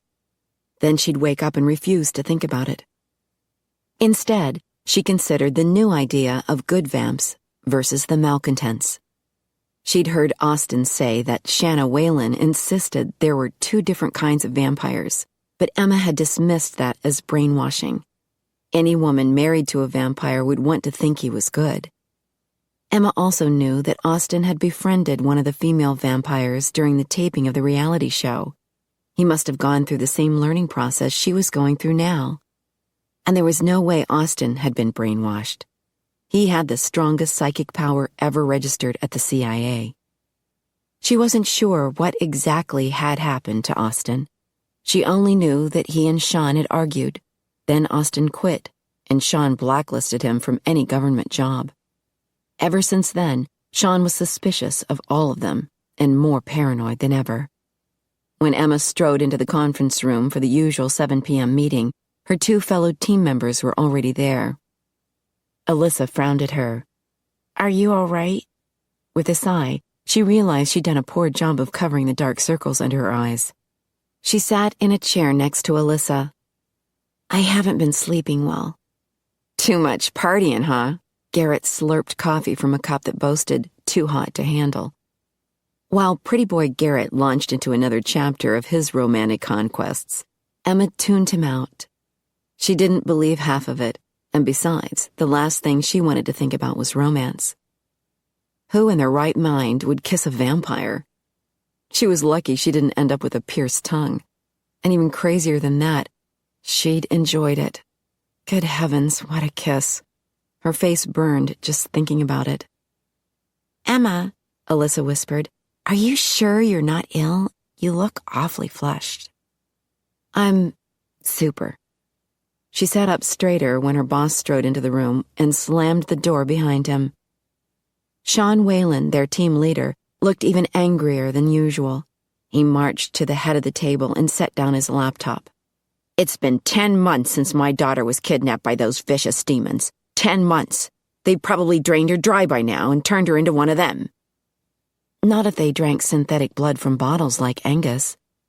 Emma had been told just the night before that Shanna was happy, but she knew Sean would never believe it. Her friendship with Angus was going to put her in an awkward position at work. This must have been what had happened to Austin. She'd try emailing him to see what else he had learned. "Garrett, I want you to continue watching the Russians," Sean ordered. He turned to Alyssa. "How is your research going on Romatech?" "Very well," Alyssa answered. "I've learned the names of the vampire employees by running their license plates. I'm unable to go inside, of course, due to their security measures. But last week, I successfully hacked into their mainframe." "Excellent." Sean leaned forward. "Did you learn anything about Shanna? I need to know where she's living." Alyssa winced. "There was nothing personal in the files about Dragonesti or your daughter, but I did find a list of cities and towns where they're shipping the vampire fusion cuisine. Obviously, those must be locations where vampires exist. I'd like to go investigate. Emma frowned. Those vampires were all drinking their meals from bottles. They belonged to the good camp, and yet they were the ones ending up on Sean Whalen's database of vampires to be eliminated. Sean sighed. All right, but I still want someone watching Romatech. My daughter's been seen there several times. I'm hoping someone can manage to follow her to her new home. Sean glanced at Emma. Can you take over while Alyssa's out of town? Yes, although Emma was no longer sure she wanted to find Shanna. What if the woman was truly happy? But how could a marriage work out between a mortal and a vampire? Damned bloodsuckers, Sean muttered as he searched through a file on his laptop. As she had many times before, Emma wondered if her boss had been bitten. She'd suspected several times that he must have been the victim of a vampire attack. His hatred was so intense. She'd considered telling him a few times about her slaying activities. In theory, she knew he would understand. But she also knew how obsessed he was with finding his daughter. He'd be furious that she hadn't interrogated the vampires before killing them. But how could she? The only way she managed to kill them was to take them by surprise. With a sigh, she realized the point was now moot. It looked like she was going to have to retire from slaying for a while. If what Angus said was true, and the malcontents were going to hunt in groups, then she needed to take a break. Here it is. Sean turned his laptop screen to face them. I was watching Dragonesti's house Friday night and spotted someone new. Anyone recognize this guy? The blood drained from Emma's face as she watched the surveillance video. There on the sidewalk, approaching Roman Dragonesti's house, was Angus McKay. That was the first night she'd met him, when she'd thought he was a gorgeous and mysterious human. If only he were. Another Scotsman in a kilt, Alyssa murmured. Aren't there several living in Dragonesti's house? I wouldn't call it living, but yes. Sean pointed at the claymore on Angus's back. This one is different. He's heavily armed, as you can see. He looks like one of the Scottish guys we saw in Central Park, Garrett said. You know, that night when the Russian vampires were there, I saw a bunch of guys in kilts, but they all looked the same to me. Emma shook her head. How could anyone ever forget meeting Angus McKay? She watched him on the computer screen as he climbed the steps to Dragonesti's townhouse. He paused at the top, looked around, then vanished. Whoa, Garrett whispered. He's definitely a vampire. Emma sighed. Yes, he was. And if she was smart, she'd stay far away from him. He was much too tempting. Well, Wallace, what do you say? Emma jumped when she realized Sean was watching her. Pardon? You watch the vampire nightly news every night, Sean said. Ever see this Scotsman before? She carefully kept her face blank. I've never seen him on the news. That much was true. Sean crossed his arms. You've never seen him at all? No. Heat crept into her cheeks. What was she doing? Lying to protect Angus? No, she calmed herself. She was simply protecting herself and her own secret slaying activities. She couldn't talk about Angus without explaining her own business in the park. Sean closed his laptop. I'm out of patience with these stakeouts. We need to actually do something. He headed to the door. Go to your assignments for now. I'll let you know what I decide. Within 10 minutes, the men were gone. Alyssa was busy at her computer, hacking into Romatech's files. Emma settled at her desk and turned on the television that was rigged to receive the digital vampire network. At 8, the nightly news began with Stone Coffin droning on in his monotonous voice. Emma watched it each night while she scanned police reports, looking for possible vampire criminal activity. She tried focusing on the police reports, but the words blurred before her weary eyes. What was Angus doing tonight? She'd checked her email numerous times, but there'd been no message from him. Was he having second thoughts? Maybe he'd come to his senses and realized, like her, that a relationship between them was doomed. And that hurt. She turned up the volume on the telly. A commercial was on, selling some sort of exercise DVD starring the famous Parisian fashion model, Simone. It sounded silly to Emma, but one part caught her attention. A warning that the superior lifestyle of the non-biting vamp could lead to gum weakness or even fang loss, therefore making exercise a necessity. The non-biting vamp? Here it was, more evidence that Angus was telling the truth, and so-called vamps no longer fed off humans. Why would DVN lie about it when they believed their audience was made up entirely of the undead?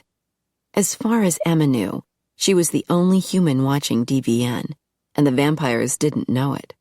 So whatever she saw on DVN was probably true. Two factions, the vamps and the malcontents. Why would Angus object to her killing malcontents, other than his concern for her safety? He had said something about leaving vampire justice to him. Did that mean he killed malcontents? If he did, why not let her help him? They could be a team. What was she thinking? She was already on a team. She closed her aching eyes. This was all too confusing. Her loyalties were getting all screwed up. She refocused on the police reports. There on page 2 was the news she dreaded the most. A body had been found this morning in Central Park. A woman's body with her throat slashed. Shit! Emma sprung to her feet. What's wrong? Alyssa asked. Nothing. I spilled coffee. Emma strode into the kitchen area where she could fume in private. Damn! Another vampire murder. She couldn't just ignore this. Either Angus McKay was going to help her, or she was going solo. She was not going to let more innocent people die. She hurried to her laptop to write him an email, but something on the telly caught her attention. Corky Corrant had started her gossip show called Live with the Undead. Half of the screen was taken up with a picture of Roman Dragonesti. Emma turned up the volume. Remember, you heard it here first, Corky screeched in her strident voice. It's the most miraculous news ever. Roman Dragonesti is about to become the first vampire in history to be a father. Emma gasped. What? Alyssa came running over. Yes, Corky laughed. Hard to believe, isn't it? But just look at this exclusive video we obtained last night. Roman and his mortal wife has started going to Mass on Sunday night, and my cameraman caught them as they were arriving. Emma punched the record button on the television's VCR. If there was news about Shanna, her boss would want to see it. A video flashed onto the screen, fuzzy at first, then sharpening on a building in the distance. Emma recognized it as Romatech Industries. The cameraman was obviously far away, but he managed to zoom in on the front door as a black car pulled up to the entrance. A youthful-looking kilted Scotsman climbed out of the driver's seat and opened the car's back door. Roman Dragonesti stepped out, and next to him was Shanna Whalen, a huge, very pregnant Shanna Whalen. Emma's heart leaped. Good heavens! How could such a thing happen? Surely a vampire couldn't father a baby. Oh my God, Alyssa whispered. The video stopped, and Corky reappeared on the screen grinning. I know what you're thinking. You're thinking Dragonesti couldn't be the father. But he's a scientific genius, the inventor of synthetic blood and vampire fusion cuisine. So, I, for one, am thoroughly convinced. She waved the camera closer, then whispered, He is the father. Emma pressed a hand to her chest. Good God, what was Shanna thinking? Was she having a half-human, half-vampire baby? With shaky fingers, Emma stopped the recording. Oh my God, Alyssa repeated. Sean is going to go ballistic. We have to tell him, Emma said. Alyssa scoffed. Don't look at me. He said I could go out of town, and I'm out of here. She rushed to her desk and gathered papers. He's going to go berserk. Emma had to agree. How on earth would she break the news? Never trust anyone or anything.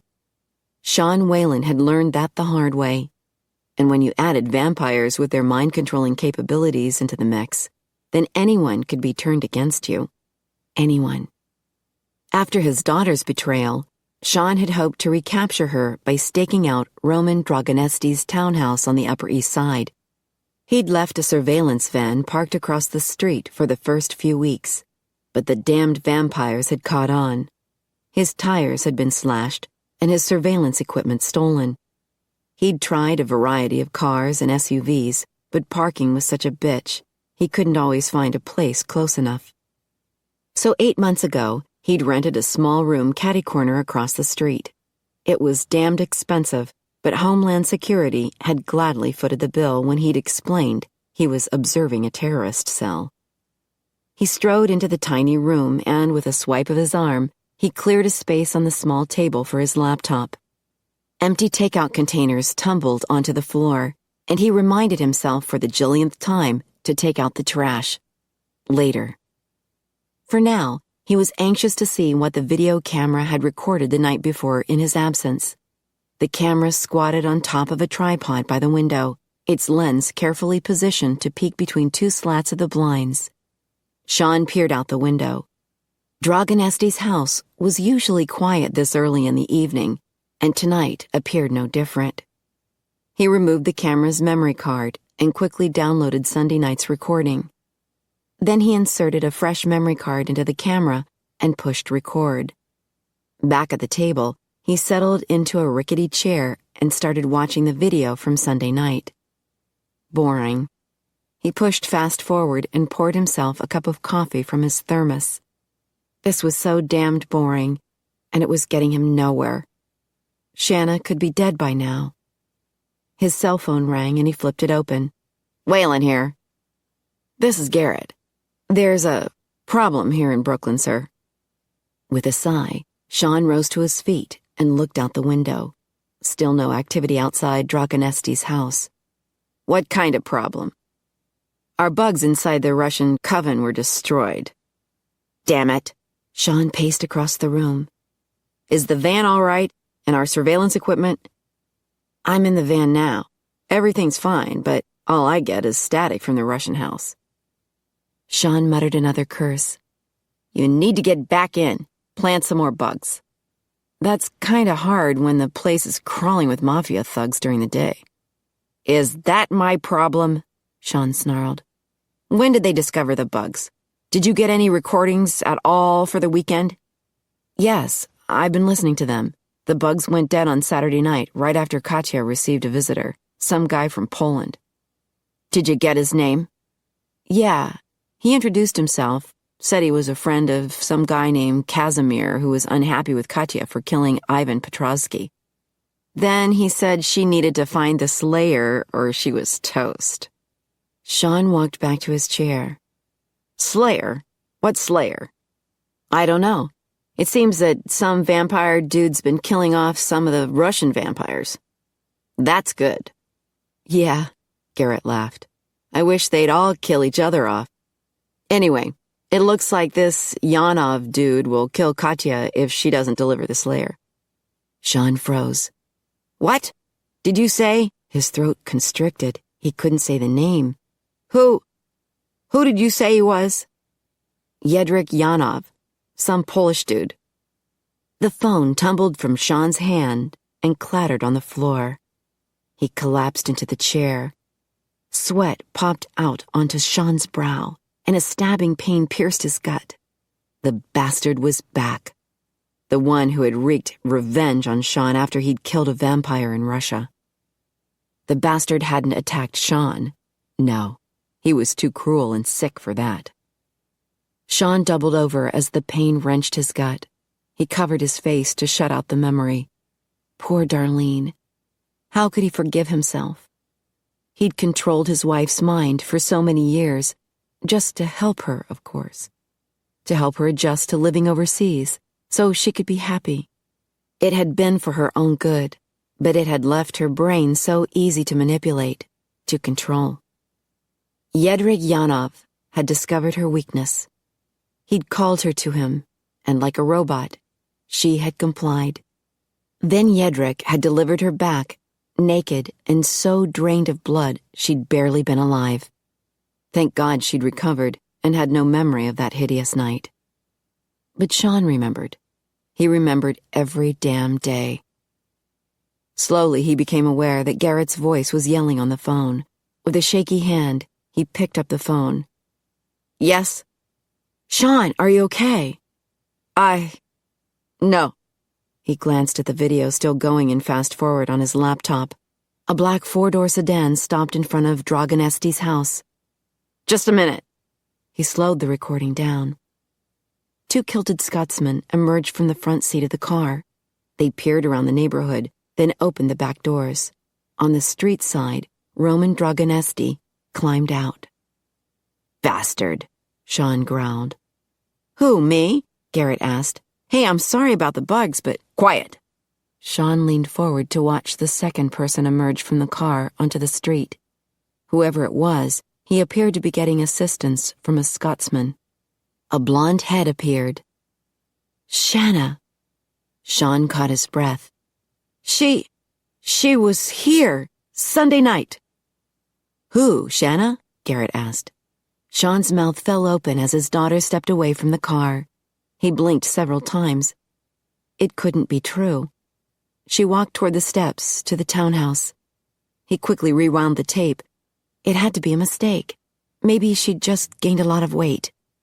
He replayed the section where she was getting out of the car, then froze on the image of his daughter. His very pregnant daughter. That bastard! This was it. Dragonesti had gone too far. Sean, what's going on? Get over here. Sean jumped to his feet. No, go to the office first. Arm yourself. I want weapons, silver bullets, handcuffs, and a battering ram. Are you serious? Yes, and bring the girls with you. I want you all here in 30 minutes. Sean strode to the window and looked through the blinds at Dragonesti's house. We're going in. Chapter 11. I don't think this is a good idea, Emma murmured from her crouched position behind an old dented Chevy with a mismatched passenger door. Don't be a wuss. Sean checked his pistol one more time, then stuffed it into his belt behind his back. He peeked over the Chevy's rusted trunk. Coast is clear. Go, Garrett. Garrett dashed across the street, carrying the battering ram, and stopped, partially hidden behind the black Lexus four-door sedan parked in front of Dragonesti's townhouse. Those bastards will pay for what they did to my daughter, Sean growled. Emma groaned inwardly. This was a classic case of good news, bad news. The good news was she didn't have to tell Sean about his daughter's pregnancy because he already knew. The bad news was Sean was determined to break into Dragonesti's house at night. She considered urging her boss to invade during the day when the vampires were dead to the world, but she held her tongue. What if Angus was sleeping there during the day and Sean staked him? Do you have any evidence that your daughter is still in there? Emma winced when Garrett tripped on the first stair leading up to Dragonesti's front door. Any vampire with superior hearing would have heard Garrett stumble and muttered curse. It doesn't matter, Sean insisted. Those damn Scotsmen inside will know where she is. Emma sighed. What if Angus was in there? What if he greeted her by name? She watched as Garrett approached the front door. They have a camera there. They'll see him. Stop whining. It's bad enough Alyssa already left town. Now I'm stuck with just you. Sean motioned her to follow, then darted across the street. He stopped behind a tan SUV parked in front of the black Lexus. Emma joined him. They probably have us outnumbered. Sean glanced over his shoulder at her. I detect a lack of enthusiasm on your part. I'm fine, all revved up. Should she confess that she knew Angus before it was too late? You have the silver? Yes, handcuffs and chains in my backpack. Only 2 handcuffs since Angus had broken the third, but Emma doubted this mission would succeed to the point they even needed the silver. Sean reached behind his back for his revolver. I'm going to enjoy shooting them full of holes. A loud bang echoed as Garrett swung the battering ram into the front door. Emma gasped. A body had suddenly appeared on the front steps behind Garrett, a youthful-looking vampire in a red and navy plaid kilt. He clobbered Garrett with the hilt of his sword, and their teammate crumpled onto the porch. The battering ram fell by the door. "Damn it!" Sean dashed across the back end of the SUV. Emma followed, but screeched to a halt when the blunt end of the claymore crashed down on Sean's head. Another Scotsman had been waiting on the other side of the SUV for them to pass by. Sean's unconscious body fell to the sidewalk in front of her, and the Scotsman flipped his claymore so the sharp end now pointed at her. She stepped back. An arm seized her from behind and yanked her back against a hard body. Umph! Her head snapped back against a man's shoulder. A deep voice whispered softly in her ear. "Do we need to knock ye out too, Emma?"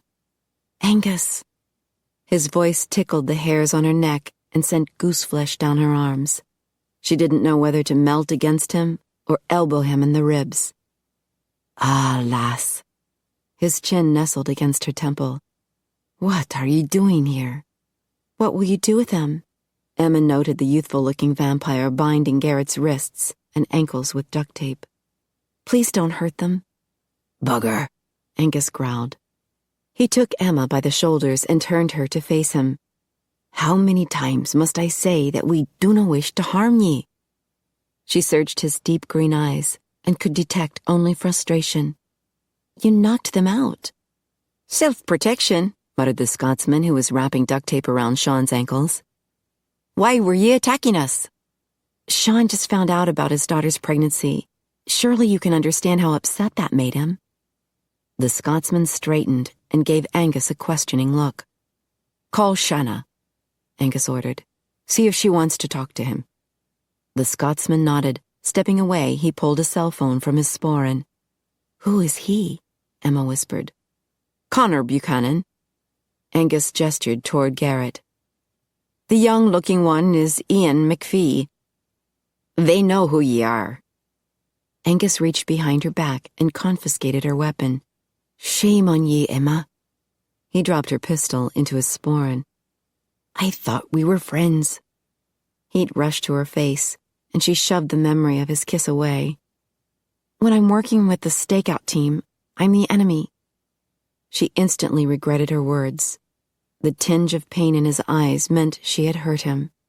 His large hand curled around her arm, just above the elbow, and she swallowed hard. What was he going to do with her? Connor walked toward them, dropping his cell phone in his sporran. "Shanna wants to see her father. She can be at Romatech in 5 minutes. Dougal's already there." "Teleport Wayland there while he's still unconscious," Angus ordered. "Keep him bound, and do not take your eyes off him." Connor nodded. "I can handle him." He leaned over and swooshed Sean's limp body onto his shoulder with an ease that made Emma's mouth drop open. Were female vampires that strong too? Connor vanished, taking Sean Whalen with him. Emma blinked at the blank space. How does he know where he's going? Connor teleports to Romatech every night. Angus ushered her onto the sidewalk. The journey is embedded in his psychic memory. Emma allowed Angus to escort her toward the townhouse. What else could she do? If she ran away, he'd catch up with her in a second. But the scariest part of this wasn't him. It was a growing desire inside her to surrender completely. What will you do with Garrett? Ian was examining Garrett's wallet and pulled out his driver's license. I could just take him home. Angus nodded. Fair enough. If I remember correctly, this one has very little psychic power. Erase his memory of us. Will do. Ian scooped up Garrett's body and strode toward the black sedan. Why erase his memory? Emma winced as she watched Garrett getting tossed like a sack of potatoes into the back seat of the Lexus. Sean will just retrain him. And that will keep him busy for a while. Angus released her and climbed the stairs to the front door. We have bigger problems than the CIA to deal with right now. Like what? She glanced back to see Ian driving off with Garrett. Angus picked up the battering ram and examined it. I suppose we could use this, though teleporting is much easier. He punched some numbers on the keypad by the front door, then opened it. He set the battering ram inside, then turned toward Emma with a questioning look. She wondered what to do. She could walk away and hope to never see him again. That would be safe and painful. Or she could venture inside and be alone with Angus McKay. A sad, resigned look settled on his face. "I understand if ye wish to leave. 'Tis for the best, most likely." Since when had she done what was best for her? Ever since her parents' murders, she'd taken one risk after another. But somehow, Angus McKay didn't seem like a risk, at least not a physical one. With him, it was her heart that was in danger. She went up one step, then another. His sad expression took on a look of wonder.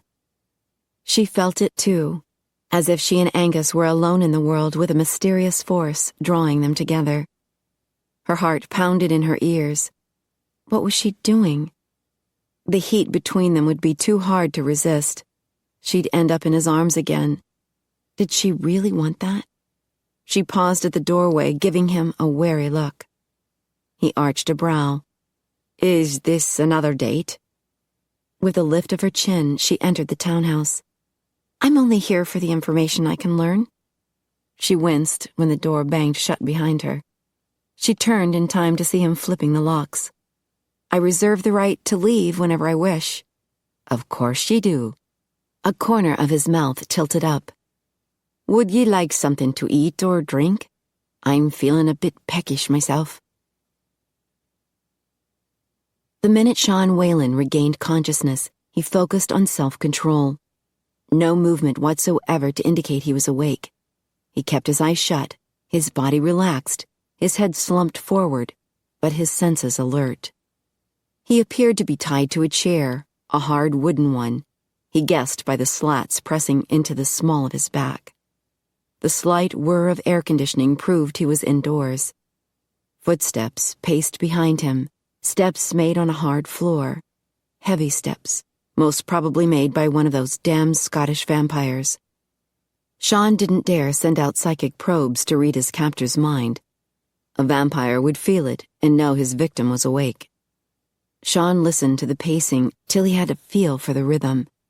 Then he waited for the pacer to reach his farthest point to the left, a time when the pacer would have his back turned. Then Sean strained at the bindings on his wrists. No luck. Too tight. His ankles, too. He leaned forward as if his unconscious body was about to tumble on the floor, but ropes across his chest restrained him. The Scottish bastard had tied him to the chair.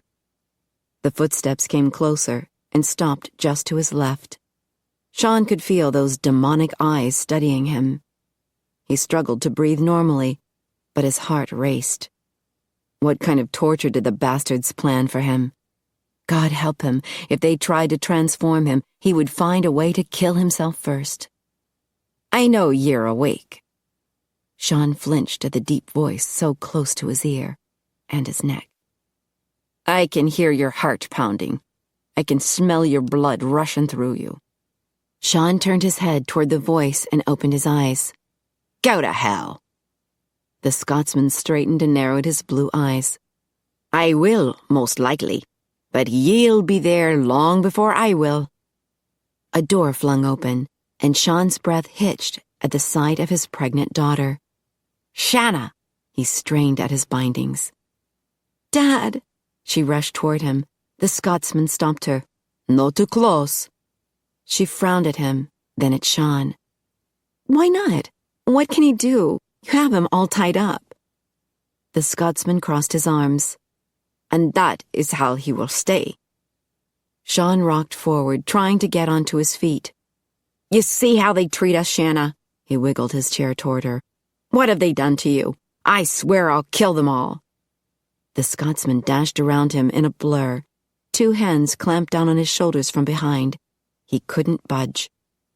"Do not threaten us, mortal." The Scotsman leaned forward. "Ye wouldna want to see me angry." Sean glanced to the side just in time to see the Scotsman bare his teeth. With a hiss, his fangs shot out. Sean recoiled. "Connor!" Shanna glared at the Scotsman. "Behave." The Scotsman's fangs slowly receded into his gums. He gave Sean a warning look, then released him. Shanna shook her head. Really, Connor, how can I convince my dad you're the good guys when you act like that? Connor stepped back, folding his arms across his broad chest. My apologies. He slanted a look toward Sean that was anything but apologetic. Shanna! Sean turned to his daughter. I need to talk to you in private. No happening, Connor growled. Do you think I would harm my own child? Sean shouted, then looked at Shanna. Don't you see what they're doing? They never leave you alone, do they? They never let you make a decision. They're controlling you. It was my decision to see you. Shanna crossed the small room to a table against the wall. She pulled out a chair and sat. Sean glanced at the mirror that spanned the entire wall above the table. He and Shanna showed up in it, but the Scotsman wasn't reflected. We're being watched? Shanna glanced at the mirror behind her. Yes, my husband and another guard are on the other side. Sean looked to his left to see if the Scotsman was still there. He was. It was unnerving how he didn't show up in the mirror. This is an interrogation room. Shanna laughed. No, you're at Romatech. This room is used for marketing research. She motioned to the mirror behind her. That's the observation room. You're always watched, aren't you? You're a prisoner. Sean wondered for the millionth time if he'd made a huge mistake by not telling Shanna what the vampires had done to her mother. But he couldn't stand for anyone to know how Darlene had been punished for his mistakes, and he'd worried that Shanna would tell her mother the truth. Dad, you have to believe me. I married Roman because I wanted to. I love him, and he loves me. He's a demon, Sean shouted. Look what he's done to you. How could he get you pregnant? Did he pimp you out to other men? What? Shanna scrambled to her feet. Behind him, Connor growled. Shanna marched toward him, a hand placed protectively on top of her huge belly. My husband is the father of this child. How dare you accuse me or him? That's impossible, Sean hissed. He's dead. He can't father a child. God damn it, Shanna. He's duped you. He's controlled your mind and used you like a prostitute. The door swung open with a bang, and Roman Dragonesti stepped inside. His dark eyes blazed with anger. No one speaks to my wife like that, not even her father. You can't be this baby's father, Sean insisted. Roman strode toward him, his jaw clenched. Your disbelief does not give you the right to insult your daughter. Shanna touched his arm. I can handle this. Roman stopped. His face softened when he regarded Shanna. Sean could only hope that meant the vampire didn't abuse her. His daughter and the demon gazed at each other for a while. Then Roman bowed his head. I will be watching. Be careful. I don't want you upset right now. Shanna smiled at him. I'll be fine. Roman turned to glare at Sean. I'm only leaving so you can see that Shanna is the one in charge here. I would do anything for her. Then go die, Sean muttered. The Scotsman cuffed him on the back of the head. Connor! Shanna shot him a disapproving look. My apologies, Connor growled. I've very little patience with morons. Roman chuckled and planted a kiss on Shanna's brow. Sean flinched, recalling how his wife had been controlled and molested. He glared at Roman's back as he left the room. You should get used to him, Shanna said quietly. He's going to be my husband for a very long time. Sean stiffened. He's going to transform you? And risk killing his own child? Don't be silly. How can this child be his? Shanna patted her belly. Roman is a brilliant scientist. He used live human sperm with his own DNA. What? Sean strained at the duct tape around his wrists. That bastard's performing experiments on you. Shanna, you have to get out of here. The Scotsman grabbed his shoulders to keep him still. Shanna stepped closer. I wanted this baby.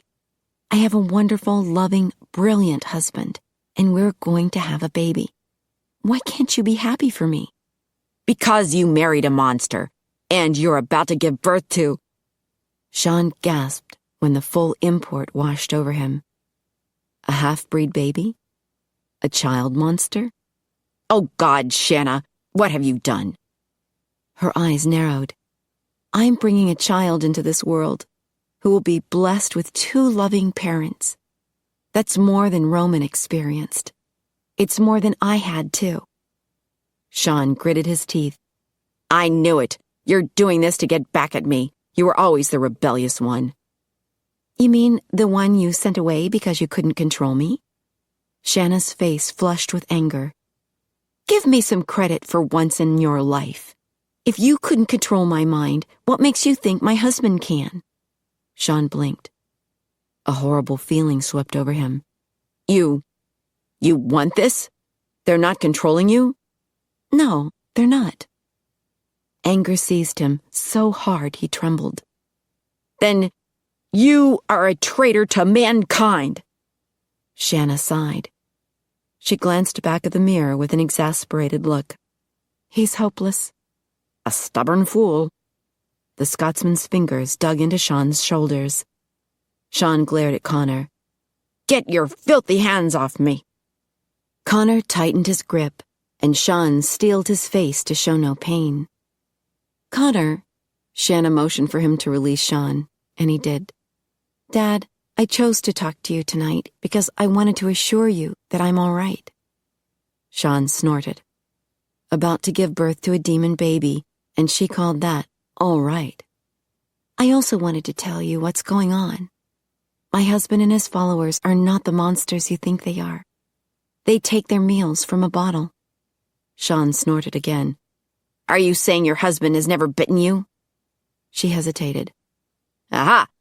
Sean leaned forward. How often does that bastard feed off you? Never, Shanna insisted. Roman invented synthetic blood so he and other vamps like him would never have to harm another mortal again. Vampires kill mortals all the time. The malcontents do, she continued. They're an evil bunch who enjoy hurting mortals. They are our enemy. All vampires are evil. No, Shanna planted her fists on her hips. You have to stop persecuting the good vamps. They're trying to protect mortals. Aye, Connor added. Ye should let us take care of the malcontents. Sean shook his head. Vampires killing other vampires? I'll never believe it. Why not? Shanna asked.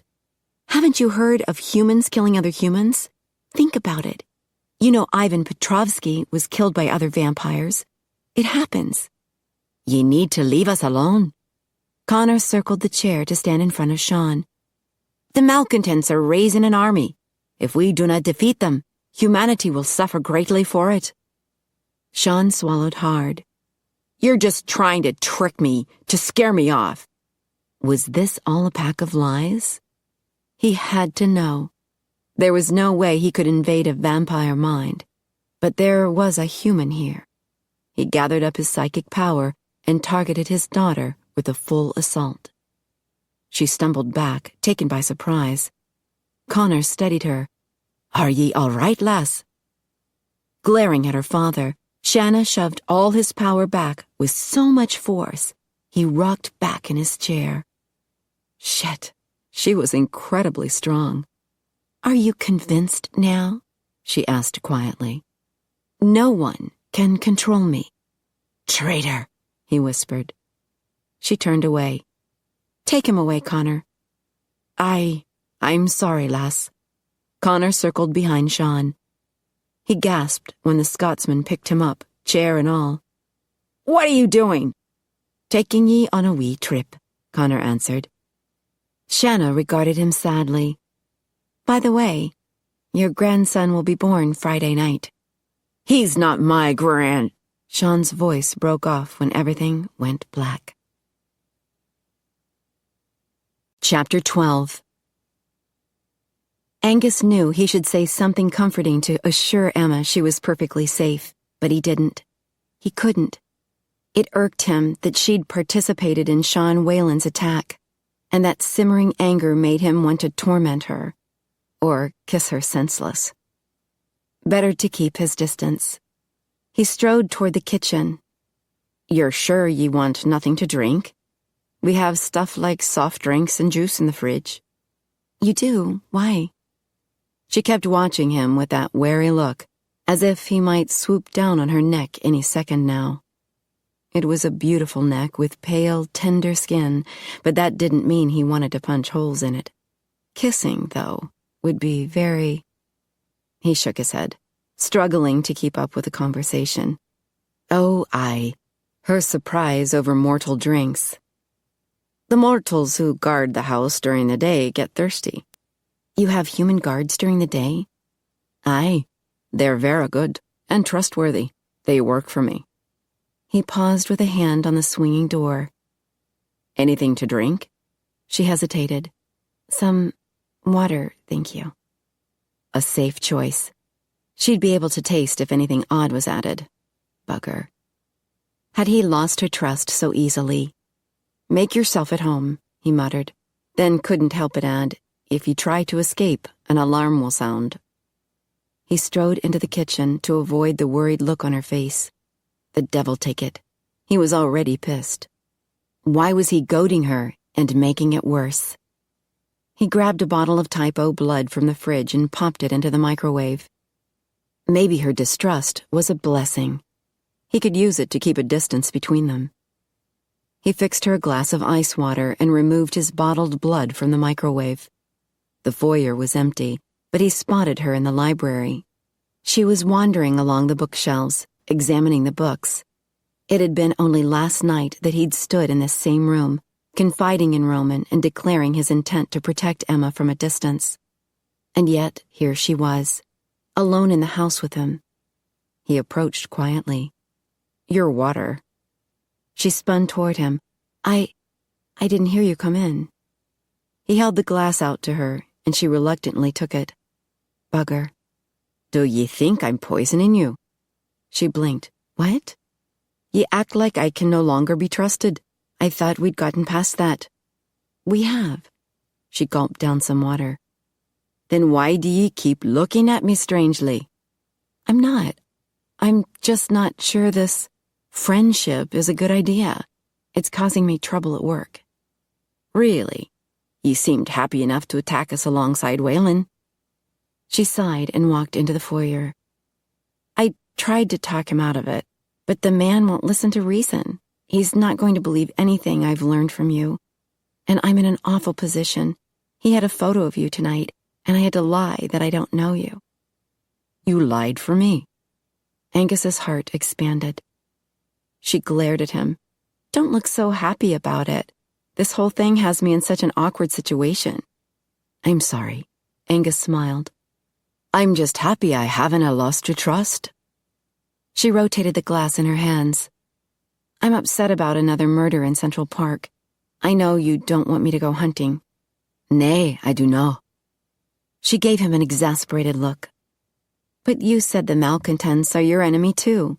Why don't you help me slay them? Wouldn't that be the friendly thing to do? Ah, so that was the problem. He gave her a reassuring smile. We are friends. He motioned to the parlor. Let's have a wee chat. Fine. She strode into the parlor. Nice room. She circled to the right around the 3 maroon couches. Big telly. I suppose you watch a lot of DVN. He waited by the door, sipping from his bottle. Not much, really. I usually work all night. She set her ice water on the coffee table. Don't you get vacations? You know, a week off every 50 years or so? Vera funny. He headed toward the couch to the left. I give my employees a few weeks every year. What about you? She removed her backpack and dropped it on the couch to the right. He ignored her question, since he couldn't remember his last vacation. What's in your backpack? The usual party favors. Wooden stakes, silver handcuffs, whips and chains. She settled on the couch next to the backpack. You'll be proud of me. I even brought duct tape. You're a fast learner. He sat across from her on the left couch. I'll be keeping your backpack. What? Are you trying to get me fired? Angus leaned forward to set his bottle on the coffee table. Ye can tell your boss that I took it forcibly from you. She rose to her feet, glaring at him. He immediately stood. I need my weapons to go hunting, and I thought, since you're my friend, that you would come with me. After all, you claim to be worried about my safety. I am, but you do not know the full story. He motioned to the couch. I'll tell you. Fine, she said. He took a seat. The malcontents believe the slayer is one of Roman's coven. They assume only a vampire could manage to kill another vampire. Vampire arrogance, Emma muttered. They have promised to declare war on Roman's coven if another malcontent is slain. She frowned. So, you want me to stop in order to save the lives of Roman's coven? To keep a war from breaking out? She jumped to her feet. Damn you! You want to save vampires, but you're willing to let innocent humans die? He stood. 'Tis no like that.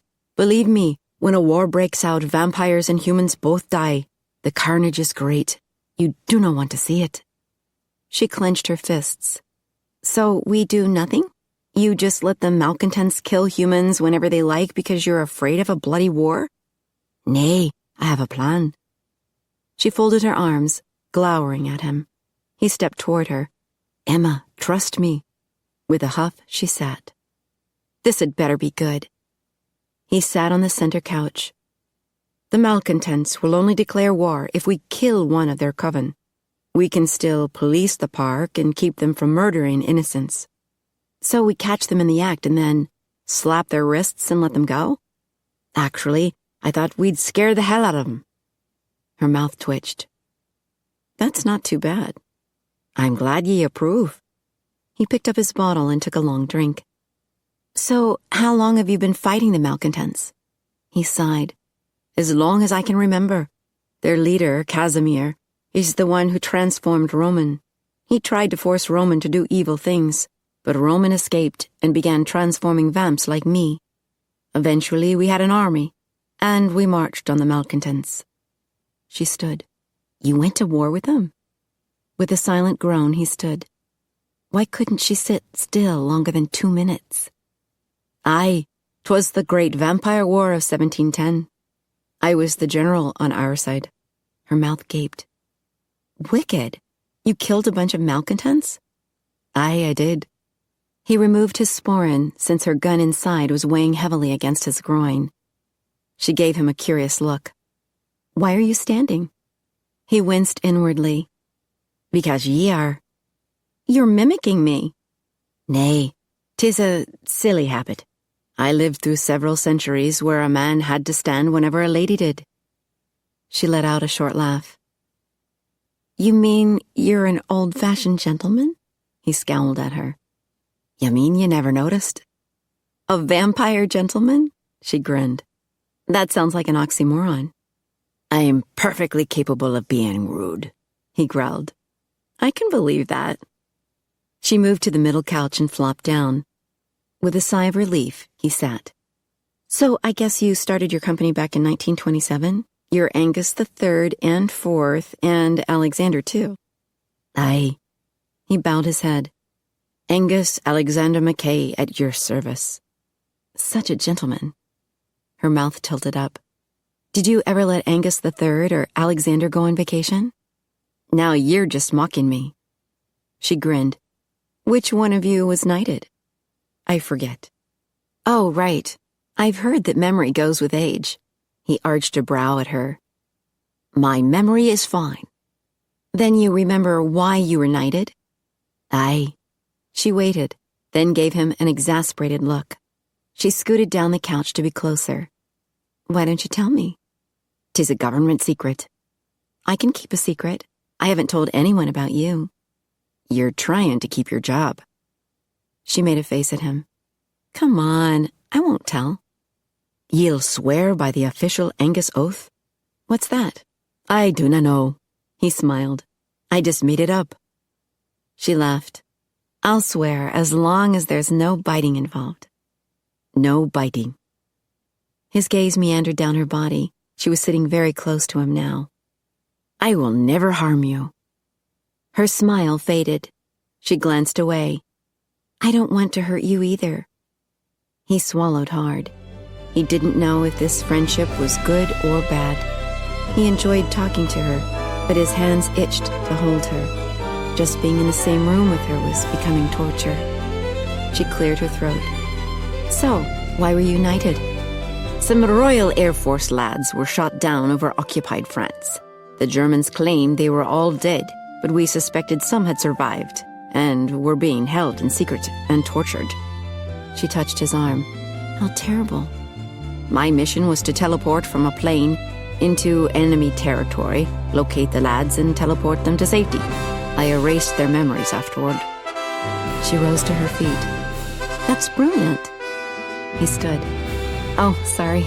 She laughed, then resumed her seat. How many people in the British government know about you? He sat beside her. 3. The Queen, the head of MI6, and the Prime Minister. When they leave their office, I erase their memory of me. How interesting. Emma rose slightly. Angus was halfway up when he realized it was a false alarm.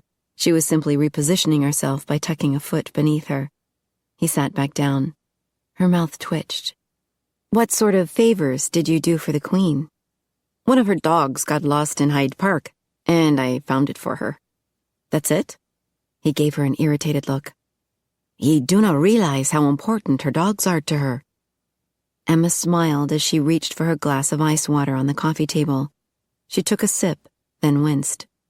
Oh, sorry. She swiped at the wet ring on the table.